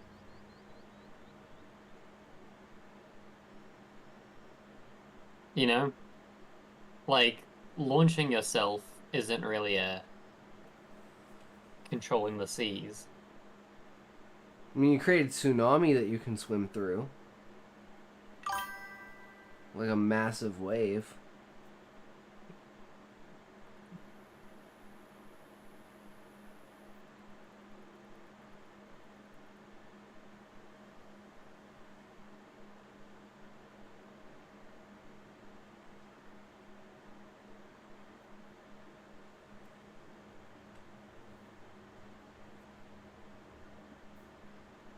But yeah, I do feel the Tide Heart would be more of a weather device than anything like that, right? Like, it stirs the seas into action. Yeah. Yes. So I think we're gonna have to do this one on our own, guys. We have to keep the Tide Stone, or Tide Heart, as far away from him as possible. Should I reach the water first or call it to wash him to the side? Again, I still like the Whirlpool idea. Whirlpool feels like a thing the Tide Heart could do. Small scale, like all the water inside of the ruins. Yeah, sure. Let's do with that. We're in the shallows. Mm-hmm. So there's a good amount of water, so maybe we can like tie him down with it, or like hold him down with it, get him pulled under the water, and miss out on a couple of, you know, definitely miss out on stabbing us with that sword and getting us all killed. I got my brain. I was the.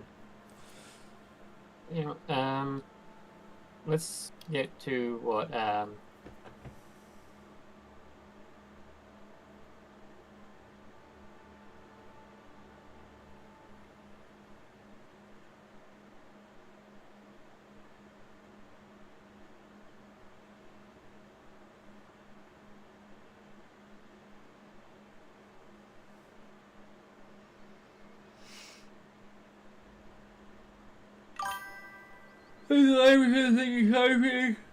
And it showing up as a challenge, still it's fun. Yeah. Hmm.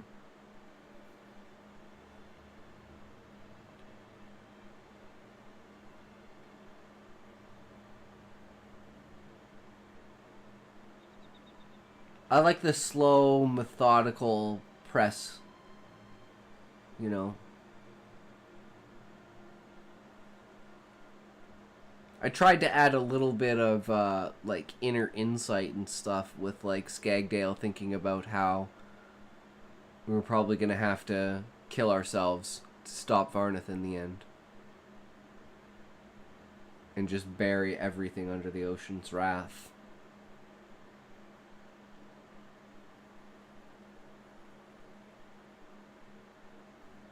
Again, I still like the big old whirlpool idea. Yeah, let's do that. I really like that idea. I mean, we need chat to sign off on it. Sean, what are you doing? Sean. Someone started making a mechanical D20 and they're selling it like it's the coolest thing ever. Make it digital so it's actually random. I'm good with that. Alright, sounds good, Sean. We're making a whirlpool.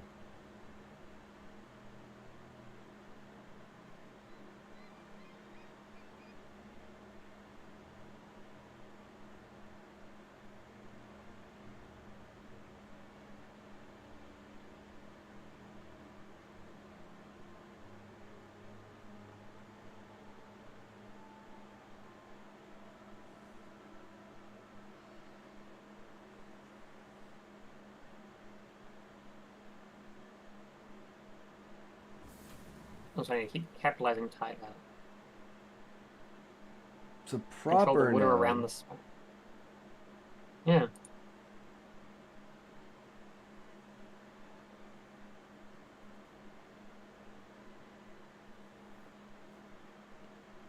Is that good? I'm good with that.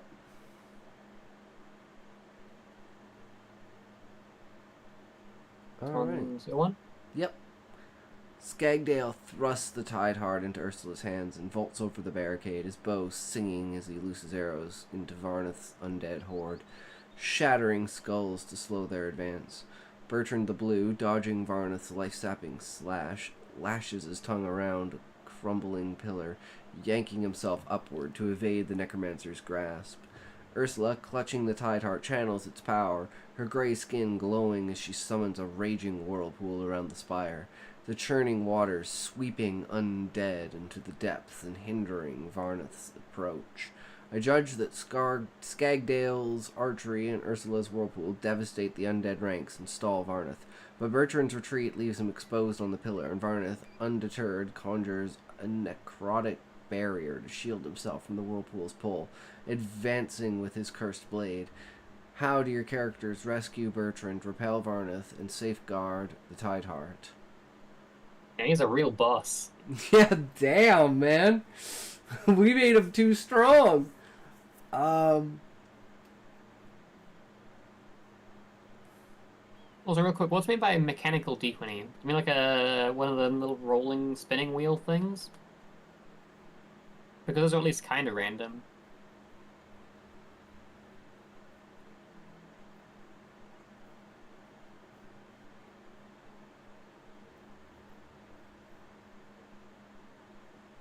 As in, like, you know, they have the weight problem, but also, Yup, it is two spinning discs with numbers in fixed locations. yeah. There's no such thing as truly random, though. Yeah, there is. Quantum random is truly random. It's like ordered randomness. I'm not sure what you mean by that. It's truly random, but it's random, like, you know, it's A or B, really. You know, it's Boolean random.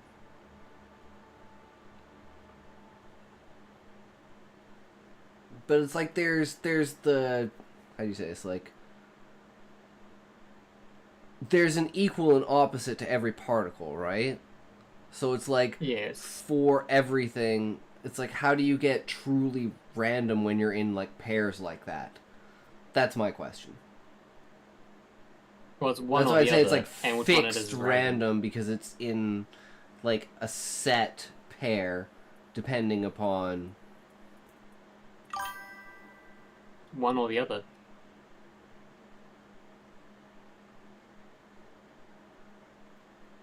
Digital just chooses a number from the set available rather than having the possible numbers spinning past a hole in the same order at the same speed. There's a bunch of different ways of doing digital random. There's random number arrays, like what Doom does, but then there's also quantum random, like the random.com quantum roll thing, I think it is, where they use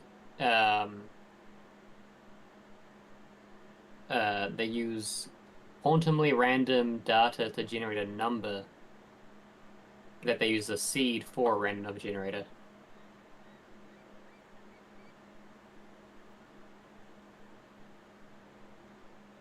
Anyway.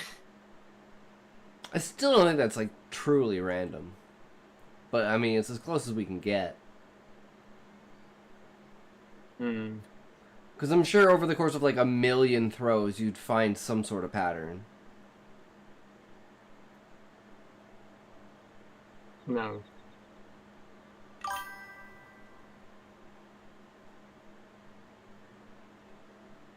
I wanted to have a dice scanner for the PC that by scanning the bottom of the dice, it would know what's on top. Just you gotta know if it's a normal D20 or a spin down, or there's also another type that's meant to minimize the it like mathematically minimizes the benefits of weighting a dice. So there's like 3 ways of doing it, but functionally there's only 2 because that third one's pretty rare.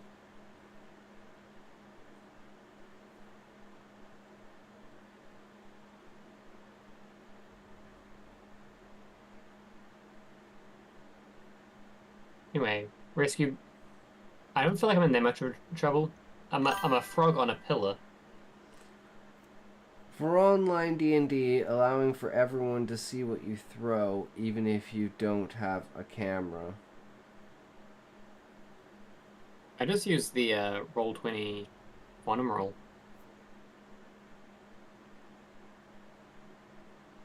I just pretend I rolled a die. Hey, you roll so many 20s, man. I don't know. Hmm.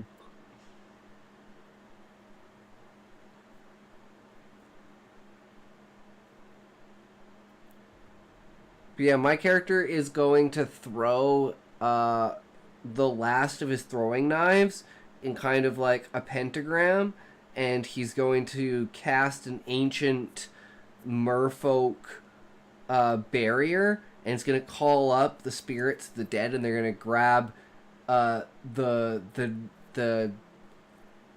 what's it called? The aura around Varnith.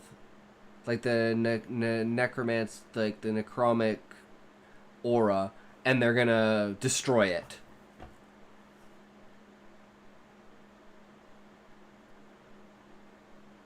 But that completely weakens me, and now I'm out of the fight.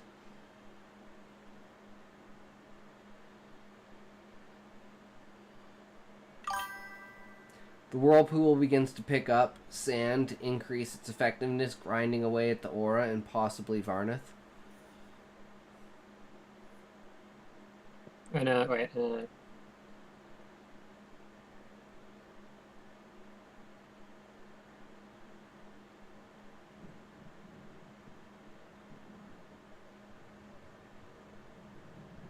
You say like of a magic circle. Magic circle, and he attempts to evoke more old merfolk magic to cancel out Varnith's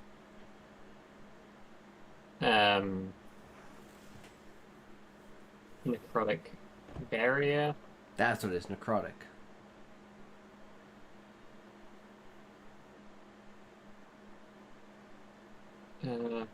Ursula intensifies.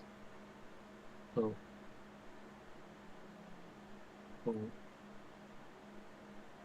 Picking up sand and debris.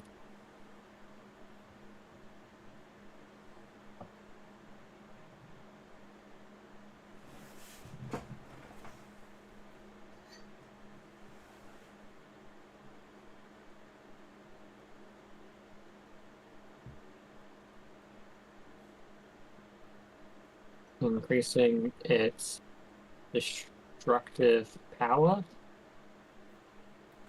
Sounds good. Oh. Wait for it, guys. 4, 3, 2, 1. 420. 20? Are you in a half-hour time zone? 10:50 here. But almost, I mean, it's 10:51. Or are you thinking the amount of time you've streamed for? Is that what's going on? Yeah. Stream's been Oh, live yeah. for 4 hours and Thinking... 20 minutes. Wasn't the actual time, it was just the uptime of the stream. Just for random sake. Because, yeah, it's 4:52 here. The...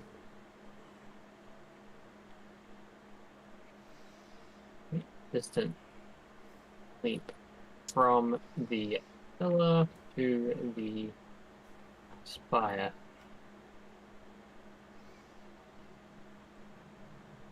to escape the whirlpool.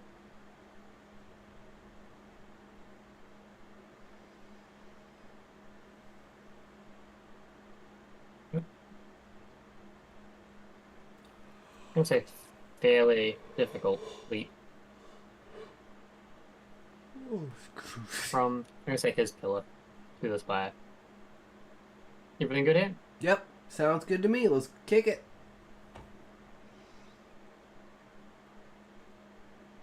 And attempts.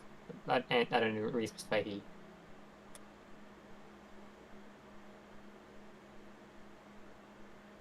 Let's kick it.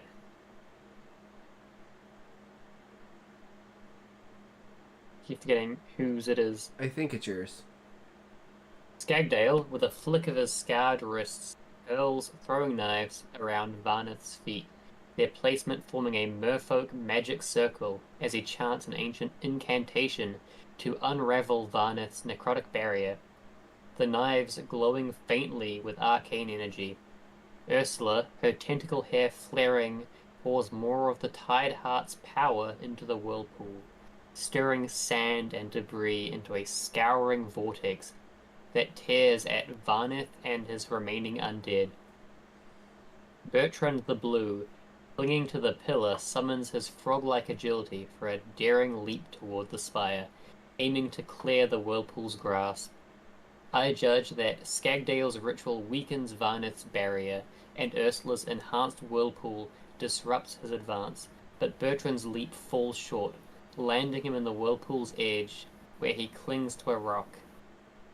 Varnith, barrier faltering, lunges toward Ursula with his cursed blade. How do your characters save Bertrand, counter Varnith's lunge, and protect the Tide Heart? Oh, he's going straight at Ursula. He just, like, strode past you, Skagdale.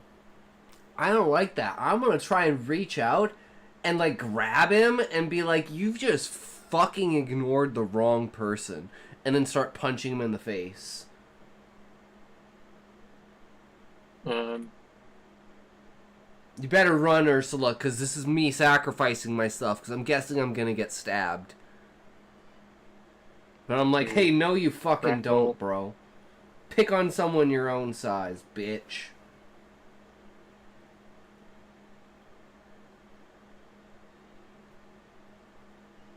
His fists. I'm also really stupid and probably don't realize that he has a blade that can instantly kill you. I'm just not thinking It doesn't say the about blade it. instantly. Well, it drains your life. It Says it drains the life from its foes. Or from whatever it stabs. Yeah, it drains the life, but it doesn't mean it instantly kills. It just means. Well, I mean, drains. it's going to kill me. Yeah. In some way. Um, Because I assume what it means by drains life of is you get stabbed by it or cut by it in any way, and it just instantly drains all of your life. lunges forward to the side? What do you mean forward to the side? So lunges forward. To the sides. My spear at his sword arm as the whirlpool follows my advance.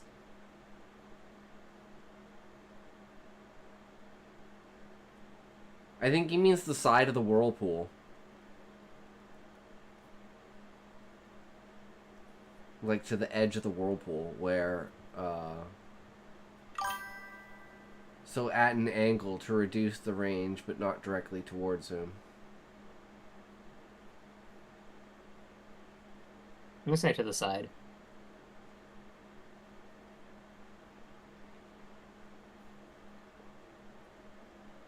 What do you mean? Okay, what's meant by the whirlpool follows your advance?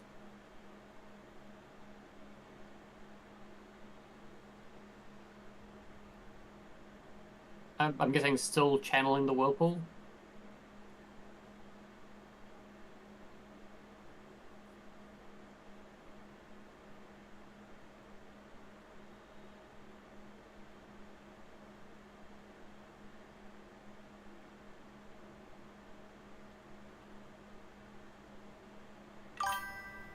It's moving according to the position of the tide heart, is how I imagine it. Oh yeah, so it's... If you're moving forwards and it's moving in a position relative to the tide heart, then it'll be moving away from Varnith. Also, I've flipped the vowels here.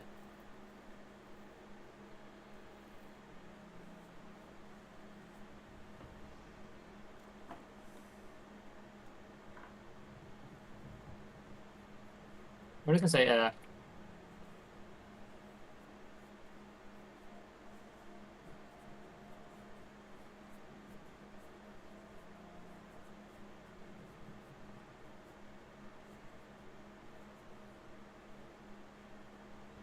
Drowning us all in demise.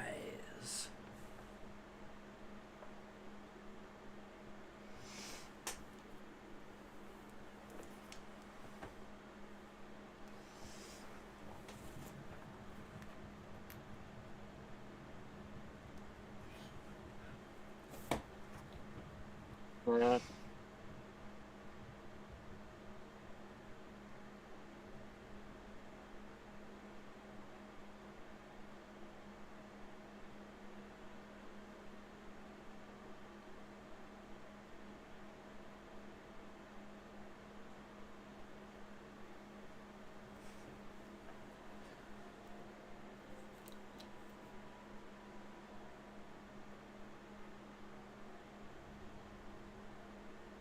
I'm trying to get him on the backswing.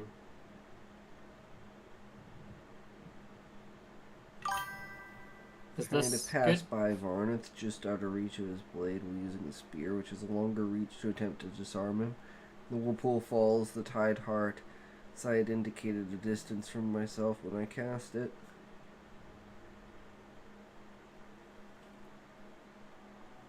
Again, like a lot of the stuff it's smart to leave to the AI's control. You know, whatever headcanon you have, the AI doesn't have the same headcanon, and it's lost. But is this Gucci? It's good for me. Is it good with chat? And by chat I mean Sean. True.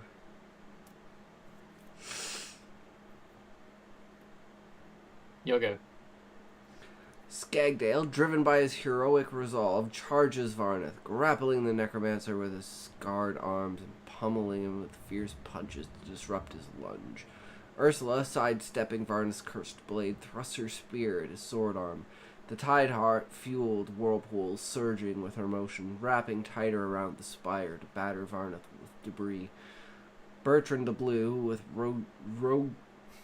roguish grin, releases his grip on the rock, letting the whirlpool's current carry him in a wild arc toward the spire, aiming to rejoin the fray. I judge that Skagdale's grapple and Ursula's spear strike pin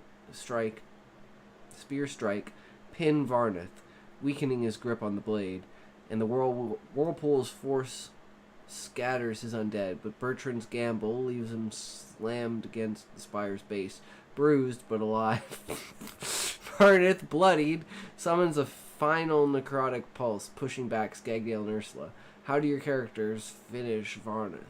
Secure Bertrand and ensure the tide heart's safety. Dun dun dun.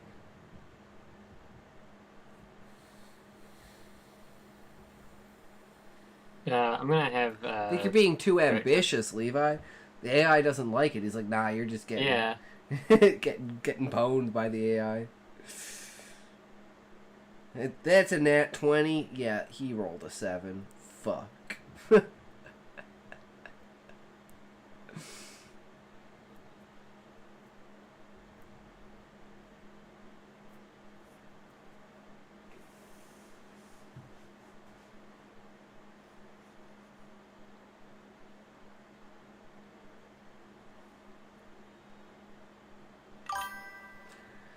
Is it time for Ursula to move to deeper water and increase the whirlpool's power? It might be, Sean. I mean, he's on his last legs, but we gotta make sure that we take him out, right? So maybe this is the time that he's weakened enough that we can do the final push to cast him out into the sea.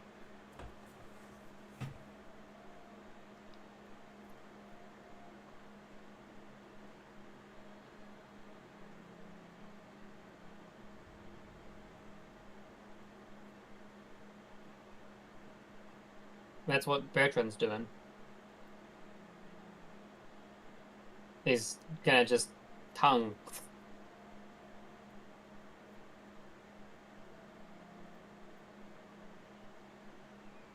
Yeah, I assume with all that's going on, Varna's not like paying attention to the frog in. Yeah, sounds good. I've been put in the spin cycle. I'm just, I'm still grappling with him, so I'm just trying not to get slashed by the sword. But again, I'm too stupid to even realize it, so I'm just having fun grappling on the ground, punching this fucking necromancer. Can you pull clouds to shoot lightning too? Can we pull clouds to shoot lightning? That seems I mean, OP, honestly. there is someone in a grapple right now. Yeah, you could. I'm holding him down, guys. Take your best shot. Throw the best, fucking strongest lightning, longest lightning you possibly can at him.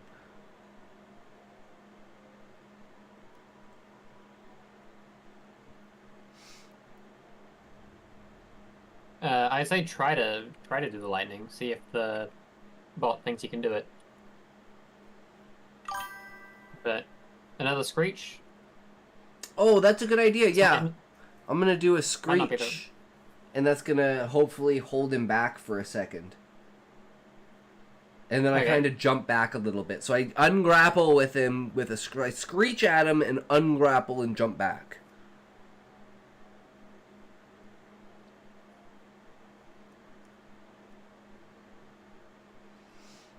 Now we're getting somewhere, guys.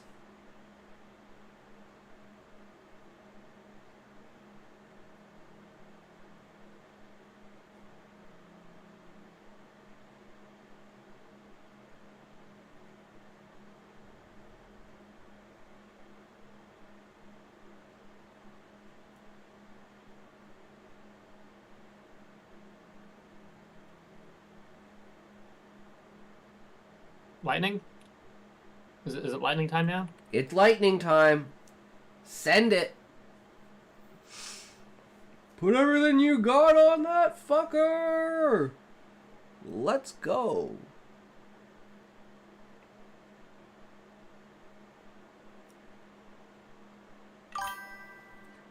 So I'm attempting to add the power of a sea storm to bring down lightning on our foe, but increasing the power of the whirlpool if it doesn't work that way.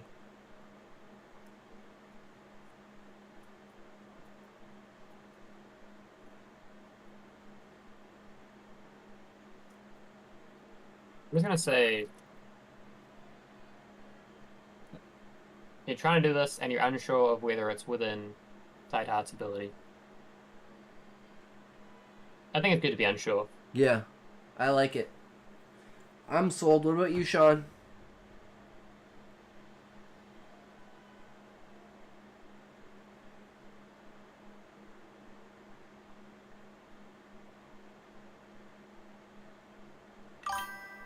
Yep, seems legit. Let's do it.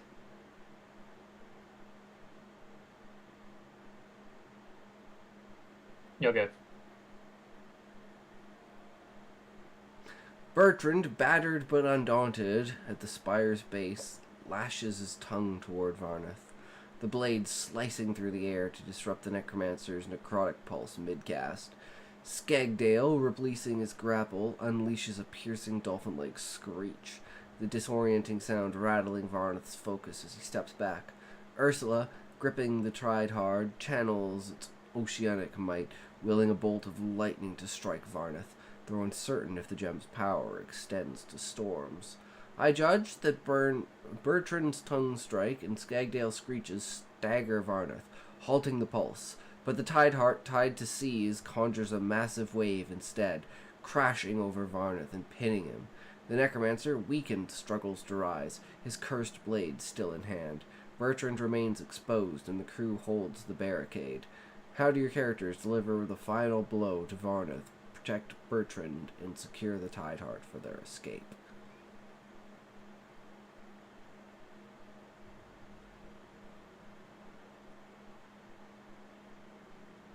Now that he's pinned on the ground, I'm going to jump forward with both of my short swords and go straight for him. Because before I wasn't using my short swords because I was just kind of, like, I was in the moment, right? I was like, oh shit, protect Ursula. Protect the bitch. And, yeah. And I was like, shit, I have fucking swords. I'm an idiot.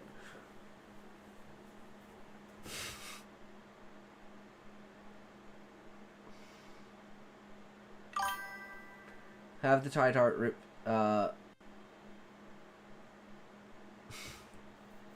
Varnith's ship free of its anchor and bring it slamming toward Varnith on the shore. That's a good way to end. Kill it with his own ship. I like that.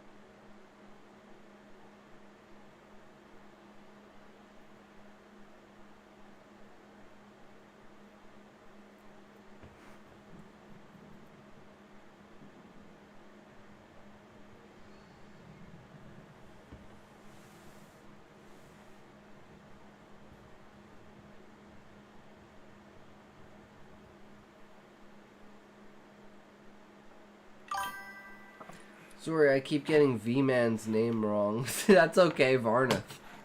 It's an interesting name. Not as cool as Skagdale, though.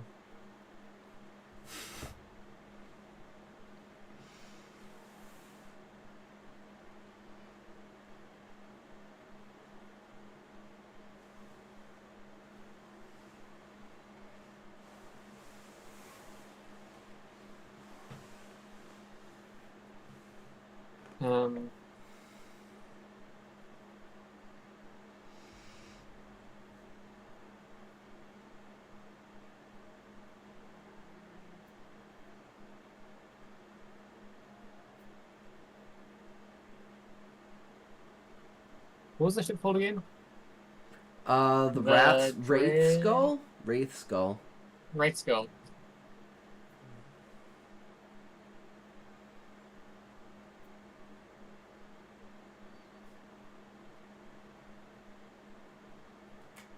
Wraith Skull. Free from anchor. Drop it.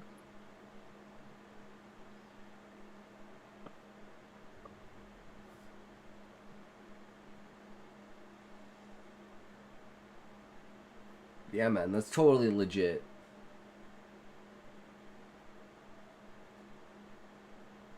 Slam it down. Slam it down! Love it. Is trying. Ursula with tied up. It's on its way. No, not necessarily. Trying to pull Wraith Skull free from its anchor. Slam it down with Varnith. Yep. Let's go. This one's my one to read? Yeah. Nice. Skagdale, seizing the moment, dives toward the pinned Varnith, his dual short swords flashing as he slashes at the necromancer's prone form, aiming to end him. Bertrand, battered and weary, channels his last reserves of strength, his frog-like limbs falling in up the spire's exterior to a safer perch, away from the fray. Ursula, wielding the Tideheart's power, summons a colossal wave, its force ripping Wraith Skull from its anchor and hurling the ship toward Varnith, intent on crushing him under its hull. I judge that Skagdale's relentless sword strikes grievously wound Varnith, and Ursula's wave smashes Wraith Skull onto the shore, obliterating the necromancer in a final blow. But the wave's backlash floods the spire's base. Threatening the barricade, Bertrand reaches safety and the Tideheart remains secure with Ursula. With Varnith defeated, how do your characters regroup, stabilize the spire's defenses, and plan their escape with the Tideheart? We don't need a step. I know it's too late, but I wish V-Man's intended blood sacrifice was a prince and he comes climbing out of the wreckage, battered but unharmed, getting us a safe harbor in that country as he would sing our praises to the nation for acquiring the Tide Heart and disposing of it in a place where none, not even the undead, could ever reach it again. We could just say that we get the captives. Actually, no, the ships. The ships. I say we If just he did sink it, the entire island, all the evidence of everything, dispose of the Tide Heart, and say that we never found it. What about your desire for being a great hero? Through this trial and tribute of warfare, I've realized that making a name for yourself isn't what being a hero is truly about. Being a hero is making the sacrifice. And if I truly want to call myself a hero, I have to make that great sacrifice.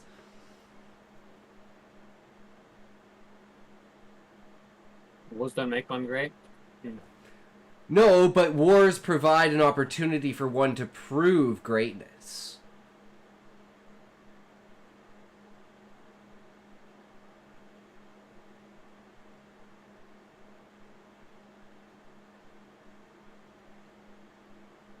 Anyway, are you calling off the whirlpool? That's the real question. I'm not. Yeah, Sean, are you calling off the whirlpool that you created? Because you're the one with the Tide Stone, or the Tide Heart.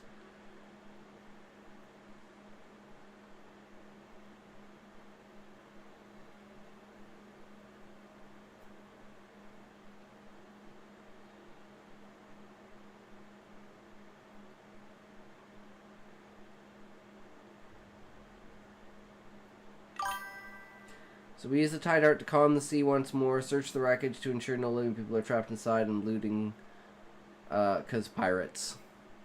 True, Sean. True. He had to have some good shit in that ship. So we can say that we defeated Varnith, but we never found the Tide Stone, or the Tide Heart. And then dispose of the Tide Heart. And we can still be called great heroes for defeating Varnith.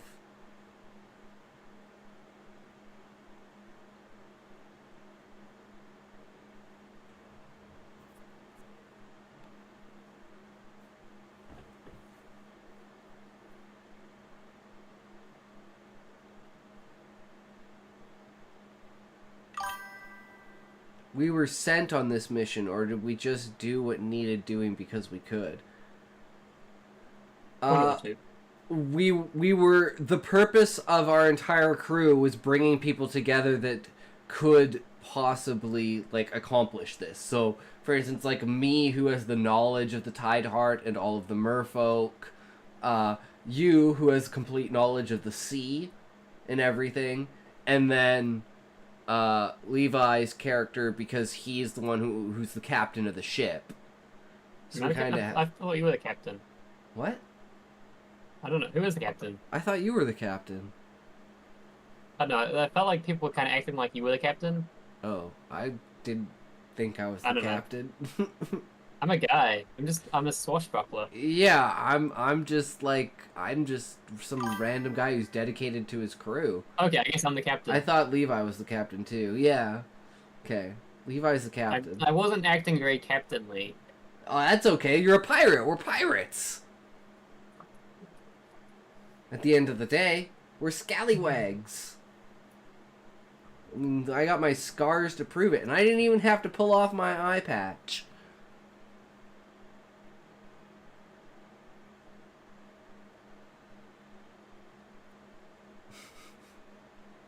I guess I kind of missed a moment there to go, like, Super Saiyan.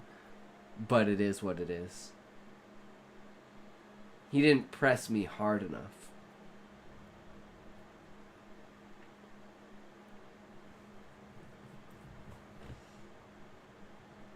It's taking a while to...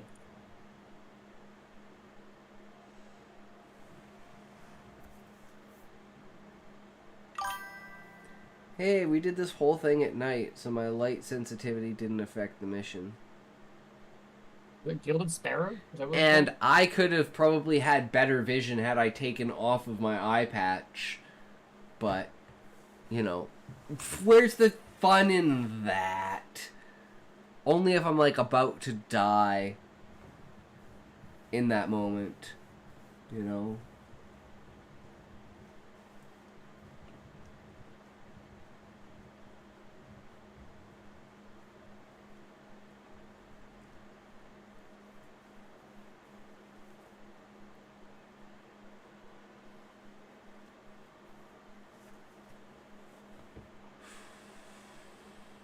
Mention any interesting loot. Sounds good. Yeah, it's just some interesting loot. Let's say that. Move your eye patch when sifting through the wreckage to allow your dilated eye to assist in the gloom of the wreck. But Sean, it's like I spent the entire battle not using it. Why would I use it now?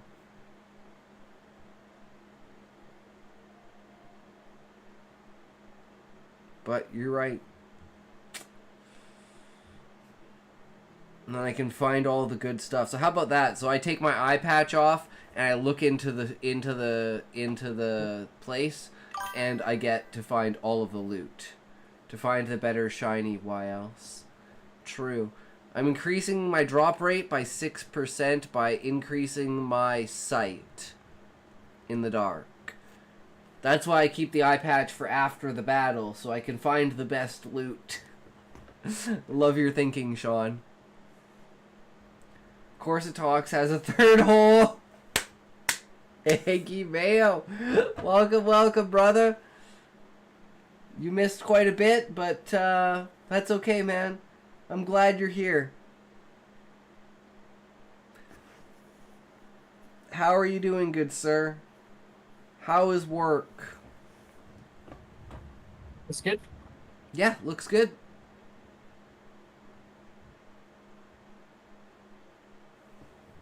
You'll go. Yeah, you made me be the only one controlling the chat character today. I mean, it's not my fault. It shows we got 8 people in here. You're the only one talking. Not my fault. Ursula, her gray skin aglow with the Tide Heart's power, channels its energy to calm the turbulent seas. The waves settling into a gentle lap around the Isle of Whispers, securing a safe exit from the spire. The crew, relieved, abandons the barricade, joining Skagdale, who removes his eye patch to sharpen his loot-hunting gaze, and Bertrand, who descends with a weary grin to plunder the scattered debris of Wraithskull. Among the wreckage, they uncover a barnacle-encrusted astrolabe. Astrolabe? Astrolabe, yeah. That charts hidden merfolk trade routes. A cursed ruby amulet, pulsing with faint necromantic energy, a set of enchanted harpoons that return when thrown, and a sealed merfolk scroll etched with tidal spells. I judge that Ursula's control of the seas ensures a smooth retreat, and the crew's looting yields valuable treasures, but the amulet's dark aura unsettles some crew members. With the Tide Heart secure, how do your characters return to the Gilded Sparrow and decide what they should do with their newfound loot and the Tide Heart itself? It's 'cause I talk too much. I see how it is. Moonlit Sapphire of Eternal Night. Nice. Yeah.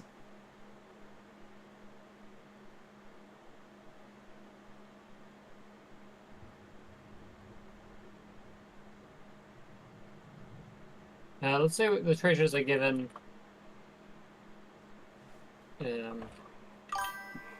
Check your ship thoroughly. Do proper patching for the leaks. Do any other damage we find. True. Patch everything up before we head out to sea again. Captain for future use and the other. I'm gonna take the ruby because I know about the merfolk and I know its origins. I'm also gonna take the scroll of tides. If that's cool with everyone. Scroll of tides? The sealed merfolk scroll etched with tidal spells. Yeah. Basically anything merfolk. Skagdale holds onto the first ruby amulet, was it? Yeah. Eggy enters as a Eggy. kraken. Eggy uses a tentacle move to strike the ship, using penis length as a damage roll. 9. Scroll. Did we get any more powder or shot from the wreck? Any decent cannons that we'd want on the Gilded Sparrow? Eggy sinks under the waves forever. Eggy! Loot. Including the...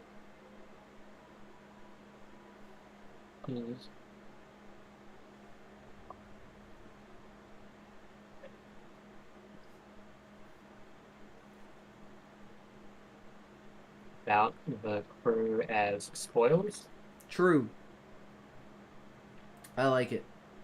That works. For potting, we... Did you ever do forum roleplay back in the day? No. I did, like Truth or Dare, you know, like XXX Truth or Dare. To... Ursula's only concern from this mission is the title heart itself. She doesn't care what, if anything, she gets. Yeah, I'm leaving the Tide Heart with Ursula. She seems like she knows what she's doing with it. Using...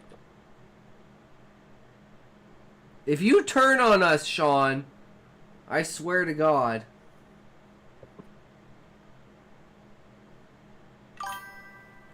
I used to do some 4 RPGs, but the amount of God mode from people was ridiculous. Yeah.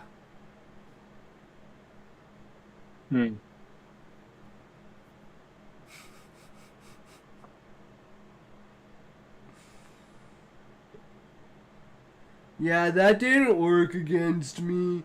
I have dragon scale armor. I'm also immune to fire and ice and Isle of lightning. Whispers, was it? Sorry, what? Was it called the Isle of Whispers? Yeah, Isle of Whispers.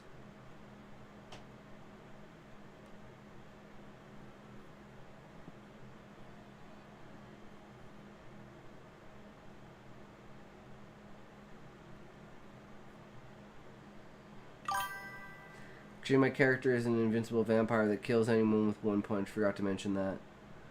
Oh, yeah, true.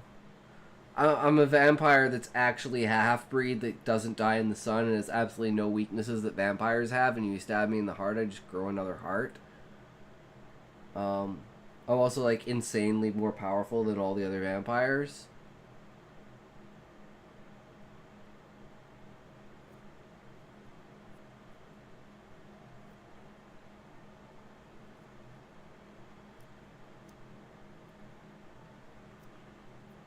Ursula has faint flashes of memory of her past life where her obsession with acquiring this sort of power destroyed not only herself but her sister as well. She now is disgusted by its very existence but can only ensure it's beyond everyone's reach. And if you drive a stake into me, it actually becomes a nuclear bomb that only kills you because I'm immune to radiation and heat. True, Eggy, true. Oh my god.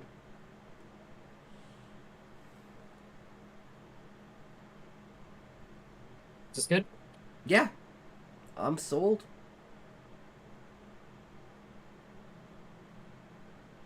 What's it here? I keep forgetting whose it is. I think it's yours. The crew, laden with loot, returns to the Gilded Sparrow, where the captain claims the barnacle-encrusted astrolabe for charting future voyages. Skagdale tucks the cursed ruby amulet, and merfolk roll into his gear, eyeing their potential, while the enchanted harpoons and other treasures are divvied among the crew as spoils, boosting morale. Using salvaged timber and pitch from Wraithskull's wreckage, the crew meticulously repairs the Sparrow's hull, sealing the leak for good. With repairs complete, Ursula sets a course for the deepest sea, intent of disposing of the Tide Heart to prevent its misuse. The ship's The ship heading smoothly through calm waters, I judge that the repairs and loot distribution strengthen the crew's resolve that the amulet's dark aura faintly hums in Skagdale's possession, and the deep sea's uncharted depths loom ominously. How do your characters prepare for the disposal ritual, handle the amulet's influence, and navigate the deep sea's danger?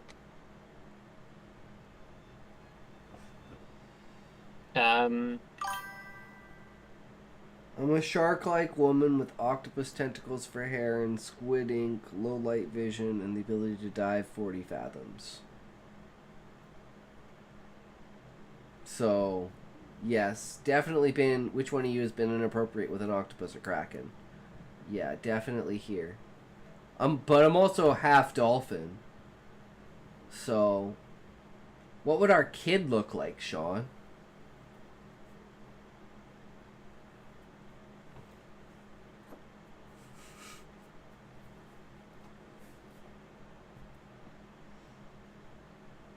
A dolphin with octopus hair? I don't know, I bit myself, so wasn't I the inappropriate one? True, Sean. True. Is Skaggy Boy, Skagdale, doing anything about the amulet? He's gonna take it to the one who told him, like, where he learned, like, his master that taught him all about the merfolk, and he's heard of it before, so he'll know what to do with it. This is the Necromancer's cursed amulet, not the Merfolk's cursed amulet, just a reminder. But, sure, you can, But I said I had knowledge of the cursed ruby. yeah. That doesn't have I to do do... want to... Yeah, sure.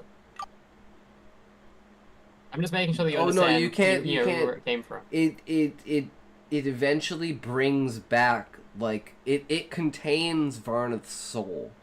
So, eventually he'll escape again and come back. That's how he keeps coming back. So we have to find a way to destroy the actual gem. And I've heard of it before, but just because the guy who taught me about the merfolk, it's not he just knows about the merfolk. He knows about everything, right? He just happened to taught me a lot about the merfolk. But he also knows about this curse, and he's the one who sent me on this journey for Varnath. So... I just know you've written a non-con succubus beastman octopi story. I mean, technically haven't written. In the process of writing, eventually. But again, like I said, I just don't... I feel like I don't feel like I'm good enough writer to get the entire potential of the story across. So I'd like to get better. And then, you know... Then I don't feel like as I'm writing the books, I'm improving significantly in my writing, right? So maybe I'll even write another series before that. Like, I want to do the Duart prequel as well. Yeah, the only thing we've done is in the combat scene. Effing. True, Sean.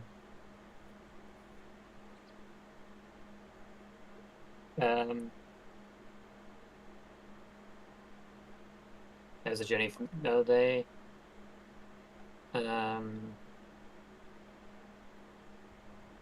Just want to wrap it up here? Yeah. You just say we sail off into the sunset with a new adventure under our belt and a new one before us.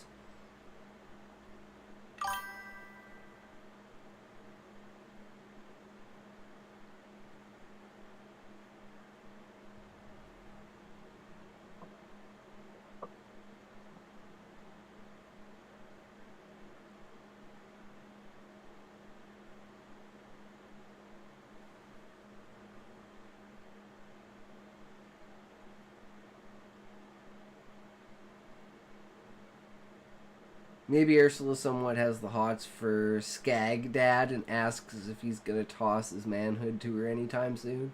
Because their kind are like octopuses in that respect. Is this your to read or is it mine? I keep Mine. Forgetting. I'm terrible at keeping track. Ursula, her gills flaring, dives into the abyssal depths of the deep sea, clutching the tide heart, and releases it into the unfathomable underwater ravine, its glow vanishing where no creature could ever retrieve it, securing the oceans from its power. Skagdale, sensing the cursed ruby amulet's faint hum, studies his merfolk scroll, plotting a future quest to destroy it, though he sets it aside for now. Bertrand the Blue, ever jovial, leads the crew in raucous revelry aboard the Gilded Sparrow, toasting their victory with rum and laughter. I judge that Ursula's disposal succeeds. Skagdale's foresight preserves the amulet for a later challenge, and Bertrand's celebration cements the crew's triumph. With Varnath defeated and the Tideheart gone, your quest concludes. The Sparrow sailing toward new horizons. Congratulations on your victory. Would you like to start a new adventure or revisit any part of this tale? Can I be a foot siren seducing a tox to my island for some feet fun? Yes, you can, toe connoisseur.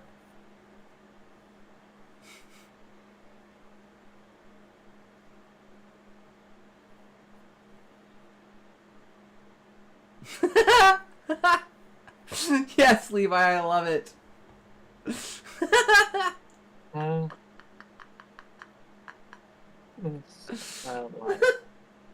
And now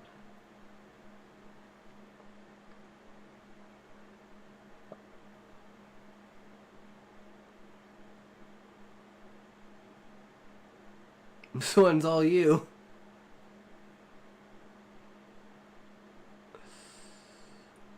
Oh, okay. Years after the Tideheart's disposal, Ursula and Skagdale's child, named Thalen, is a striking blend of their traits, thriving aboard the Gilded Sparrow.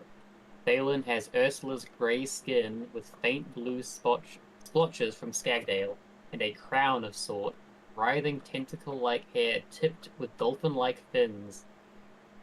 Their eyes are sharp, one hidden by a decorative eye patch in homage to Skagdale's habit, though both work perfectly fine.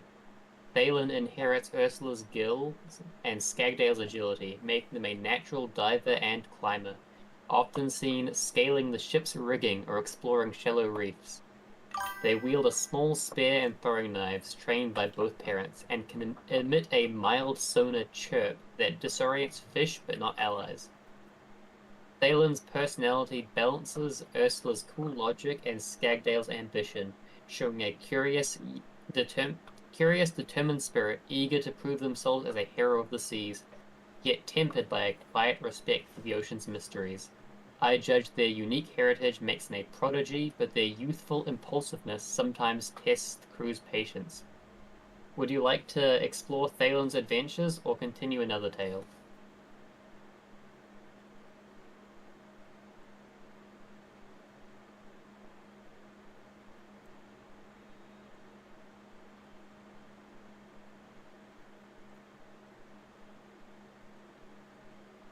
Is Skagdale the heroin reference? No, toe connoisseur. I don't know how that's even possible. I just literally made up that name. Oh, I got a son. How cute. Hell yeah, Sean. That's what it's all about. How is Skagdale related to heroin?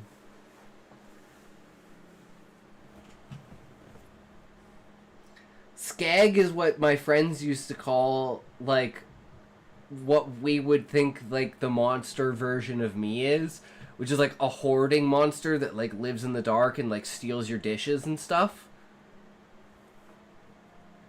Does he have a detachable penis? No, but he has, like, a worm penis? I don't know. It's, like... Yeah, you get to read a poem.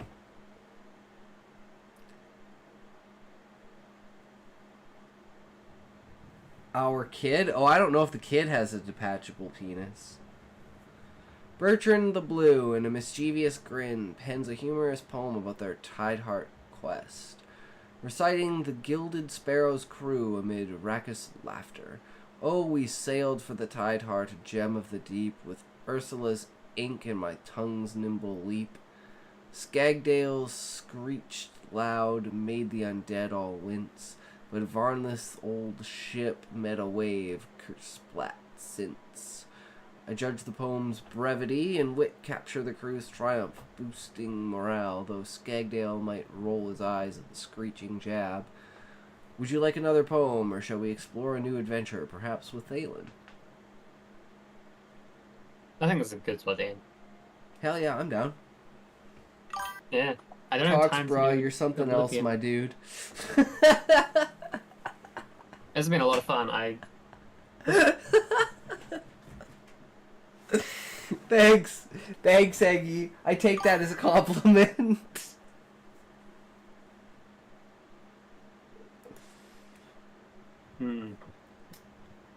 But You know, we should decide what our next thing will be. God, I have no idea.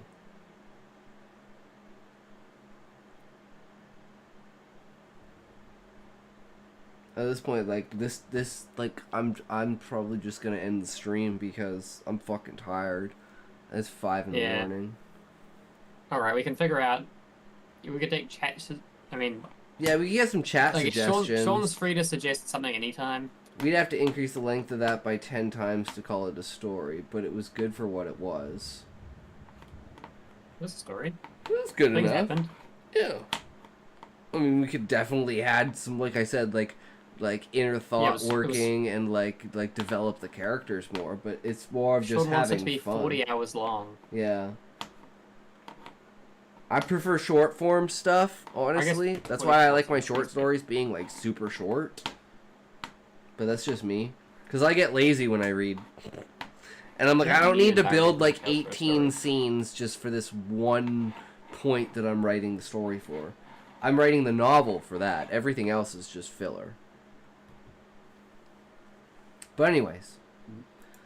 Yeah, it's been good. Yeah, it was a good time, Levi. It's always a good time. Oh, man.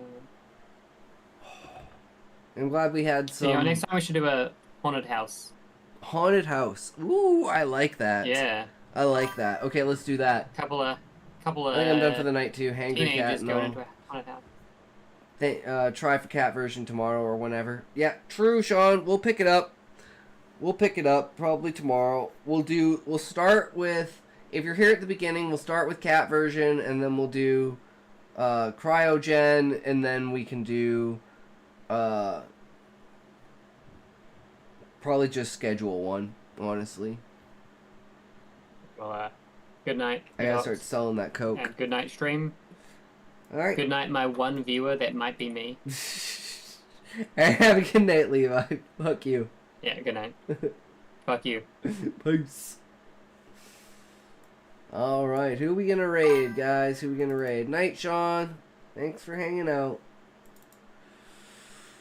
And remember, guys, if you can't say fuck you to your friends, who can you say fuck you to? Fuck you.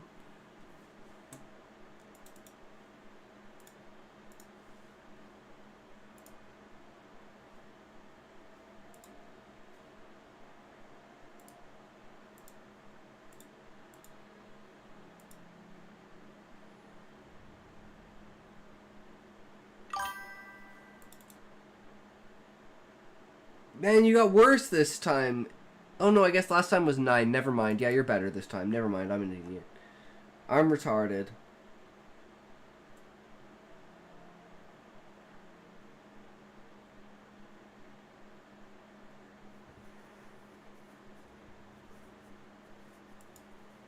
Alright, well here we go, guys. Dropping you into a big one today. We're dropping a big one today.